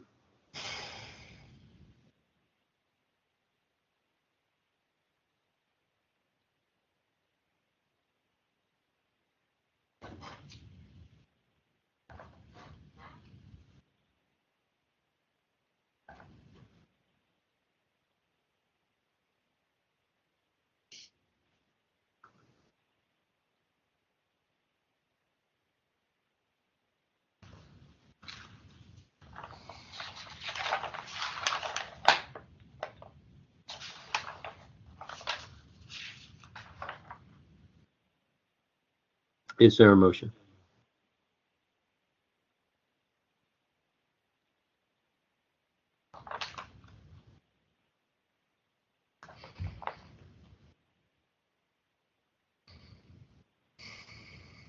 Is there a motion?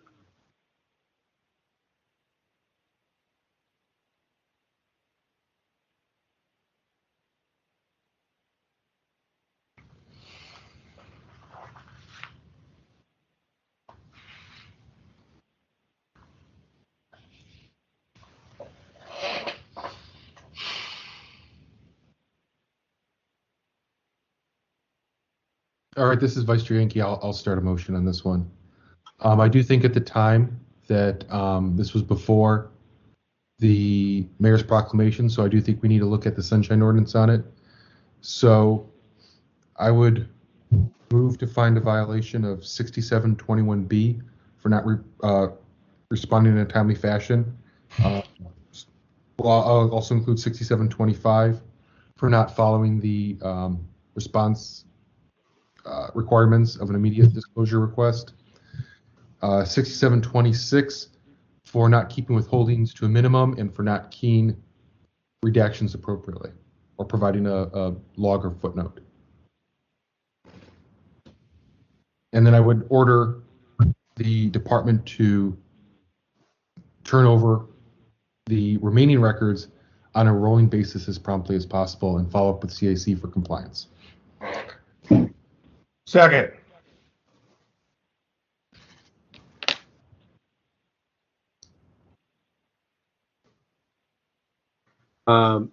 Vice Chair Yankee, on 6726 for withholding, do you want to name specific documents or a period of time for documents? I mean, let's provide a little detail. I would have to look for the entire, I mean, there's hundreds of documents here. Well, you can, if you want, you can ask the petitioner if he has. Okay, yeah, Anonymous, do you have specific he's ones looking you'd like us to call out? Yeah, the 6726 for non-minimum withholding is for the attachments, text, chats, and email addresses. That's the stuff I believe is withheld without justification. Thank you. Attachments of what? Of emails? Yes, so they're given like, they give the emails, but they've stripped out the attachments from the emails. Yes. And you said, I'm sorry, Anonymous, you said, and text messages, texts and chats? Yeah, sorry, I'll say that list again. It's the email addresses and attachments in the emails and texts and chats, which I believe are the things that are not being withheld in minimum. Thank you. Okay, so I will add that to my motion then. The withholding not kept to a minimum for not providing email addresses, attachments to emails, and texts and chats. Second agrees. Okay. Ordered to provide the missing records on a monthly basis and referred to CAC for monitoring. That's correct. Okay.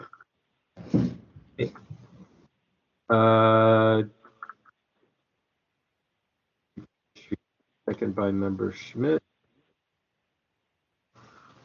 Anything else, members? Public comment. Any public comment, please wait for Ms. Leger.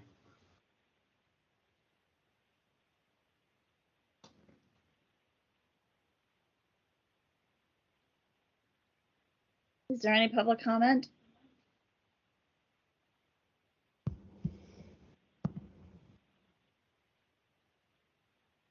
This is a call for public comment on the motion.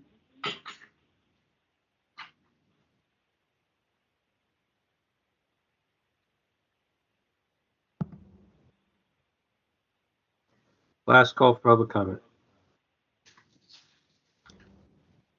Okay, public comment is closed. Members, are we ready for a vote? Hearing no objection, please call roll.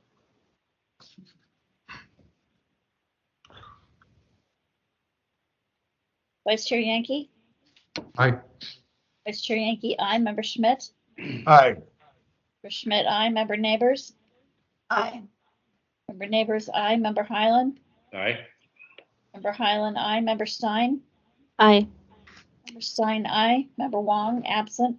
Member Padmanabhan? Aye. Member Padmanabhan, aye. Member LaHood, absent. Chair Wolf? Aye. Chair Wolf, aye. Moved by Vice Chair Yankee, seconded by Member Dean to find a violation of 6721B for not responding in a timely manner, 6725 for not following the response requirements of an IDR, 6726 for non-minimal withholding, and for not providing email addresses, email attachments, texts, and chats, and not providing a log or footnote, and order the footnotes, and order the department to turn over the remaining records on a rolling basis and refer the matter to the Compliance and Amendments Committee. Yeah, it's fine. I would just add for the footnotes part with regards to redactions. So otherwise, nobody will know what that means, footnotes. Okay. I have a second motion. Okay. Okay. Looking at this case and the delay, the 2 years of delay, and this is an international crisis, and it couldn't be any worse than this. A 2-year delay in producing the records. I don't know what's in the records that are being produced. Is unbelievable, and so it's an abject failure. So we're citing the Department of Health. Now, I've thought about another motion, which is under 6730C. There is an obligation when any person has violated any provisions of this ordinance or the acts. There's an obligation, the task force shall make a referral to a municipal office with enforcement power. Now, I think that there's a second culpable actor here, and that's us, the task force itself. And I'm not going to make the motion, but I sure am tempted in this case, and that we cite ourselves for 2 years of delay. And I am involved in that. I myself am involved in that. But this task force has to face up to that type of delay, where in this case it could have been significant. We're not just playing games here. I'm not going to make the motion. Anonymous didn't ask us to. He didn't ask for that. And I know this seems somewhat dramatic, but this case really got to me in looking at it. No motion, but I want us to know that that could be something that we ought to know that could be out there at some point. And someone might ask us to do something like that at some point. That's all. Okay, thank you very much. Let's move to our next item.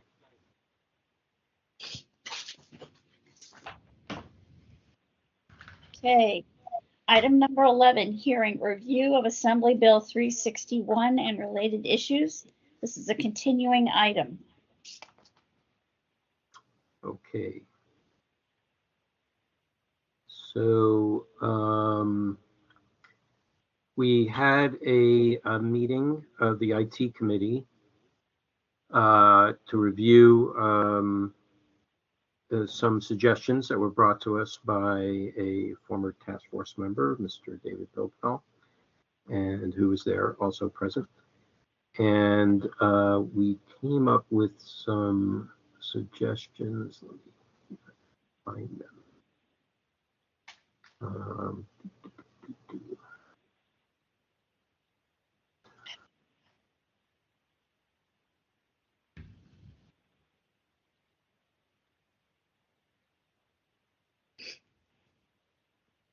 Sorry, just a moment. I closed it and now I can't find it.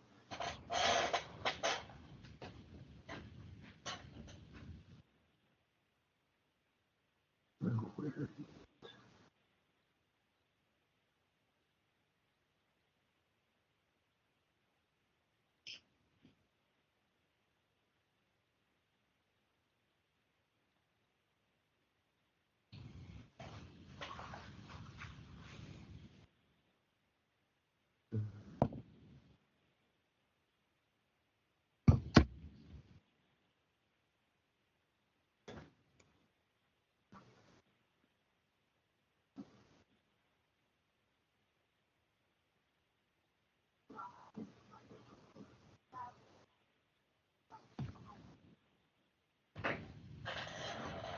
So those minutes are not there.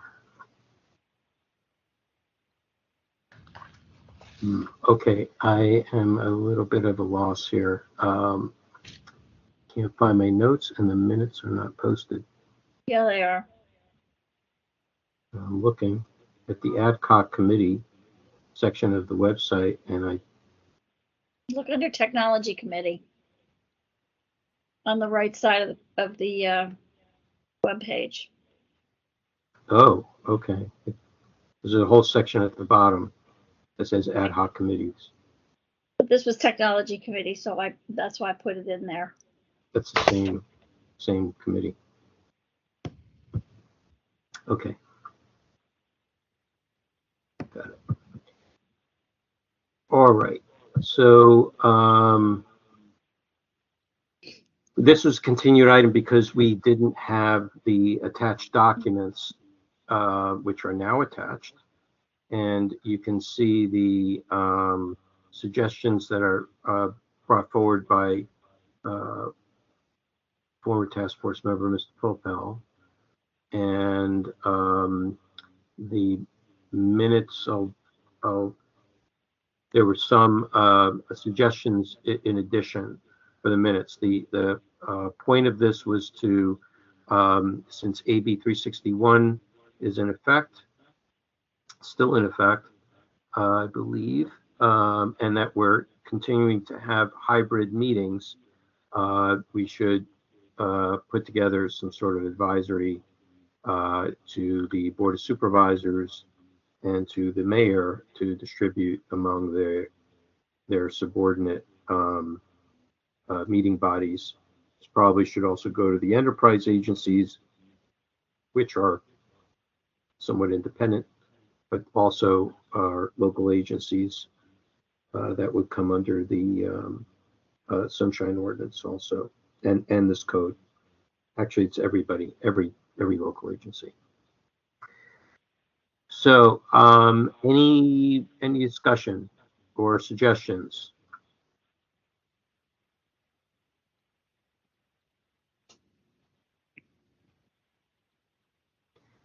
One of the things that I did want to bring up is that there is still a lot of confusion between different meeting bodies using different video platforms that really is beginning to create a barrier for people, or probably has been for some time, on how to work them. I also, there has been either mistakes or changes to actual meeting links and room numbers after agendas had been posted, so that people have no way of knowing, because the information on the agenda is incorrect. That actually happened at the redistricting task force a few days ago.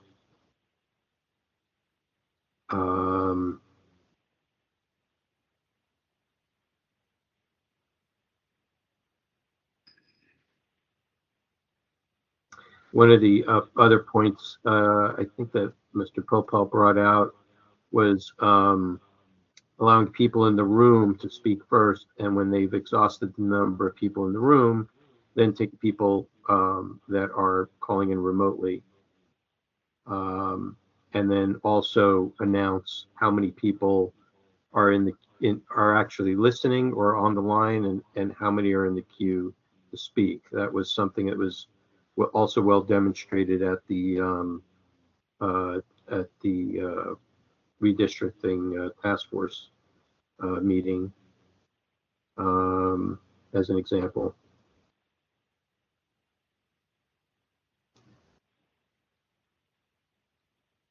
And so the idea was to create some kind of basic set of principles. So I don't have a document laying that out, except for what to start with here on page 1426, which is page 2 of the PDF. And we should get something going.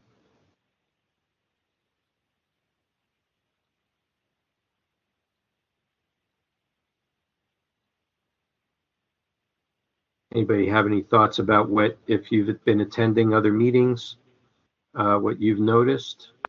It could even be within our own meeting here that you feel we should make suggestions on and provide advice for.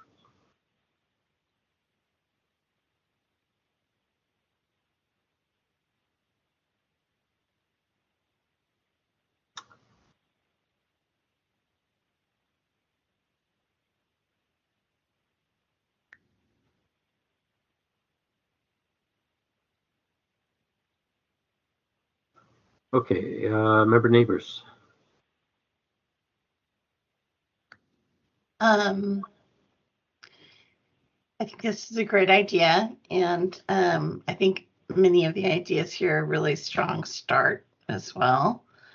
I was curious, one of the things you said that caught my attention was a kind of a best practice of starting with people in the room and then going to the people on the phone. And it's curious to me because in my mind, I was really seeing this through a disability lens.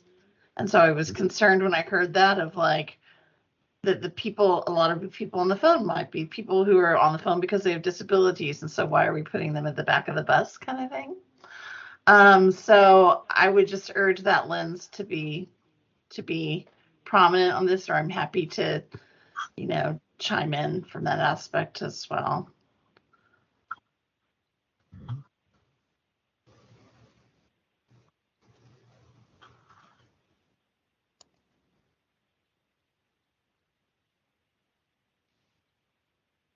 All right, so why don't I open it up for public comment?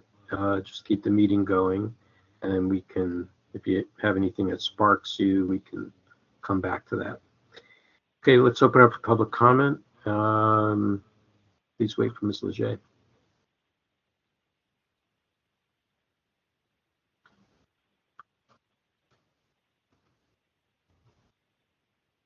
Do you have any public commenters?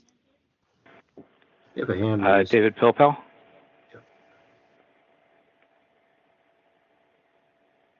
Do you have other public commenters? Anonymous number 3.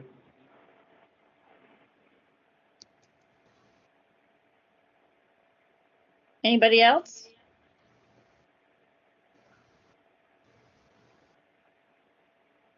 Okay, Mr. Pilpel, are you ready to begin? Sure. I have no idea what I'm talking about because I don't know what item you're on. Can you give me a quick update? We're on your item, AB 361. Well, then it's very timely that I came back. Sure. Ready? Yeah. Okay. All right. I'm sorry I had to bop out and come back. There's crazy stuff happening over at redistricting and the Elections Commission. The Elections Commission decided a little while ago to hold a special meeting on Sunday to consider removing and or replacing their appointees to the redistricting task force because a number of people expressed concerns about how they're conducting themselves, including our friend Tess Wellborn. So anyway, there's all kinds of crazy stuff happening down at City Hall tonight, all of which suggests that while we're in remote and or hybrid mode, that it's incredibly important to provide good guidance to bodies about how they conduct their meetings, and including what item people are on, what the expectations are in advance, how to provide public comment, dealing with technical issues, posting late submissions, whether it's staff reports or public comment in writing or by email, all of the things that I tried to allude to. I don't know, since I'm sorry I only joined back a couple of minutes ago, I don't know if members recrafted the memo that I'd suggested, or if there's a motion to do something on this, or if you're just opening for a public comment on the topic. So I'm happy to provide whatever help I can, given that my brain is more fried than usual. although the minutes don't necessarily need to reflect that. Okay, anyway, why don't I leave it at that and come back if there are questions. Thanks. Yeah, I just opened it up to public comment because there wasn't a lot of discussion from the members yet. We do not have a motion on the floor. Okay, thanks. Appreciate it.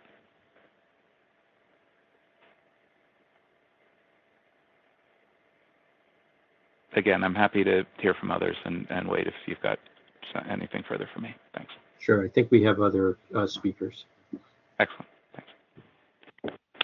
Next speaker.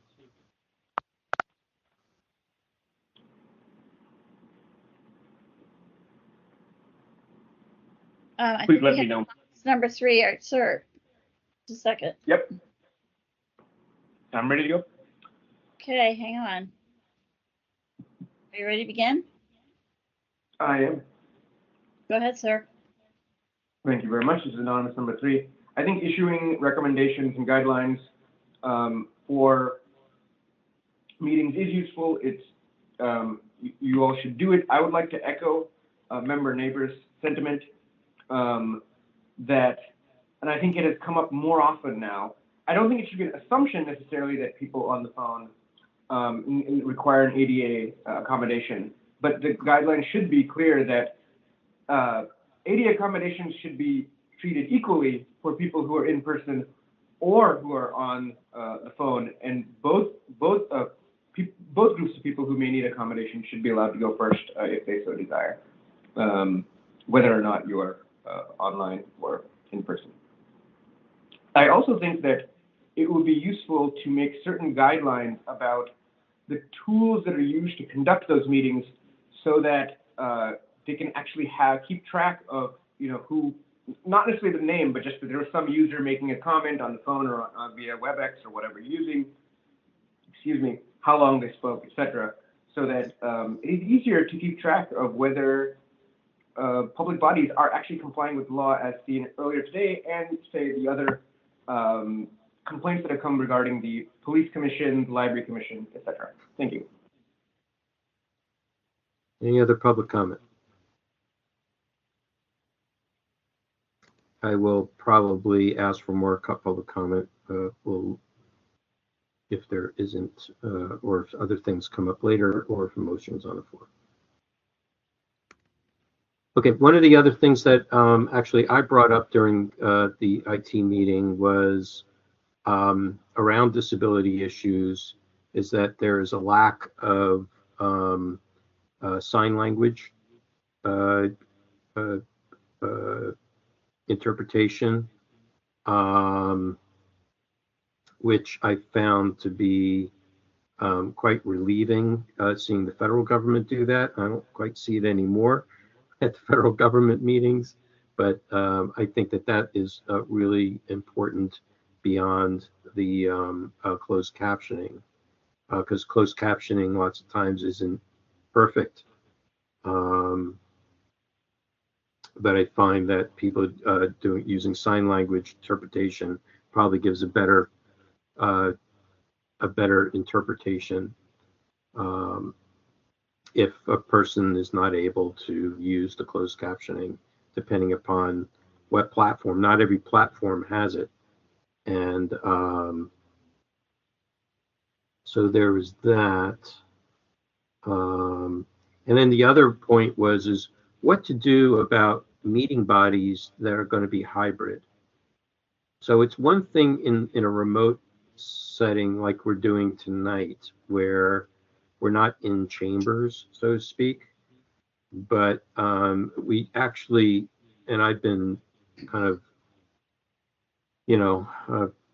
on a long time request that we have the public being able to access the video portion of our meetings, because so that way, and then have the actual parties join the meeting so that we could share the screens. And that, has not been easy to do. There's been problems with people using, the platform, and then there are problems with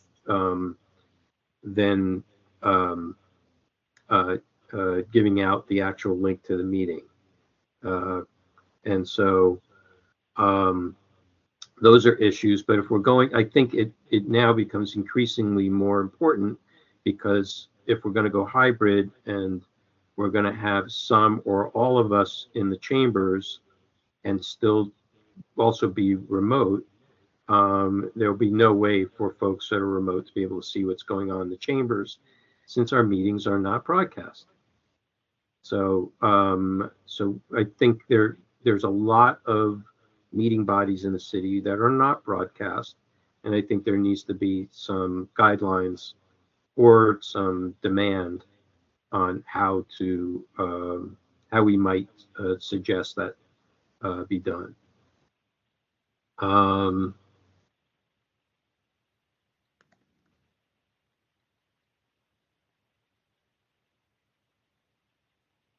Also, this kind of harkens back to the very first hearing we had tonight. Another thing that was brought up is, I think Mr. Pilpel brought it up, was there's no idea of how many people are in the queue. The platforms don't show that. And there's no way of knowing if you are, where you are in the queue. So you don't know if it's going to be your turn in 2 minutes or in 2 hours. And when you have meetings like a budget meeting and you're like you're waiting your turn for 10 hours, you know, you don't know even where you are. If you are in the room physically, you can look, you could see around the room where you are. And usually, in my memory, those lines would go around the full interior of City Hall, the entire City Hall floor. So it could get quite long. And, you know, you could say, hey, I need to go to the bathroom, or I need to get lunch. You know, could you hold my place, kind of thing. And, you know, you can't do that remotely. So it's really hard to know where you are. And I don't know how they were doing it for the budget committee with regards to giving out numbers for the folks online. So that I think that it would be interesting to know how the clerk was managing that for that meeting. I don't know if Victor's still on the line, if he knows. It can lend anything to this discussion.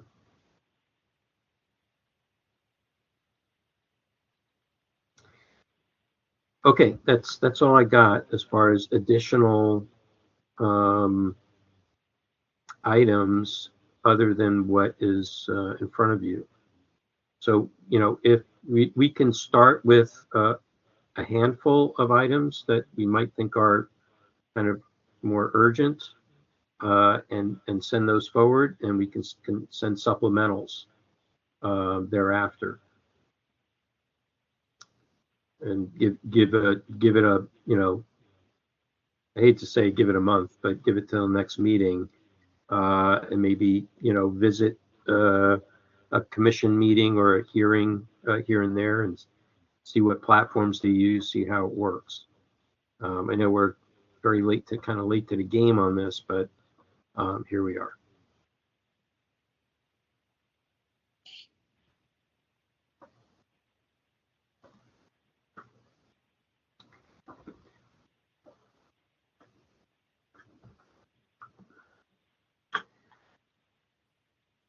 Anyone?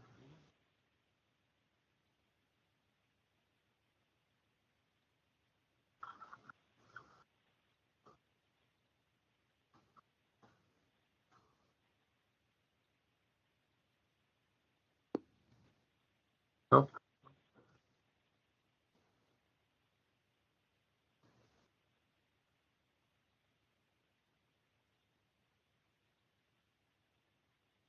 Okay.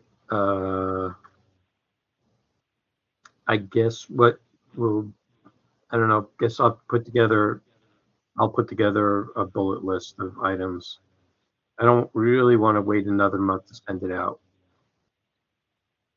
So if there are any items that you would like to meet, if you want, how about we do this? How about giving me the authority to send a notice out on behalf of the task force, And then just give me a handful of items to start with, and I'll write it up and I'll present it to the Board of Supervisors.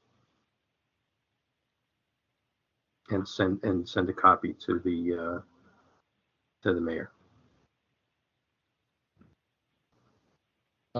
Chair Wolf, this is Vice Chair Yankee. I wasn't in the IT committee. Did the IT committee have some consensus upon what are the top bullet point issues? Because I'm thinking we maybe just forward on the suggestion that came out of the IT committee, if there was one. So some of the ideas that I mentioned were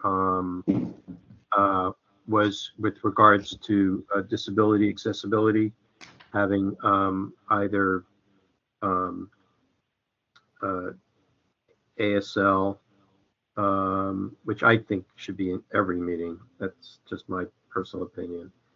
And make sure that all the platforms have the ability to do closed captioning, especially for meetings that are not being broadcast, so that people who have eye impairments or eyesight disabilities have to be able to see. And that begs the question that all meetings that are being held still online be available visually to people. So that would be one. The second one would be the queuing. So it would be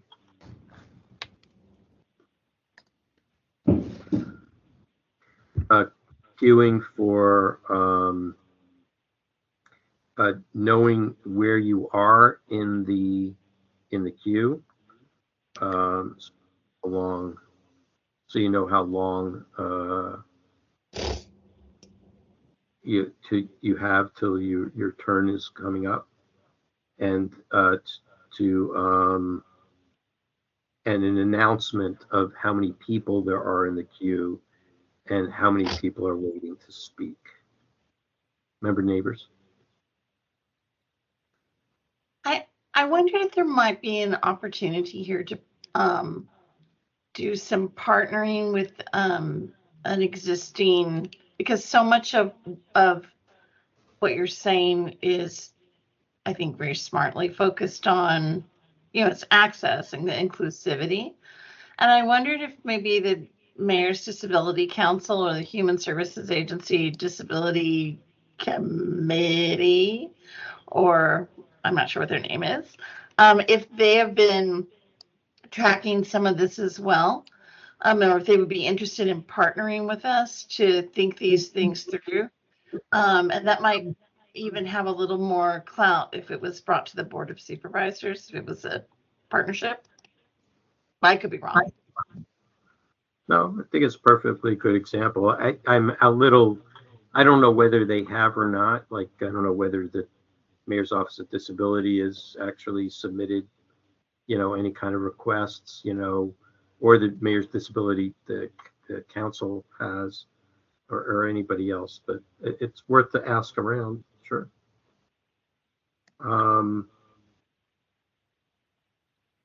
The other thing is to, also review the platforms to make sure that they all can, provide the same level of accessibility.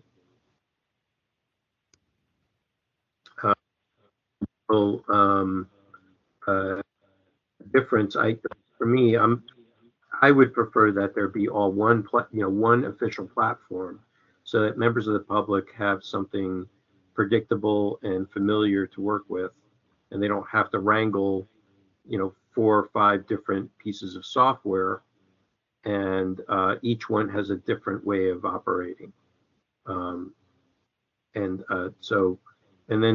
But that's not actually the reality, because everybody's been operating off, whether it's on Zoom or Blue Jeans or Teams or WebEx, whatever.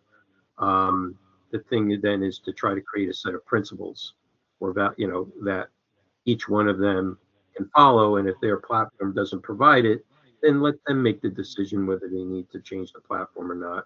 But at least there's a core set of guidelines, if not a regulation. It could even be turned into an ordinance to require that these aspects or these features must be included for every meeting, that kind of thing.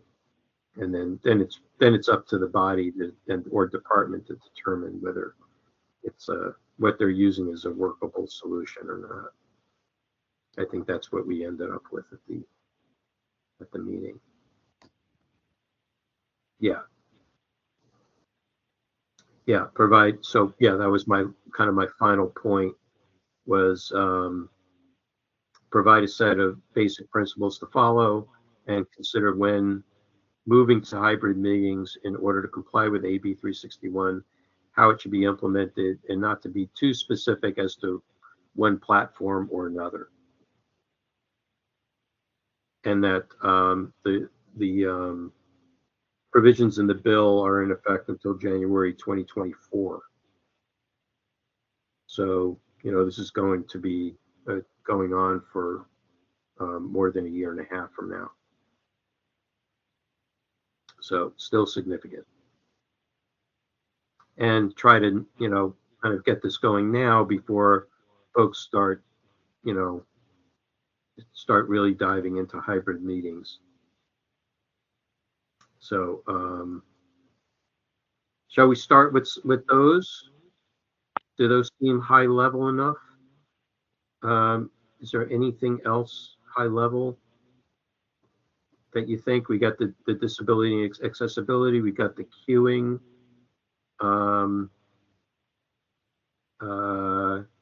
What some of the other things that in Mr. Pilpel's document were, like in number 2, presiding officers and clerks should carefully consider and plan public meetings. This was a sticky part, anticipating items that may be controversial and how to manage problems that maybe arise.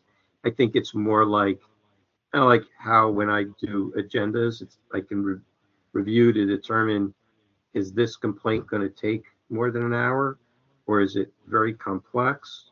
That kind of thing. I think more diligence, folks who are creating agendas to maybe do a little more diligence, because it could take a little longer on remote meetings, get through things. I don't know. It was just a thought. The other thing that came up, there was a couple of meetings that had a flip chart in the background of one of the scenes that showed what the current item number was, because you can't necessarily see the agenda, and if you can't download it, or I don't even know what's happening with Braille for agendas at this point, if they're being sent out to folks or not. I have Vice Chair Yankee, and then I'll bring up Mr. Popel after that. Okay. I think just to try to get something on the table so we can move this along and get public comment on it, I'll kind of make a motion based on what you described, and then we can add to it, tweak it as need be or whatever, but just kind of give us a starting place here. So I'd move to authorize the chair to issue a communication to the Board of Supervisors advising them of the requirements of AB 361, including the need for appropriate disability access, queuing mechanisms, and a platform that standardizes features, including the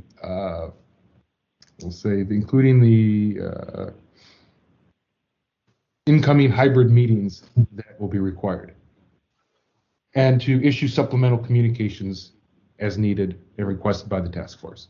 So feel free to pick that apart or change it, but that's just something to get things going.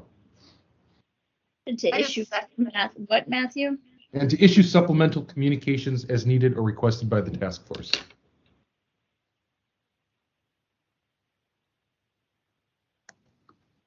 And this is Member Neighbors. I'll second. I thought that was really well crafted. Oh.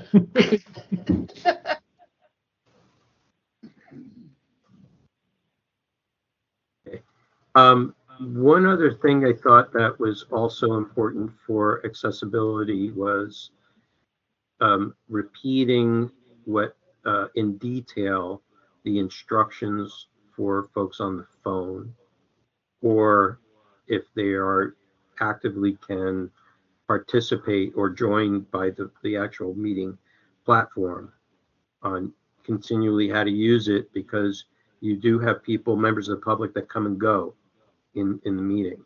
They don't stay from the beginning to the end. They may come in the middle.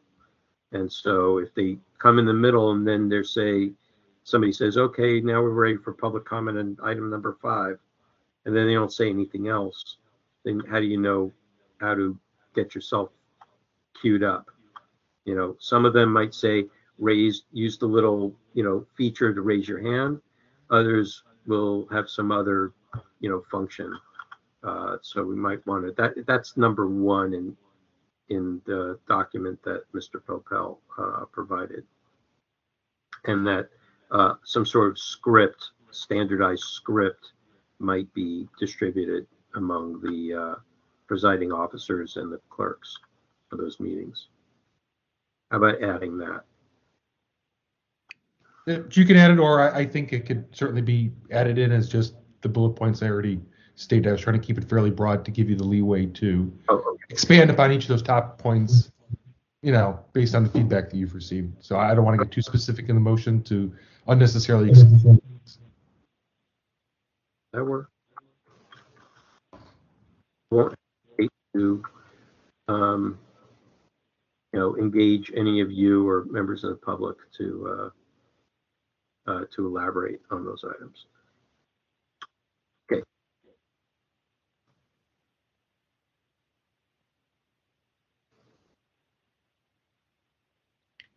Bruce, you were coming. I was hearing you breaking up, so I didn't hear everything you said. Okay. So what I said was, it's okay. So what Matt had just said just answered my question. All I said was that I might engage one of the task force members and/or members of the public to help elaborate. Okay. Did you want that? Mr. Pelpel, did you have your hand still up? Is there something else you wanted to add? Sure, David Pelpel again. So I think it's great that you're taking this up, doing something. That's good. I would suggest, I think the original motion, or somebody suggested sending this just to the mayor and the board of supervisors.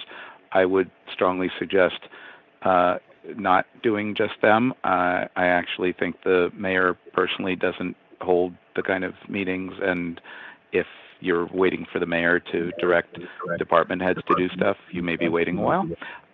The Board of Supervisors is actually doing a pretty darn good job. They're kind of better than anybody at conducting meetings.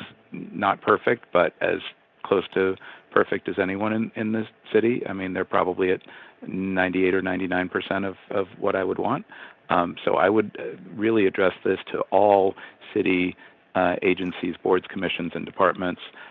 For me, it's not just about disability or language access. For me, it's about all members of the public and general public access. If there are specific concerns about disability or language, I think you can and perhaps should also send this to the Mayor's Office on Disability and the Office of Civic Engagement and Immigrant Affairs.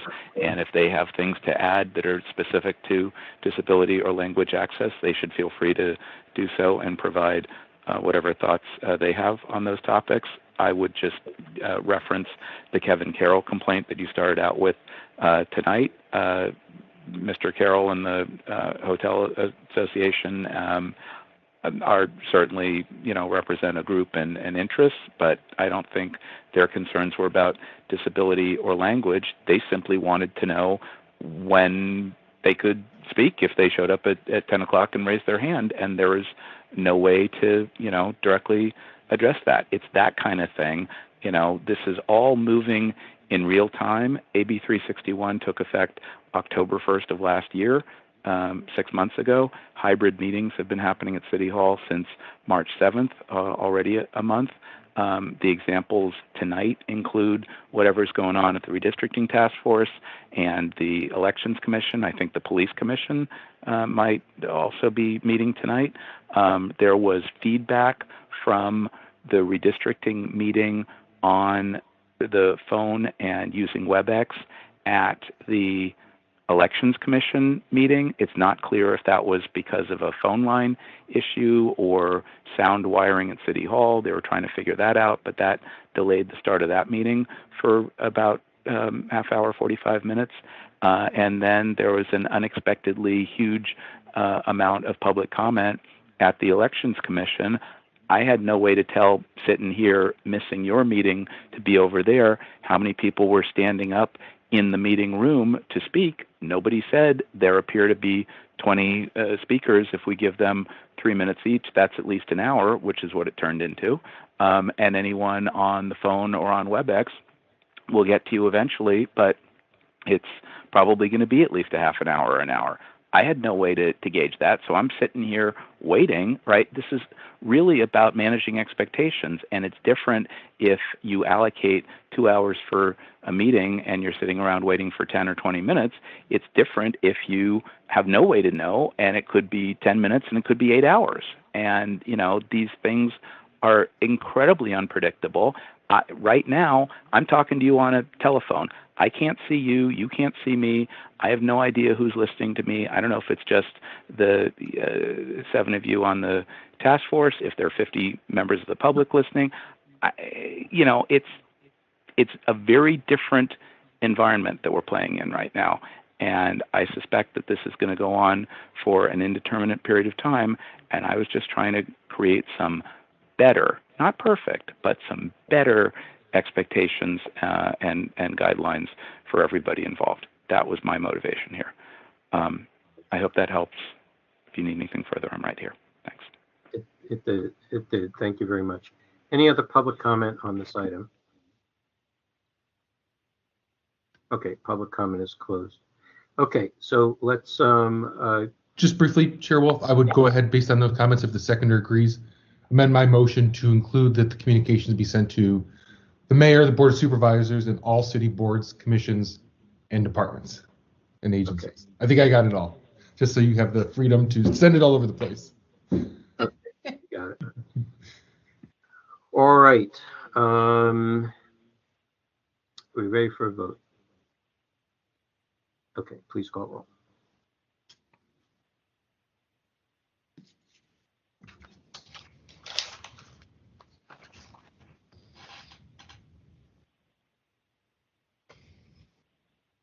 Vice Chair Yankee? Aye. Vice Chair Yankee, aye. Member Neighbors? Aye. Member Neighbors, aye. Member Highland? Aye. Member Highland, aye. Member Stein? Aye. Member Stein, aye. Member Wong, absent. Member Padmanabhan? Aye. Member Padmanabhan, aye. Member LaHood, absent. Member Schmidt? Aye. Member Schmidt, aye. Chair Wolf? Aye. Chair Wolf, aye. Moved by Member Vice Chair Yankee, seconded by Member Neighbors, to authorize the chair to issue a communication to the Board of Supervisors advising them of AB 361 to provide remote disability access and standardize the features, including the incoming of those hybrid meetings, and issue supplemental communications to be sent to the Mayor's Office, Board of Supervisors, and all city departments as needed or requested by the task force. Did I get that? More or less. Good enough. Okay, let's call the next item. Item number 12, hearing composition of the Sunshine Ordinance Task Force agenda packets. This is a mandatory review of the pilot program. You all should have all the materials that were in regard to, let's find myself.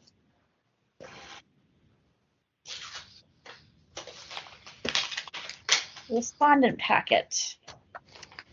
So, as you will see, the first page is the email that is sent to all respondents when we notice them that a complaint is against them. We attach And when we send out this notice, we attach complaint procedures. How do I stop that? We attach the complaint procedures, the pilot program information that member neighbors provided, as well as the complaint. And Victor did work his magic to try to ease and the instructions so that people will follow it more closely. The next 2 pages or 3 pages are member neighbors' suggestions that respondents use when providing a response. And I have to say that I'm not seeing responses that give a response bullet point by bullet point. What I'm getting is a lot of timelines. We did this then, we did this then, we did this then. And many of the responses are not compliant with what is being asked of them. So I also provided a copy of the complaint procedure so that we can see how that's done. And I just wanted to respond to member neighbors' questions. And I hope this was comprehensive enough. I just wanted to respond to her questions to let her know that, yes, we did send this. This packet goes to everybody. And it has since about November 15th. I think I also did a chart that shows which cases, what dates they were open, who's the petitioner, who's the respondent, the case number, when the response was received, and whether or not it actually followed the request outlined by member neighbors. So we send it out with every one of our notices to the respondents. They get all this information. And as in the past, and is custom and is required by the task force, they have 5 days to respond to this request for information. I'm happy to answer any questions that anybody would have.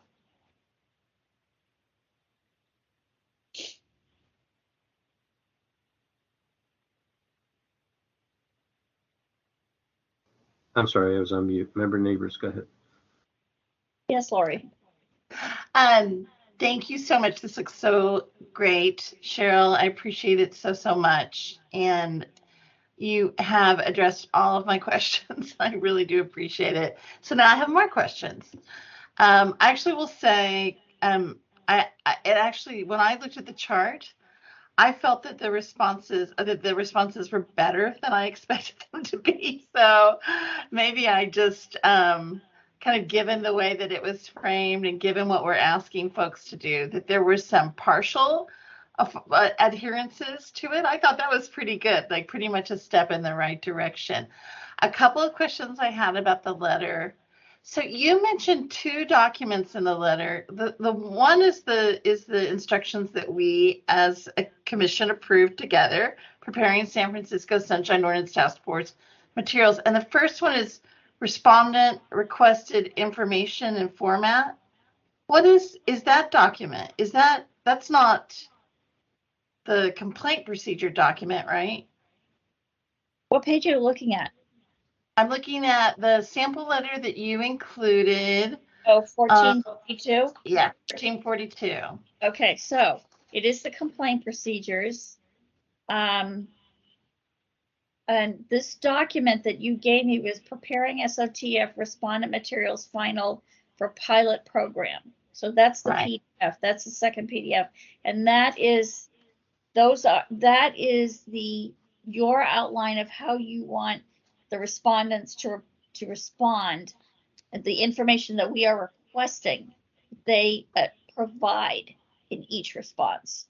Okay, on the 4th line of the letter, it says encourages you to use the attached respondent dash requested information and format. That's the document I'm asking about. What's that document? I think when Victor wrote that, he was referring to the respondent pilot program materials, because he wrote this. But that's a good point. No, you're absolutely right. I should have picked up on that, and I didn't. So it worries me a little bit that this might be a bit confusing. If it says we encourage you use attached respondent requested information and format in preparing responses, and then we've got a document by a different name attached. And then we also say, please use the attached instructions, and we refer to it by this name. So I think there could be some confusion there. That's one thing. Other thing I wondered about is like, almost when I read this, it's almost like saying, really, really, really, really, really, you do not have to use it. Don't even bother yourself. Like it's so soft on it. I wondered if there was a way that we could, maybe reduce this paragraph by half, make it shorter, make sure that they'll actually read it through. And then if it's appropriate to use somewhat stronger language. Because here we encourage you, it would be appreciated, we're requesting, and then we've got, in the document itself is like, you do this, do that, do this, do that, right? Is there a way, would it be appropriate within kind of what our powers and our relationships with the respondents to be a little firmer in this letter? And I'm asking my fellow commissioners because I don't think that our administrator really has to make that decision on her own. I think that's something we should all be chiming in on. So I'm eager for your thoughts. Member Stein. Well, the committee did ask that softer language be used. Which committee? November. Us, the task force. Yeah, we're not a committee. Okay. Sorry, yeah. The task force. I apologize. I think that we have only met about it. We had the one meeting. I don't think we drafted a letter there. And then you and I and Victor had several emails back and forth. And I think this bottom part is the part I suggested you use. Kind of just starting with the SOTF, or like around in there, and to keep it short. But I don't think that we as a group sent you to, or Victor to soften. I think that was something that came, I think we can go back and look at the emails. I think that's something that came from your office. Is Victor still on the phone? Maybe he could speak to it. Yes, I am here. I don't recall. It's been so long. The one thing I try to avoid is making requirements because there's nothing in the codes that requires them to respond within a certain time frame. We've set the 5-day as a standard, but there's nothing in our code that makes that a requirement. Okay, so maybe we can think of something in between this very, very, very, very soft language and a requirement. The SOT requests that you use the attached and then the form title in preparing your requests instead of encourages. Or please use the attached form. How about removing that whole sentence and the sentence after it?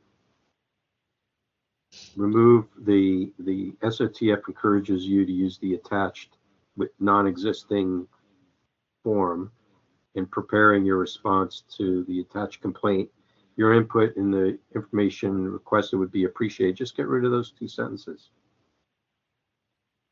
And it will read strong. You can change in the bolded area, the SOTF requests that you submit your response.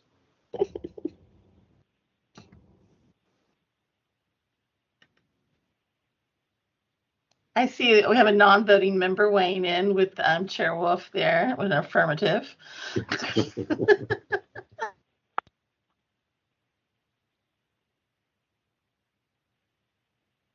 How about that? Works for me. What do you think, member neighbors? Can you read back what you got? Yeah, I will.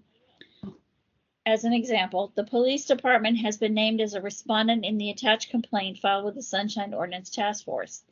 In an effort to provide the task force information in an easy to understand format, the task force has prepared a revised request format for responding to complaints. The task force requests that you submit your response to the allegations, including any and all supporting documents, recordings, electronic media, etc., to the task force within 5 business days of receipt of this notice. In developing and submitting your response, please use the attached instructions, preparing San Francisco Sunshine Ordinance Task Force Respondents Materials, to address your defense of this complaint. This is your opportunity to provide a detailed explanation to allow the task force to be fully informed in considering your response prior to the meeting. Please refer to the file number when submitting any new information and/or supporting documents pertaining to this complaint. The complaint alleges, and then it says complaint attached. Those materials are attached, and that's just like we see them as we see them at the task force. It's the summary page, gives the violations, petitioner's request. Oftentimes it's the new response complaint form. And now, and I want to say this to Member Stein, in all 2022 cases, I am organizing them as you had requested. I can't go back and reorganize 2021 cases. So as 2022 cases are now organized in the manner that you suggested to the task force. So that's how they're all coming out. Thanks. So, I'm sorry? Thank you. I'm looking forward to seeing how that looks. Well, no, as you know, we've only got about 25 cases, and so we are starting to do that as we move along. Yeah, I figured it was not going to be retroactive, so I wasn't expecting to see it earlier. Yeah. And I've got a boatload of cases to close out for that I've in the process of closing out for 2020. So anyway, back to this. So does that read, member neighbors, as you were kind of hoping it would read? I think Chair Wolf's suggestions are really tighten the language for how we would be sending out our notices. Yeah, I just want to check in. I saw Member Stein has her hand up, so I wanted to check in to see if she had comments. Yeah, I only was going to say something similar in part to what you said, which is that when I looked at the data, it looked like 50-50. About half of the respondents used it, the others didn't. But in my notes here, I wrote, I think it's still useful, even with partial compliance, as it alerts them to what a complete respondent packet should look like. And it also occurred to me when I was looking at this that if at some point any of us see a really ideally put together respondent packet, we might even consider using it as a sample and attach a kind of sample to these instructions as well, so they can just see here's how it should be done. That's a lot of material for somebody who's just getting a complaint. Then maybe just put a link to it or put a website for it. I mean, that's another thing too. I just think sometimes when I was reading over the instructions again, it takes a little bit of thought or it's a little bit difficult to imagine what's being talked about in every instance. But if there was a sample in front of you, you'd be like, oh yeah, I get it. I get what they're asking. So that's the only reason I thought having a sample might be helpful. But I would wait for a good example to come in. I wouldn't try to construct that or anything. So I'm glad to hear you say that you thought the 50% was good, because that's the same way I read it. And also, success is not defined by compliance, by number of compliance or percentage of compliance. It's by how helpful it is once it comes to us in our packets, right? And we're actually looking at the file and trying to work with it. And so cases where it didn't apply to everything, that's totally fine. If they followed the part that did apply to them and that helps organize the file in a way that we can make better judgments and access information, then that's a win as well. So I think my we should keep, make the letter a little stronger this time and keep trying it out and see how it goes if other folks agree with that. It might also be that, someone who's responded before doesn't look at it that closely and continues on their way. But with every new case, there's another opportunity for them to review, how we want it done. So there might be increased compliance over time. You might also want to survey some of these folks. For the folks that didn't get it to form, and ask them, what was difficult about the process.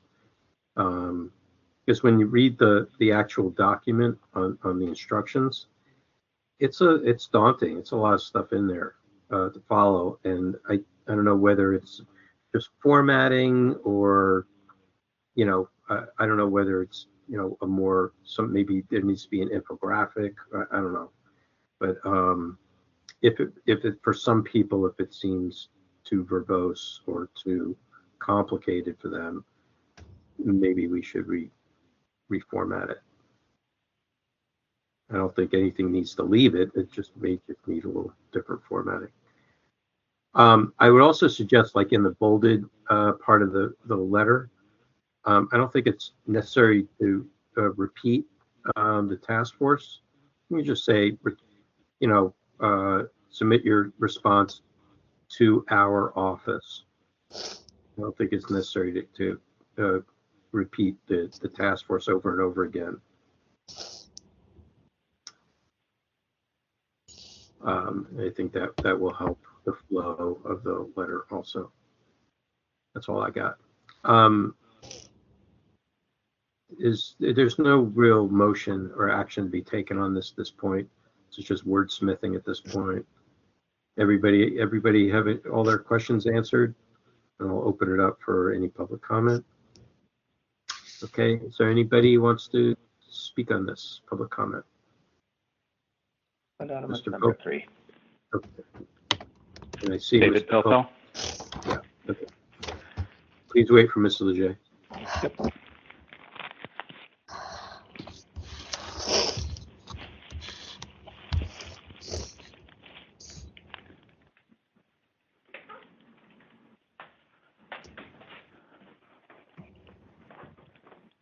Anonymous number 3, are you ready?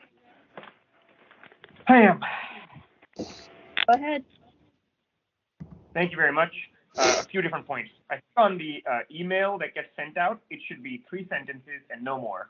You should keep the first sentence about who has been named as a respondent, then enter, right? New paragraph. Please respond within 5 business days following the new attached respondent instructions. Enter. Please refer to the file number when submitting any new information and/or supporting documents pertaining to this complaint. That's it. I don't think you need all this verbiage about streamlining and all this stuff. And I think a lot of people look at this, and as somebody mentioned, it's like people who have been students for a long time, they just ignore this like cover email and just start writing their response, right? And so I think you should just the information you need to give, which is who is the respondent, because sometimes it's multiple people, sometimes department head, etc. You have 5 days. Here's the new instructions, and please use the file number.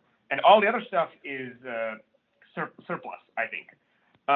You also have in this, and it's a pilot, so I'm unsure because you did say that you were requiring a review. I think you need to make a motion to make this pilot now permanent, I would assume. The pilot packet itself says that if you don't respond, we may just basically take it without getting any response from you and find a violation. And one of the things your committees might notice, and all your committees notice, is a lot of agencies will not do anything at all until the day of the committee hearing or like 2 days before. And one of the points of this is that if you want to resolve a complaint, if a lot of people, don't care about ODs, they just want the records and they close their complaints once they get the records. And it could be the case that a lot of members of the public and other parties wouldn't have to come to actual hearings if they got this, and then as soon as they got the instructions to correct, basically give a response, they realized, oh, we screwed up all this stuff, here's a new record, and probably a lot of people will just close the complaint. So if you were more encouraging and used more forceful language by, say, amending your complaint procedure to require this timely response, I think that itself would streamline your complaint process. So you have this verbiage in the packet about that if you don't respond in 5 days, we can basically go consider the complaint ourselves. I don't think you've actually started doing that. Because if you actually started doing this, agencies would actually start giving people their records, not 4 months later when you have a hearing, but immediately once they know about the complaint. And so I think that what you should do here is place a motion on your next agenda to amend the complaint procedures to permanently incorporate everything in this document and have the rule that if they don't, remember, you've said you can make your own rules as long as they don't conflict with the law. You should have it as a rule that if they don't respond to your to a complaint, you will put it on the consent agenda or send it to a committee immediately for a hearing. You're never going to get the city to actually give people records on a timely basis if they know they can wait months or years to comply. And this is one way to give them a kick in the ass. Thank you. Can I respond to that, Chair Wolf? Yeah, sure. Go ahead. Yeah. Anonymous, you know what? We've been quite far behind because we had that 7-month lag where the task force and its committees were not meeting. And so we had to do catch up, which meant a lot of complaints were heard, months down the road after they were initially filed. But we have been working very, very hard to make sure that all our complaints are up to date. And as I said at the beginning of my review of the administrator's report, we are all caught up. We are. And so now when we send out a notice to a respondent and I get a response, bang, they're on a committee agenda as soon as possible. So they don't have all these months and months of time to figure out whether they're going to respond or not, or wait months before they decide to provide records. We are all caught up, so please keep that in mind. Okay? All right. Next speaker, please.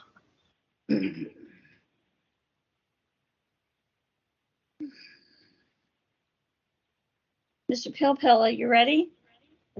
I am, thanks. David Pilpel, I don't have a strong view on this issue at this time. What I would say is over the years, the task force has developed complaint procedures, complaint guidelines, checklists, information for complainants, information for respondents. It's a huge amount of material. Some is on the website, some is provided by email or I guess mail to complainants and respondents. It's all a bit confusing. Some of it is redundant, some of it isn't. If someone, I'm not volunteering to take on anything new right this second, but if somebody could take a more holistic view of the complaint procedures, guidelines, and documents and try to synthesize all of it, distill it down, use less verbiage as much as possible, I think that would be great. And if this is an attempt or part of an effort to do that, fantastic, and I'm very supportive. But I would then try to go back to the website and remove documents that are superseded by all of this, and just maybe say somewhere, to both complainants and respondents, if you need examples of well-crafted packets that the task force has reviewed in the past, please contact the administrator and that can be forwarded to you. Bang. I mean, I don't think you need to point them to anything specific because it may be that things related to meetings or things related to records are different. Things related to an IDR may be different from other types of requests, yada, yada, yada. The point is, I would just keep it simple. Otherwise, you make it, I think, unnecessarily daunting to both complainants and respondents. I mean, ultimately, if a complainant provides a sufficient amount of information, you then expect the respondent to provide a sufficient amount of information. You want to minimize the duplication. You want everybody to have a fair opportunity. You want to get the material in the files and get it out to members of the task force, hold a reasonable hearing, make a determination, all of that. But when you make it so complicated, I mean, it's almost more complicated to deal with a complaint at this task force than it is to just file a lawsuit. And it was quite the intention not for that to be the case, for this to be a relatively easy way to get in, make your case, or bring your defense, and have the matter be heard. And so I guess I'm just arguing in favor of simplifying and having it be very clear to actors on both sides. Hope that helps. Thanks for listening. Any other public comment? Okay. What's your pleasure? I think it was a pertinent point. This was a pilot project, and the question is, should it now be made well, permanent, or it should be active? That was the purpose of the review.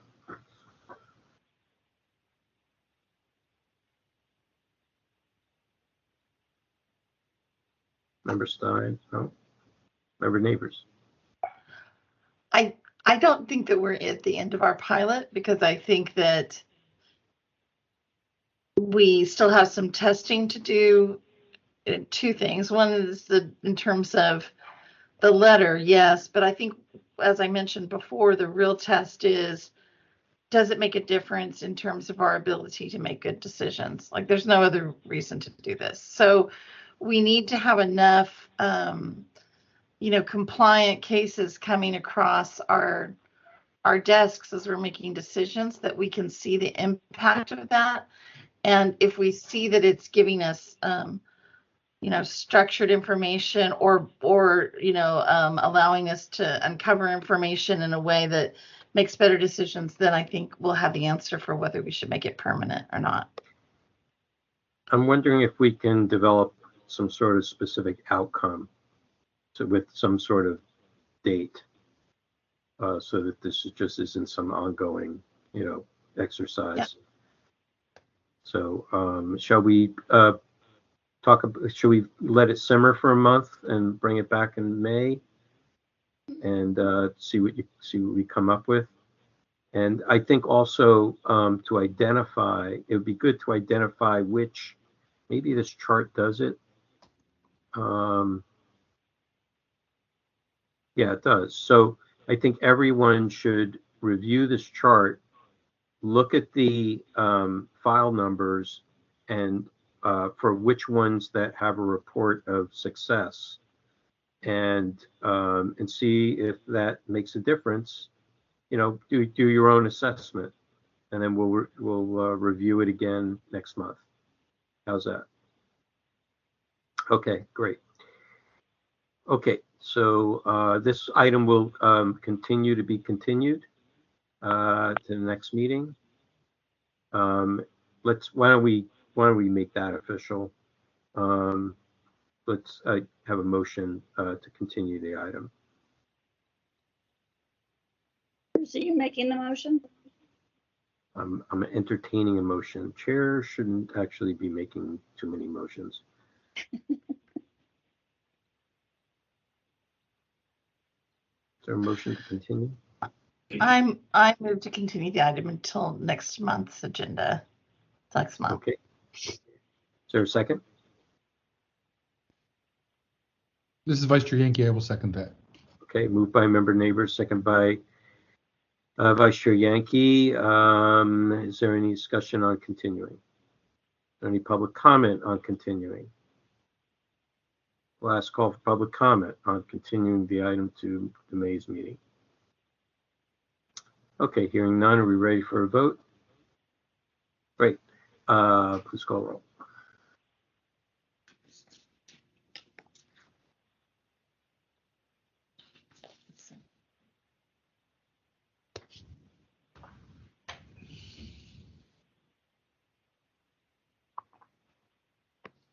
Member Neighbors? Aye. Member Neighbors, aye. Vice Chair Yankee? Aye. Vice Chair Yankee, aye. Member Highland? Member Highland? Aye. Member Highland, aye. Member Stein? Aye. Member Stein, aye. Member Wong, absent. Member Padmanabhan? Aye. Member Padmanabhan, aye. Member LaHood, absent. Member Schmidt? Aye. Member Schmidt, aye. Chair Wolf? Aye. Chair Wolf, aye. Moved by Member Neighbors, seconded by Vice Chair Yankee to continue the matter until the May task force meeting. Okay, great. Thank you. Please call next item. Item number 13, amendments to the Sunshine Ordinance and the Charter Amendment to convert task force to commission. Okay, great. I put this on the agenda. We have, I hope she's still here. Ms. Anderson, are you still here? If so, you can press *6 to unmute if you're not already unmuted. Yes, I am. Can you hear me? I can hear you. Let me just introduce the item for a moment.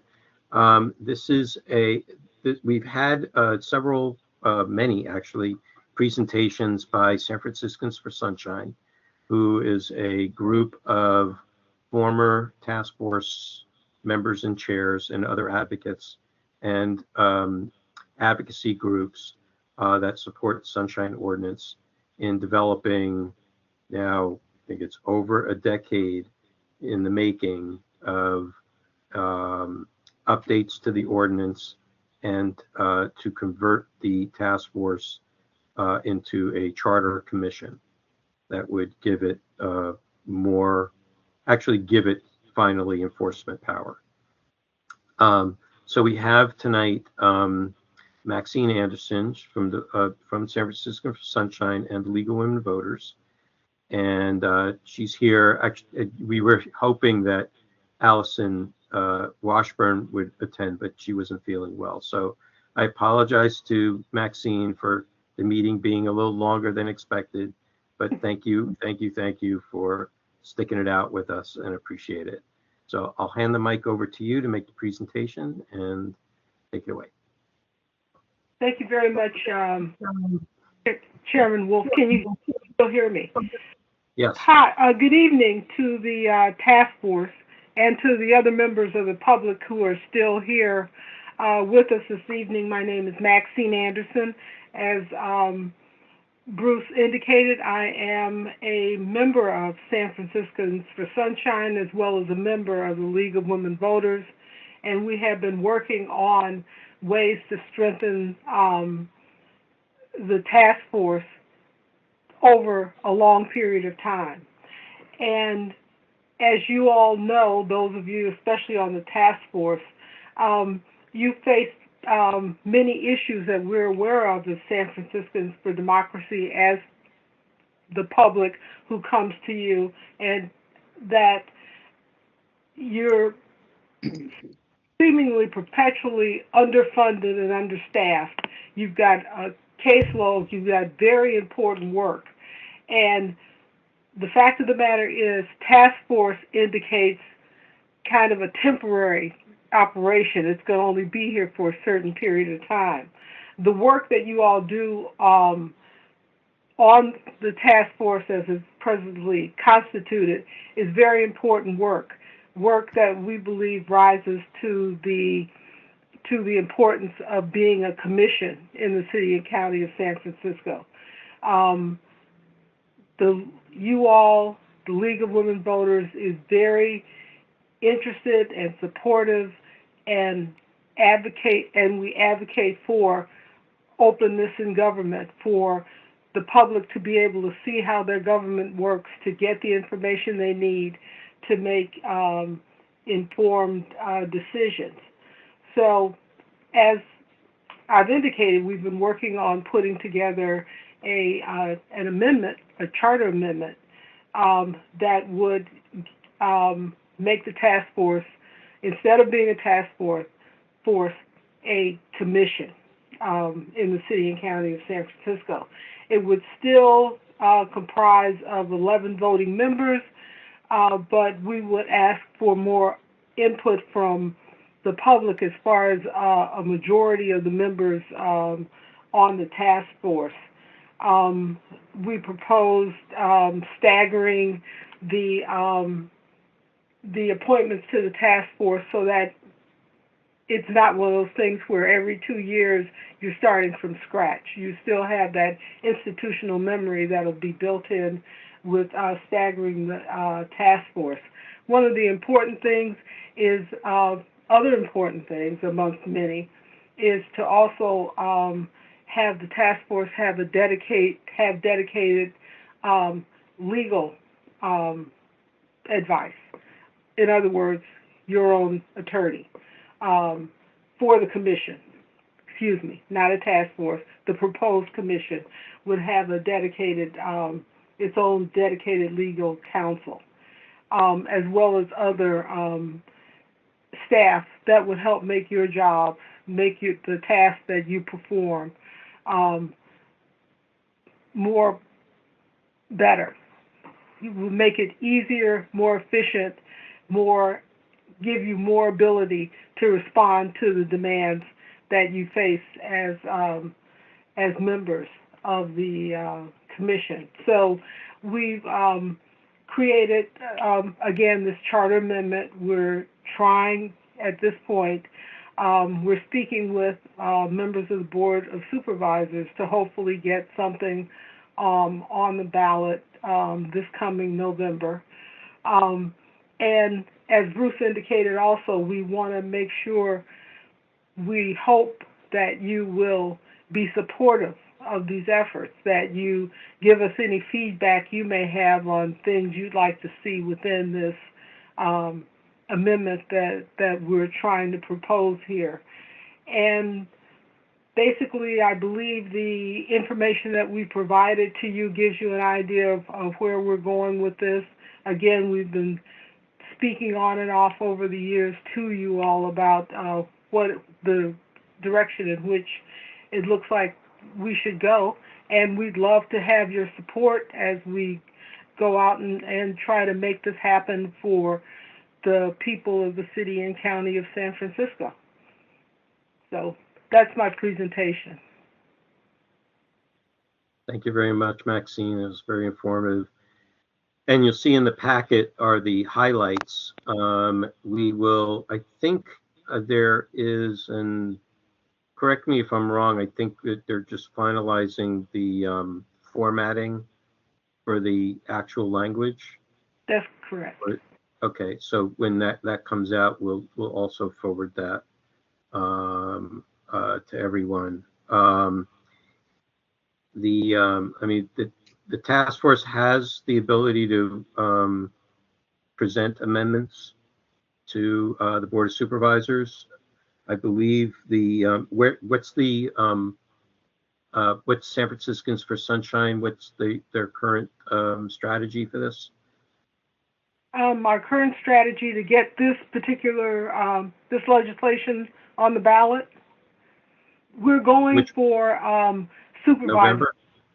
Yeah, for November 2022, and we're trying to get 6 supervisors to sign on. Yes. It has to be 6 because it's a charter amendment. Charter amendment, that's correct. All right, any discussion, questions for Maxine?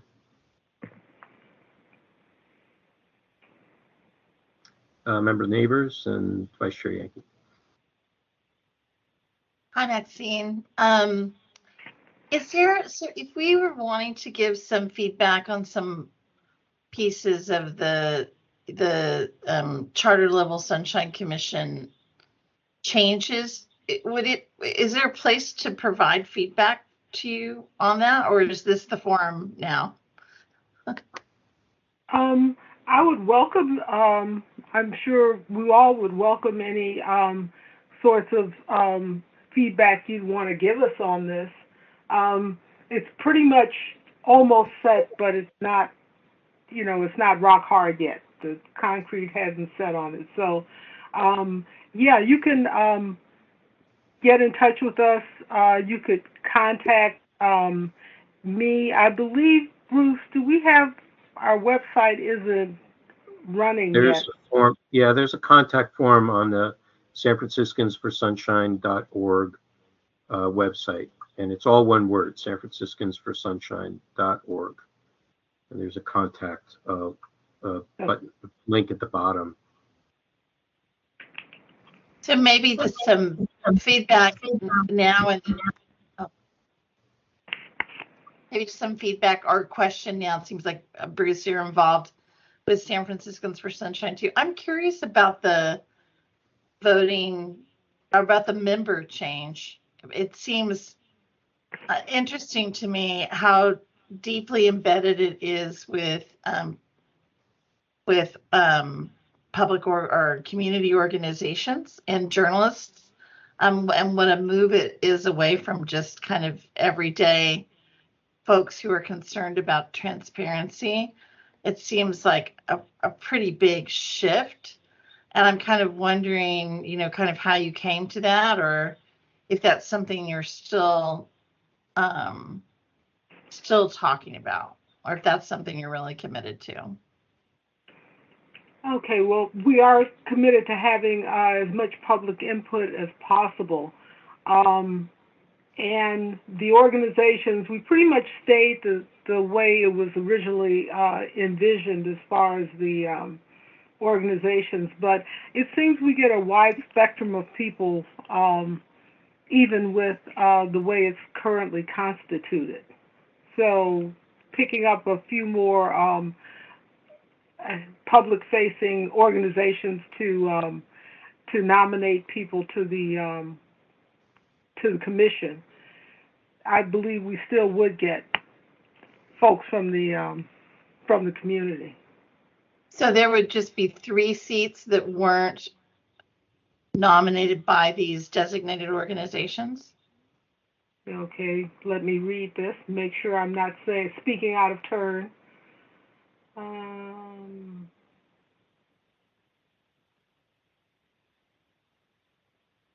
I think there's some question marks in there, like literally, like written. So it says there's 11 members, and it says you're gonna increase attorneys from 1 to 2, and journalists from 2 to 4, and that would be 9 members who would be nominated from member organizations. Oh, so that would actually just leave 2 folks who were not from member or from designated organizations. Is that right?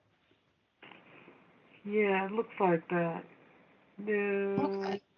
And is this list of organizations somewhere that we can see? It's actually in the language, which is not this document. On the website?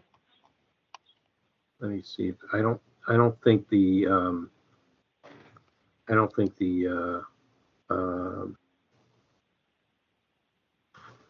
full document is up on the website, because they think it's still going through formatting. Hold on, let's see what this says. Oh, that's the ordinance. That isn't the. Just so you know, the parts about the task force that are currently in the ordinance will be pulled out of the ordinance, and that will go in the new language creating the commission will go into the charter.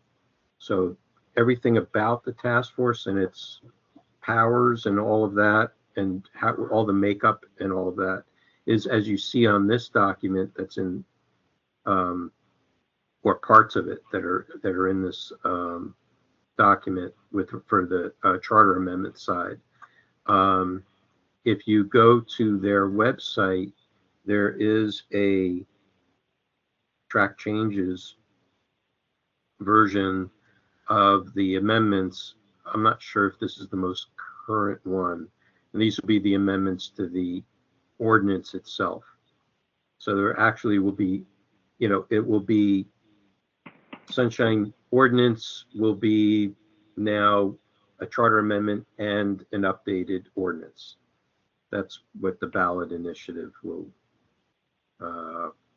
do. Or there may be 2 items, one to do the charter amendment and another one to update the ordinance. So that'll have the named organizations in it then. The charter amendment will have the named organizations. The ordinance will just be the operation. The ordinance is just the ordinance without How did you all the body. select? How did you select which organizations got to name members to the commission? It was,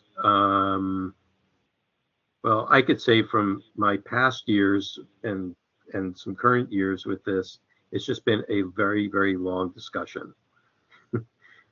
And then asking folks, you know, if they would be willing for the long term to nominate based upon their focus. So there's the First Amendment Coalition. There, I think the Freedom of the Press Foundation. Yeah.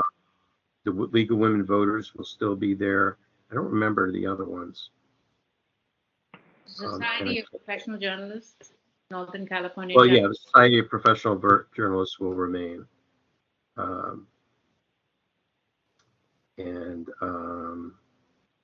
There was another one, I think, for the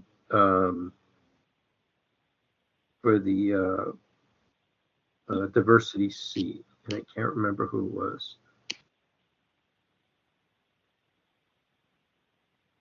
So anyway, that's it for you.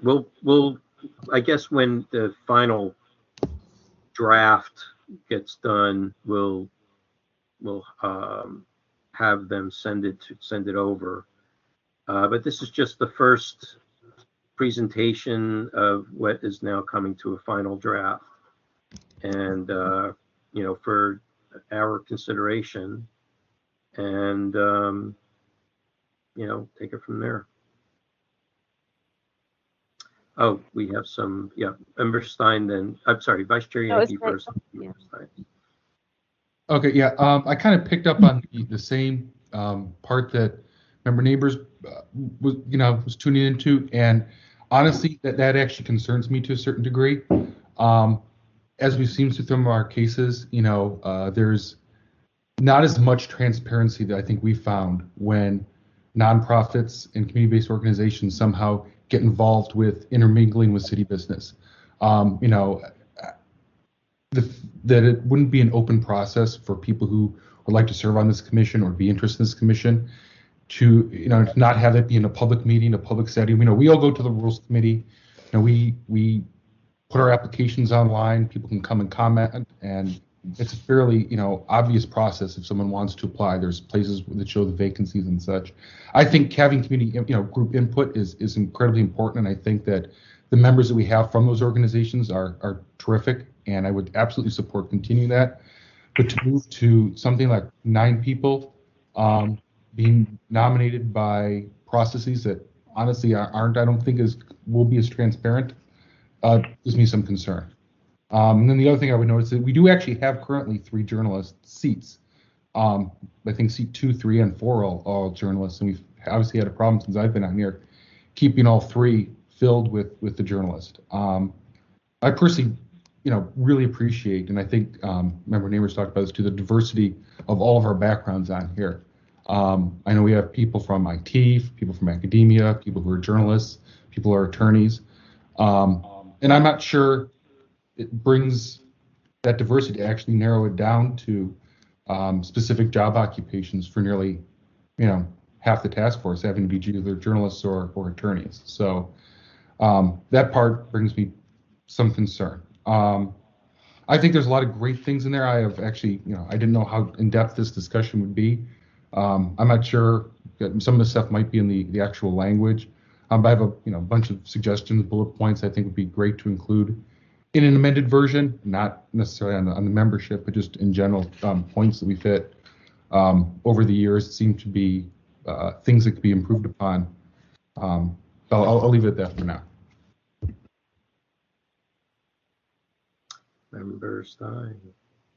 Yeah, sorry, I'm getting a little fuzzy after such a long meeting, but I'll also echo what Member Yankee and Member Neighbors said. I also saw that thing about pegging it to specific organization nominations, and I feel like, you know, in the U.S., right now. People think that sunshine ordinances are kind of the provenance of journalists and free speech activists and a few other kinds of groups that tend to take an interest in it. But in a lot of the rest of the world, it's a much broader concept that all kinds of people, for all kinds of reasons, take an interest in. And I'd hate to structurally lock those people out, in a sense, by sort of handing nominations to just particular organizations that are already out there and in place, even though they do serve some, natural constituencies of freedom of information laws, particularly in the U.S. as we've understood it. But I think in the U.S. we've understood it far too narrowly. And one of the things I like about the ordinance in San Francisco is it tries to really open things up in a way that can make it usable by a far broader range of people. So I'd like to kind of keep those people in play if they happen to get very interested in it for any kinds of reasons that might occur, that they might be able to get involved in it. And so I just want to mention that. I also want to say, I know we only read a small, summary of things. We haven't read the whole thing, but I'm not really clear on how making it a commission versus a task force, like what all the implications of that change might be. And that was almost something I wanted to hear from our city attorney about, what is the difference really between a commission and a task force? If we're still going by the ordinance as it's written, how much more scope or power or follow-up abilities or whatever would a commission actually have if the ordinance is more or less as it is currently written? I know there will be some changes put in there. I also did, at least when I read this short version, I feel like it makes some verbal stands about trying to have the city attorney's office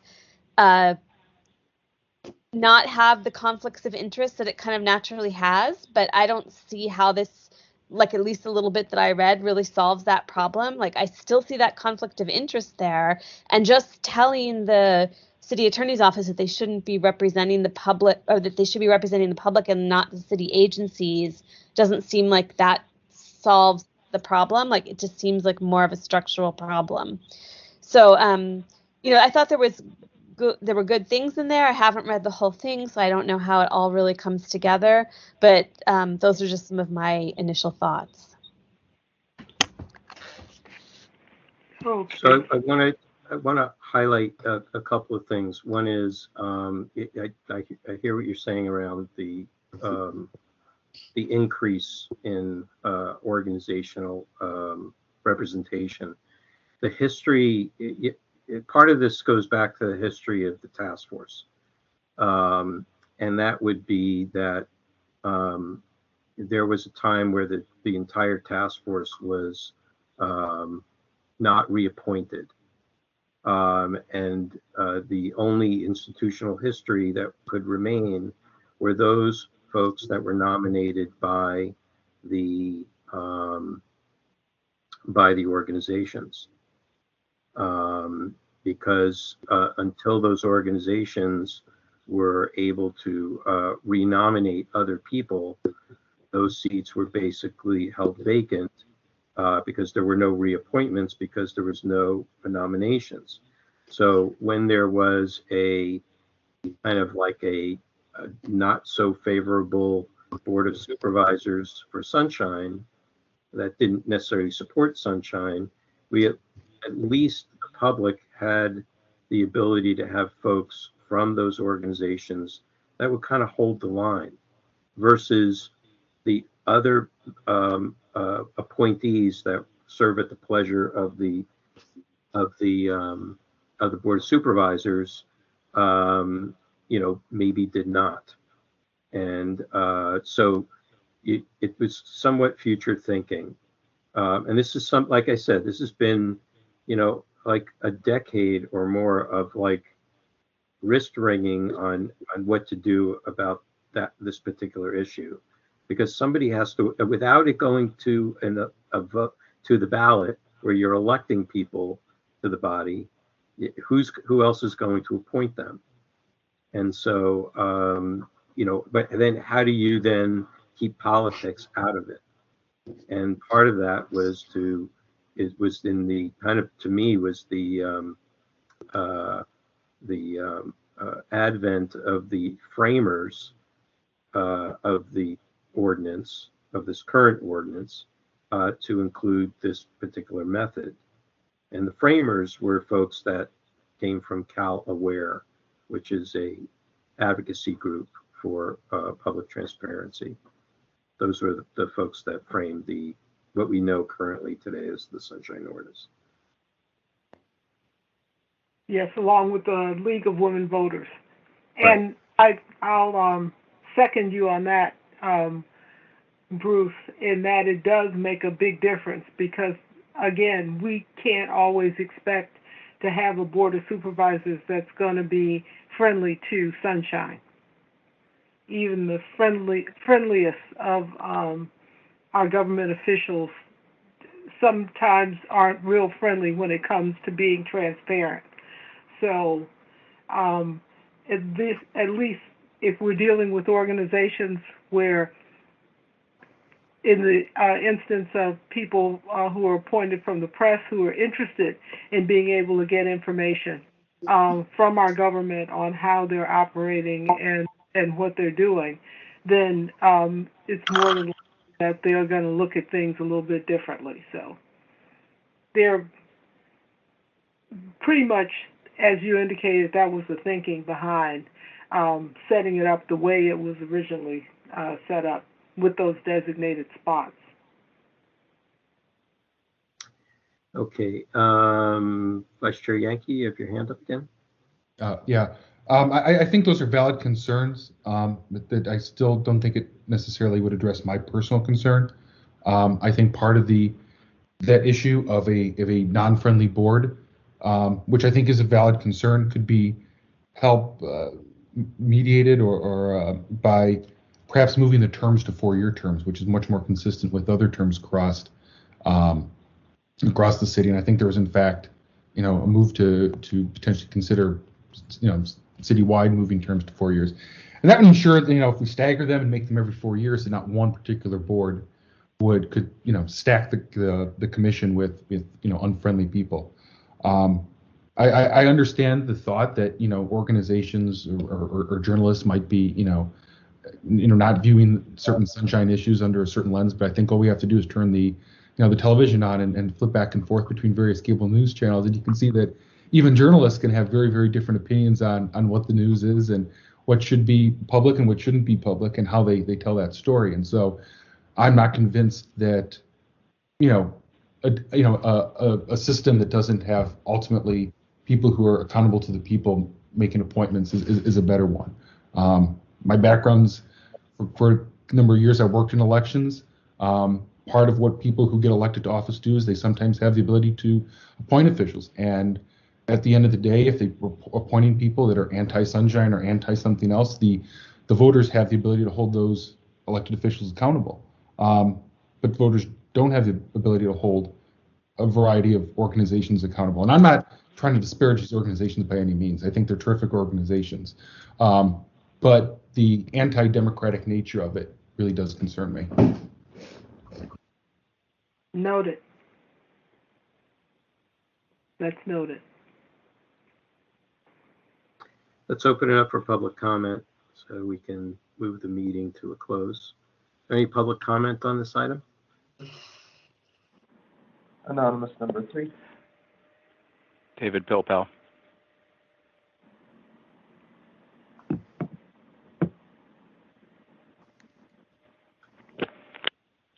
Bruce Leger? Yep, I'm with you. Just Anonymous, are you ready? I am. Go ahead. Thank you very much. This is Anonymous number 3. I think right now the discussion is very much about who is nominating the people, and I think I actually very much agree with some of the concerns that have been listed today. I do think it is the case that at the end of the day, the BOS are elected officials, and so they will, one way or the other, have significant power over you all, since you are not elected officials and you're merely appointed. And that kind of chilling effect can be reduced by the ways that member Yankee was saying maybe that is the right way to deal with it. I think there is one important change to the proposed change here, which is having, I think it's going from one attorney to two attorneys. And I think that's actually very important, especially when the cases are on the bleeding edge of legal issues. It's quite helpful when a lawyer you know is there to protect, public records rights, First Amendment rights, who is appointed for that purpose, and not an employee of the city attorney who, whatever they're up to in their potential conflicts of interest, are, giving kind of some more context about prior case law and stuff like that. And I know it's helpful when Member Schmidt has done that, especially in the kind of more legally gray areas, which are often the more interesting cases, at least for me personally. And I think there is helpful to have one more lawyer on the task force to kind of help fill in that background knowledge. But I do agree that for the same reasons as I was arguing in the first complaint today, that the right thing to do is have these groups, I think, give their nominations just like anyone else would to the Board of Supervisors. And then the Board of Supervisors can look at that, and they'll probably pick people that have, if they're doing their job correctly, that have a lot of support behind them and some reasoning that, and groups like that can give that kind of reasoning. It's, for example, like what happens at the police commission, right? It's not like people have specific appointments from organizations, but often the Board of Supervisors very much cares what certain organizations have to say about who goes on that. One thing I was confused about this is I assume this proposal is not just to change SOTF to Sunshine Commission. It also moves the Sunshine Ordinance into a charter amendment in full. And I was wondering if this proposal also addresses some of the other issues that were trying to be fixed in the Sunshine Ordinance as it's being changed into a Sunshine Charter Amendment, or that's being thought of as a separate issue. And I was just wondering if there's an answer to that. Thank you. Let me just respond to that real quick. So this will be bifurcated. So the section regarding that currently regards the task force, so everything from 6730 going down regarding the task force, that will be converted into a charter amendment and removed from the ordinance. The ordinance will still remain an ordinance, as the structure of almost every other commission is. You don't really see, a whole set of code in the charters. Usually the way it currently is in the separate codes in the city. So really the charter amendment is just to create the commission and then, lay out how its membership and its powers and things like that. Next speaker. Mr. Pilpel, are you ready? I am. I think I'm still alive, for better or worse. David Pilpel. So this is not a new topic. This has been discussed, I think, since the ordinance was first passed in 1993 and the task force took office in 1994. I've been part of some of the discussions over the years, not all. I've not been involved in most of the discussions with San Franciscans for Sunshine. They have historically taken a somewhat different view than I have on the ordinance, and that's fine. I don't want to go over all that history right now. I probably never want to go over all of that history. I think it's interesting that at this time the group is thinking of pursuing a charter amendment and trying to find 6 votes on the Board of Supervisors to advance that. I recall that the last ballot measure that Supervisor Peskin put on the ballot relative to privacy included a provision that allows the Board of Supervisors to amend the ordinance in ways that are not inconsistent with that privacy measure. So right now, the Board of Supervisors, I believe, has the power to amend the ordinance. A charter amendment to elevate the task force to a commission and somewhat change its powers and duties is a somewhat different spin on the matter. I suspect that that would encounter some amount of resistance, concern, not just that was expressed tonight by members of the body, but by others on the Board of Soups, the mayor's office, various departments, other interests around the city that may influence whether this does advance to the November ballot or is significantly amended, or how that all plays out.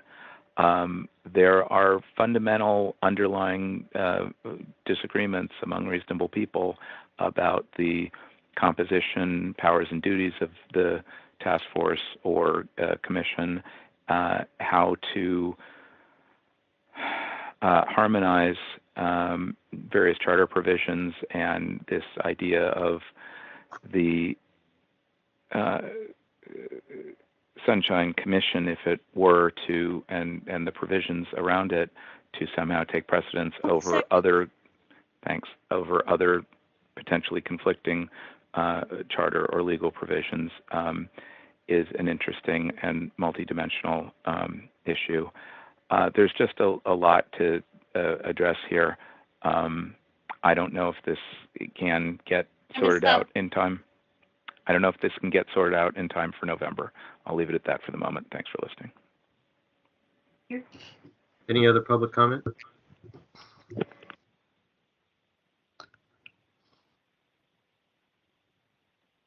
Okay, public comment is closed. All right, so we'll review it. If you have any comments or suggestions that you want to make, you could go to San Franciscans for Sunshine website, and at the same time, the task force has its own ability to present amendments.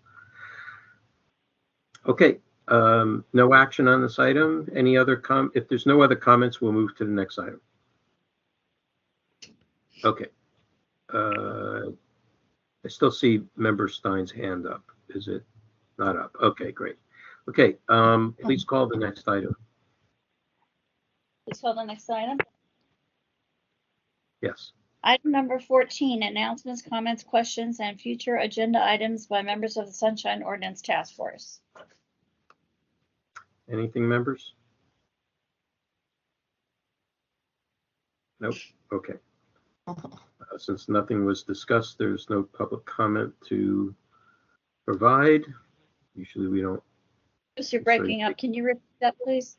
I said usually we don't take public comment if there's been no discussion to comment on. Yeah, I'm still not hearing you.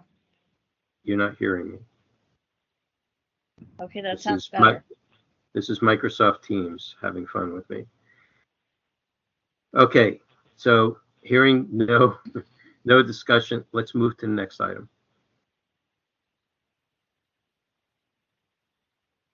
Hello? Hello? I can barely hear you. Can everybody else hear me? I can hear you just fine. Yeah, you sound great, Bruce. Okay. Everybody's breaking up on my computer. All right, so please call the next item. Next item. Next item. All right. Item number 15, adjournment. I have 11:01. Is there a motion to adjourn? I move to adjourn. I Who do. was that? Me, member neighbors. Member Neighbors, there a second? Member Padmanabhan. Member Padmanabhan. Moved by Member Neighbors, second by Member Padmanabhan. All those in favor say aye. Aye. Aye. Opposed? And the ayes have it. We are adjourned. Thanks for hanging in there, everybody. Thanks, David, and welcome. Good night, everyone. Thank you all. Good night. Recording. Good night.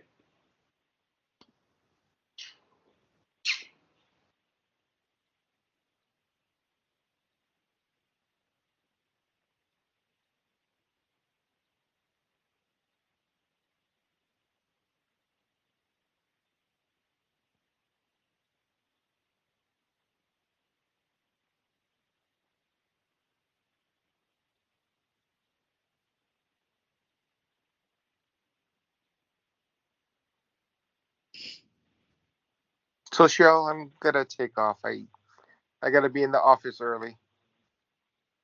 All right, that's fine. I'm trying to stop the recording. I don't know if it's working. We'll just give it a second and double check it. Yeah. Okay, I'll talk to you later. All right. Have a good night. Okay, bye.